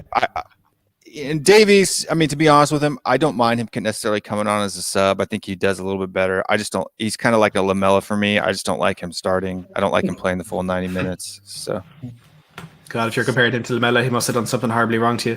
But look, one man who, again, wasn't his best performance tonight. He's tired. He's not at his physical peak. But it's Harry Kane. Finn, we know what he's about. We know he's one of the best strikers in the world. He's one of the best players in the world. But to have a season that's been, he's picked up an injury, probably not to the extent of the injuries he's had in the past, but he's playing in a team that are probably the worst we've been in a while, in a team where our managers, fans are calling for the manager's head and all that.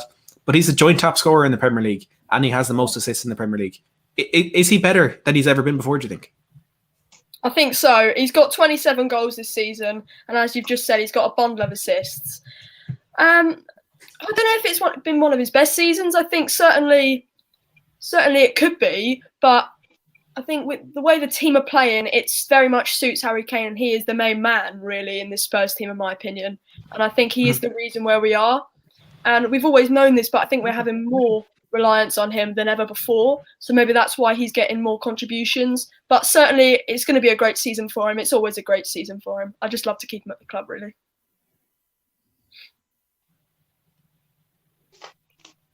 Yeah, I think my connection is a bit dodgy there, but yeah, no, it's a fantastic point. You know, we are reliant on him, which is somewhat of a concern. I think we've been reliant on Son as well, but still he's managed to without him today, we've managed to be very, very good. But David, I want to come to you on something very quickly. We've heard reports today that Harry Kane apparently wants to leave the club. Now those reports have jumped the gun a bit. I think the phrase David Ornstein used on Sky Sports was he would be open to move away rather than he wants to move away. For me, those are two very different things. But David, are you concerned we could see Kane move on?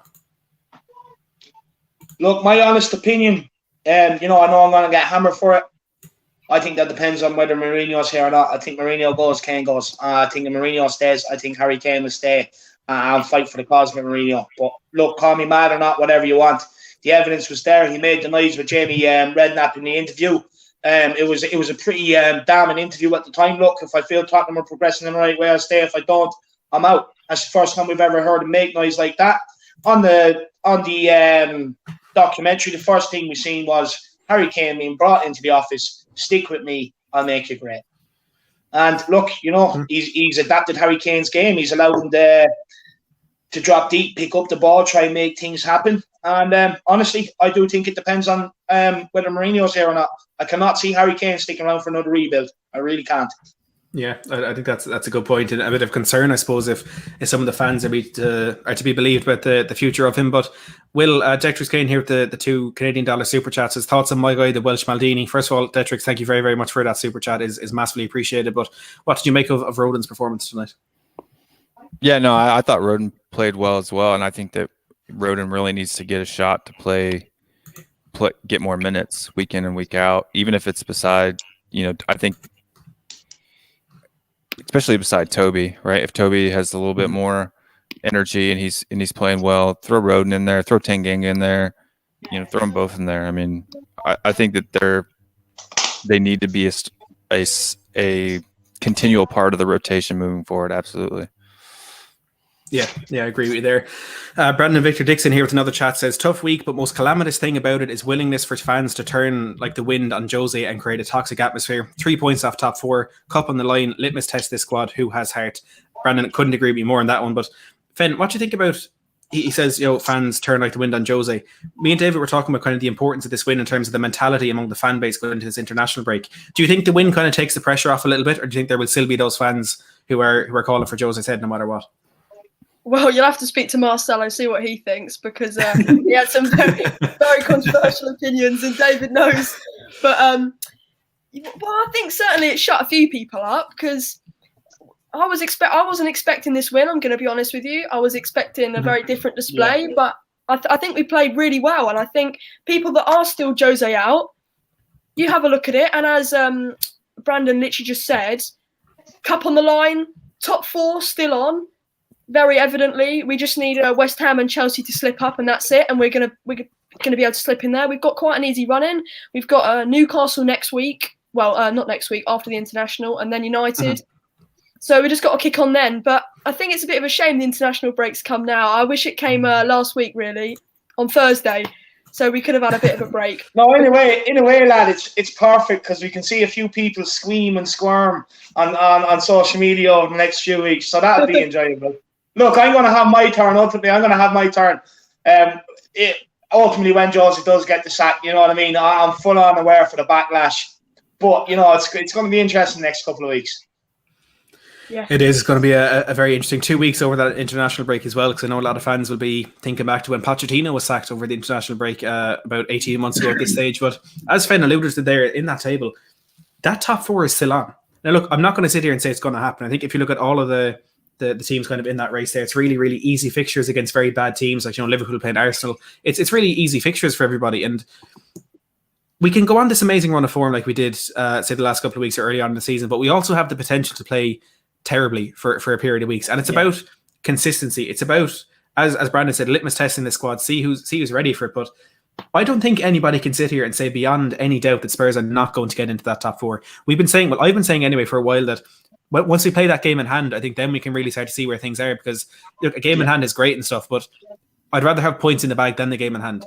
Yeah. And I didn't expect us to have the points in the bag, but look, we have West Ham flaky at the back. We showed that throwing away that 3-goal lead against Arsenal. Chelsea are good, but they've been too good almost for me to say that that's going to keep up till the end of the season. They're going to have a little bit of a setback after that new manager bounce. Don't get me wrong, Tuchel's doing a great job, but this is everything's to play for here. And I think Liverpool and Everton are still in that mix. Does anyone disagree with that? No, I think certainly Everton. Well, I think Chelsea has a fairly easy run out fixture-wise. I think they really only have West Ham, Arsenal, and City are really the only tough matches that they have left going through. So I think they have a lot easier run than even say like West Ham does. West Ham's is difficult. I've just had a little look at it. Yeah, West Ham, they still have to play Wolves. They still have to play... they got Chelsea, Leicester, Everton, and Southampton. Ooh, that's I don't think they're getting top 4, which I'm delighted to say. That's a really tough run for them. Yeah. Look, we have Villa to play again, which I'm going to say is looking an easier game now than it was 4 or 5 hours ago. Still have to play... I'll just get our fixtures up there. It'll probably be easier. But, David... You've been saying all along the top 4 is still on. Your confidence in that has I won't say it's never faltered. It's rarely faltered. But are you being proved right? Look, first, not you. Yeah, no. Look, I'm getting you today. Look, it's not about being proven right. It's about it's just about taking a better view at things rather than the rash in the moment. You know what I mean? We win one, we celebrate. We win, lose, next thing the manager's out, this sort of stuff. It's not about being proven right. It's just about looking at things rationally and not letting these things that people put out and make everything Jose's fault, you know, alter what ultimately you think. It's just about sticking by what you think. Now, look, ultimately, I do think I'm going to be proven wrong. I really do. As in, like, I do think, you know, Jose will end up carrying the can. I do think it's going to happen. But look, right now, after the video I put out Friday, Matty, the words are yours, not mine. Well, look, it is what it is. We've Dark Soon G here says maybe Son injuries can be beneficial to us since he's resting for a long time, so he should be able to roll over Man City in the Carabao Cup. And that's a very good point, in putting a very positive spin on what could have been a detrimental thing for Tottenham season. You know, he's not travelling on the international break, so maybe he could be on a path to a very good end to the season. We got a new channel member here as well, Wayne Winter. Wayne, thank you so much for joining the channel memberships. I'm glad you're going to be getting something in return for all those super chats you are putting in. So please do, if you want to come on and have a chat, Wayne, head over to the community feed. The link there will be there for you to jump on and have your say. Anyone else, if you do want to join that membership, hit that join button down below. Spurs Premier League fixtures for the remainder of the season. We've got Newcastle away, United at home, Everton away, Sheffield United at home, Leeds away, Wolves at home, Villa at home, and Leicester away. Will, that's tough. Yeah. But it's not impossible though. That's the great thing about it, right? The only ones that I see necessarily is like red fixtures, or a dark red fixture would be, you know, the Man City and the Man United one. The Man United one, I think that we can pull it off just because Jose likes to stick it to those guys, you know, personally. And the City one, because if you look at not only the EFL Cup fixture there, but I think we have to play them we've already played them in the league, but our run out, I think it's Leicester and Man United are really the only tough fixtures that we have, like the really, really tough fixtures that we have on the rollout. So and I think Leicester is going to drop too. I think Leicester has if you looked at the Leicester fixtures, I think they have a pretty rough run going out. I think they still have to play several big sides. Yeah, look, we'll take a look at Liverpool's fixtures now. Starks on G with 5,000 says Liverpool's fixtures is also not easy as well, in my opinion. What do you think? Well, we get that up. And Darks on G, your super chats have been off the scale tonight. Yeah. Thank you so much for that. Let's take a look at Liverpool's fixtures for the rest of the season. They play after the international break. They travel to the Emirates, then they host Villa, go away to Leeds, at home to Newcastle, away to United, then it's Southampton, West Brom, Burnley, and Palace on the run-in. So, look, for the last 4 games there, I think that could very well be 12 points for Liverpool, but look, we know anything can happen with Liverpool. That is a difficult run-in, and on the point of Leicester, we've Leicester's a really difficult. I'll be honest with you. They're saying here as well, the top 4 is open. Leicester got Maddison, Barnes injured, Chelsea inconsistent, only 8 points from top 3. But if we see our players, I think only a few players have that desire mentality, which is a good point. We'll get on to Leicester's fixtures in a second, but we've got 3 super chats here coming in. Crazy stuff. Spartan 7 Gaming with the £5 says, big up, Will, just subscribe to his channel. Absolutely loved it. Great Tottenham channels everywhere. Will, if this isn't the best opportunity to plug your channel, I don't know what is. Go ahead. Yeah, no, I mean, David came on last night. He was watching the UFC fight, and I think I went on for like an hour and a half, 2 hours with both Cody Mack and David. And then I just went on another hour by myself, just answering questions for people and things. It's really kind of a carefree, there's no form. It's just to come on, and it's just like a big family chat, right? So if you're in the US or in Korea and you want to come on and chat about Spurs, that's the place to do it. And it's on the time when Matt's asleep, so it doesn't steal his viewers. That's my favorite part about that channel, Will, I won't lie. And everyone make sure to head over Will Stewart THFC rants, head over and subscribe there. Wayne Winter with another £3 says, sorry Matt, my mistake, I thought I joined ages ago. Wayne, apologies, you don't have to apologize at all. Those super chats are more than enough. Thank you so much for that. Darkson G again says we might have another game in hand because we don't know when we will face Southampton at home. That's a good point as well with that game, of course, ready to come back into that calendar. And Fen, you'd have to assume Southampton should be 3 points for us. Well, you'd like to think so, but I always see Southampton a bit of a bogey team for everyone, in my opinion. I think they're a tough team to roll over, but we gave them our best shot at the start of the season. We managed to beat them, 5-2 in the end, I think it was. So, yeah, I mean, we can go and do it again. So, yeah, it should be 3 points, really. Yeah, that game, I suppose the first half was difficult, but I think we kind of ran away with it a bit in that second half more than you would expect, I suppose. But we we got that job done. We got the 3 points in a convincing win as well, which is more than you can really ask for. Look, Fen and Will, it's been absolutely fantastic having you on. And Fen, look, I'll let Will do it, so I'll let you do it as well. Do you want to give a quick plug to your channel? Yeah, so my channel is Everything Football. I just react to different sports over there. I'll react to Spurs tonight, but few Americans like Will. I like reacting to the NHL. I also love the what's it called? The Monster Jam, I think it is. The old monster trucks. Oh, I love that as well. I'll react to all that on my channel. So go and check it out. You're a adrenaline junkie, lad. Something a bit different over there. But look, I'll say to everybody watching, make sure to head over and check out Will and Fenn's channels. Two incredible guests every single time they do call in. As always, guys, massively appreciate your input, and hopefully we'll see you again after the international break for some more Spurs victories. For sure. Yeah. Let's go. Stay strong, stay Spurs, lads. See you, lads. Thanks, good seeing you. Talk to you soon, guys. Always love the two of them calling in. It's always a fantastic chat with them. Mexico Spurs says, have to go now. Well done, Matt and David. Come on, you Spurs. Thank you very much for that one. John Fitzpatrick says, we have more Spurs channels now than we have fans. And look, that's the way it is. There's an incredible Spurs YouTube community that is just growing and growing and growing. Brandon says, I'm a fan of your comments generally. Very reasonable perspective with regards to Will. So look, Will, you've got a massive fan there. And you have a lot more massive fans, and I'm sure your channel will continue to grow and grow. But David, before we do wrap it up, have you any final words about what was an incredible night for Spurs? Yeah, no, I'm absolutely delighted. Look, it's great. Everyone can see I can't stop smiling. Look, we pulled it out of the bag when it mattered. There was a lot of questions going into this game. I think a lot of them have been answered. What more do you want? It's a Spurs win. It's a Sunday. West Ham and Arsenal both drop points. You know what I mean? It's kind of been a good Sunday all round. I'm not going to say a good week, but a good Sunday. Heading into the international break, one happy man. Can't wait to do my stream later as well, especially after my video Friday. Kind of highlighted a lot of the problems. That team selection today kind of backed it up. So what more do you want, lad? It's a good weekend. And thanks again for having me on the Watch Along, Matty. I really enjoy doing these with you, with Marcelo. I really enjoy interacting with the Matt Pack, the Samba Soldiers, and the Harris Army in the chat. It's absolutely amazing. And look, we're back with smiles on our faces. What more do you want?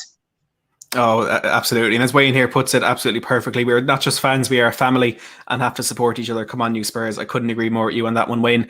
And look, another fantastic part of the night is we have smashed 350 likes. We have 353. So incredible stuff from everybody watching. Montaster says, Matt and David, the dynamic Irish duo, great content as always. David, I'm telling you, we're going places. You know that? People love us. People love us together.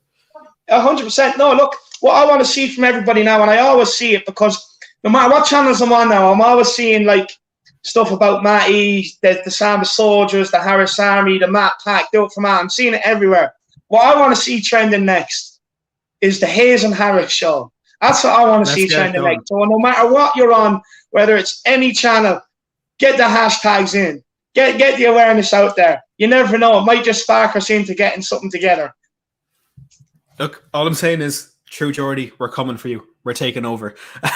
Maybe a bit soon, but look, we'll do our best. Never guys, soon, lad. Momentum's in our favour. It's going our way at the minute.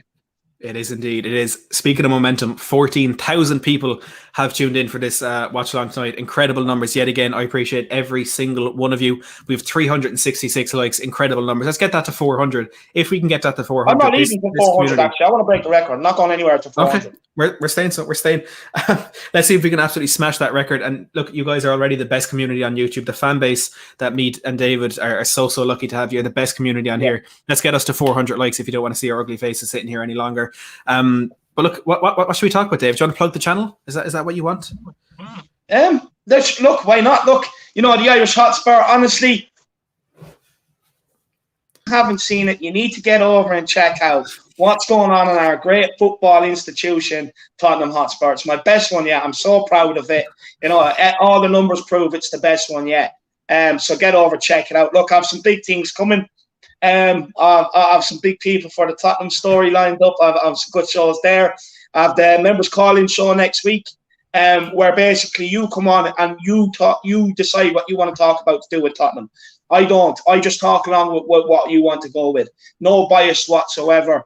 And yeah, that's about it. I have my match review tonight. That'll be coming out tonight. Big up Don Rob, by the way. I bet you he's loving life right now as well. But yeah, no, I have my match definitely is. review coming out tonight. It's usually the 10:30, 11 o'clock vibes. But sorry, go on, mate. Yeah, no, I'm saying everyone make sure get over there, check out the Irish Hotspur. Incredible content again. Watch that stream from Friday. It was honest. It was revealing. It was a perfect kind of reflection of what this non-biased, non-biased. Yeah, and that's what you always get from the Irish Hotspur. You know, he's yeah. Let's be honest, you're very biased to Spurs 99% of the time, and it was a fantastic stream. What's coming up in yours, man? This is what everyone's here coming for. Up on mine. I'm planning some things for the international break because look, it's boring for everybody. I want to get a bit of excitement in there. Look, as always, we're going to have the Tottenham Fan Voice podcast on Friday. I'm hoping to have some big guests on that one as well. I'm thinking of doing a quiz show. So do you know the app Kahoot? So with Kahoot, everybody watching can play along. So absolutely everybody. What happens is we get in here. We'll have a code that everybody puts into Kahoot, and everybody can play along in quiz. We could have a panel playing on here, and then everybody at home playing along as well. I think it'd be a very good thing. That'd be good fun. Yeah, look, I'll be honest, I got the idea from All Leeds TV, which anyone, if you have any inclination towards Leeds, head over and check out their channel. Incredible stuff. And check out Joe. He started his own channel as well, the Just Joe Football Show.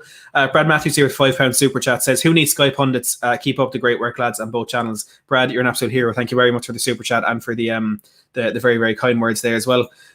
Jordan says, sorry, couldn't come on and speak. Hopefully can catch up with you, David, in the week. Yeah. I'm sure you will. Flamethrower says some transfer talk. Yes, we will have a transfer talk live stream. I'm not entirely sure what way it's working out in days in terms of what will be what day, but there will be some transfer talk coming up over the next couple of weeks. Kind of going back over the rumors that are going around our wonderful football club. We know there's going to be a lot there. We'll be going through each and every one of those, and of course this summer the transfer talk series will be going as quickly as ever. Montessor says Matt and David making Spurs great again. Look, it's what we're here to do. And Dark Sun G with another super chat, another gold one, matching the jersey, another 10,000 South Korean won says, I want revenge against Newcastle. We should have beat them at home. If Son is ready, we should beat them. I just noticed the games that Son got injured, we dropped points. Newcastle and Gooners. Yeah, look, Son is a pivotal part of our team, and I suppose it's a good time to go on to, do we play the same team against Newcastle, David? Do we continue with this rotated side, this new look backline, or do you think Jose is going to go back to a kind of safer starting 11? I think come Newcastle, if Son's fit, I definitely think you'll see him come in for Lo Celso. And I think maybe, I'm not sure. I'm not sure whether I believe Toby's illness or not. And if it is an illness, I think you'll see him come in for Sanchez. Yeah, and look, I think that's such a good thing that we always talk about Toby Alderweireld being the main reason that Davinson Sanchez plays, but Joe Rodon was extremely commanding at the back tonight. He was shouting, he was roaring, he was getting people in position, and if he can make Davinson Sanchez look good, he's doing something right. So Toby and Rodon could be a very important partnership for us for the rest of the season. But my concern would be, who is that player that replaces Toby if it's at the end of this season or at the end of next season? You know, it's great having that partnership. Yeah, that's what I'm saying. It has to be someone who bring in, because as good as that partnership is, it's not long term. Toby's coming to the end of his time at Spurs. I'm personally surprised he's still here. I thought he would have been off with Jan Vertonghen in the last transfer window, but here we are. He's still here. We're at 382 likes, and I see the number of people watching creeping down. So please, if you are popping out of the stream, make sure to smash that like button on your way out. We're trying to get to 400 likes, break the record on these watch alongs. David has said he's not leaving until it hits 400, so I suppose I have to stay here as well. And I mean that.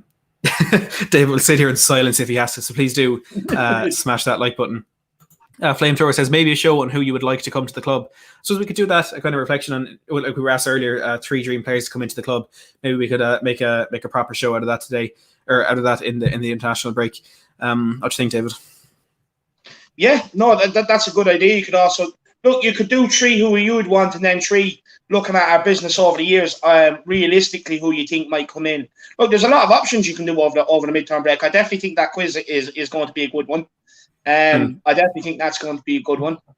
Might have time for a Harrison Hayes show over the 2 weeks. You never know. We have to get the inaugural show out there.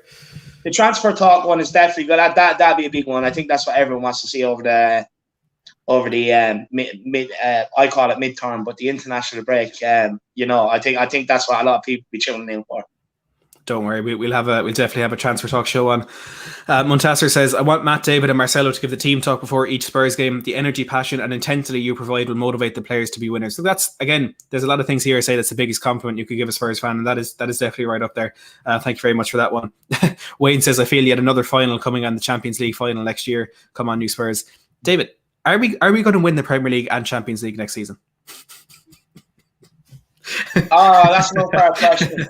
Look, the answer is no. Let's be honest. Spurs fan in me likes to think we're going to get top 4 and we're in Champions League next year. And of course, if that happens at the start of the season, I'm going to fully think we can win the Premiership and the Champions League. Is it realistic? No. Am I always realistic with some of my stuff? No. I go with what I feel. I go with my gut. I go with what I think. Sometimes it's wrong. More times than not, it's right. But no, look, it all depends on the window. See, if we could get a couple of defenders in and really sort out the defense, like I was explaining earlier, like obviously it's kind of ended in disappointment, but there's been so much promise. Now, if we can add a couple of players, 2 of the players that actually want to be here and play for Jose, and come in, and mainly defenders, and probably 1 more centre midfielder, why not? There's a good shot. And then there's options there. Then you can kind of get rid of, like, you have Sessegnon coming back in. That frees up Ben Davies to be sold. Do you know what I mean? You have Skip coming in. That frees up Winks to go out the door. So there's a lot of options there this summer. I think it might be a bit of a busier window than what people might expect, you know. Yeah, look, fingers crossed. I know we've been told Spurs do have to sell to bring in, but there's still going to be some amount of money there. It's not going to be 0 signings if you don't sell players. You know, there's do you going reckon to be that hinges on that what you were talking about, the format, the naming rights? Do you reckon it hinges on that guy coming in and getting that deal done before the summer? Yeah, look, I think a big part of it could. If the vast majority of our transfers depend on something like that happening, I'd be concerned, because I can't imagine the money that will come from that is going to be anywhere near what you would need to kind of rebuild the squad. Yeah. But I think that could be a part of it in terms of the kind of marketing sides of things as well. As much as that would raise money in that, in that deal, there's more things that'll come from that. It could be like the routes kind of branching off into very, very different things. But like I said, if that's the key part of it, I will be quite concerned. Now, guys, we're on 397 likes. 3 more people. There's 3 people holding back thinking the same thing. Oh, if I hold back, I get to keep them on longer. There's 3 people thinking the same thing. 398. I think it's amazing that we're here just counting the likes and there's still 215 people watching. 399. Come on, 1 more person. There's one person sitting out there has to smash that like. We've done it. It's 400 likes. Good night. 400. Good night. We're leaving it at that. Like, subscribe, comment, join, super chat, all that good stuff. Thank you very much to everybody who's watched. And as always, come on, you Spurs. Come on, you Spurs. In Jose we trust. Let's go.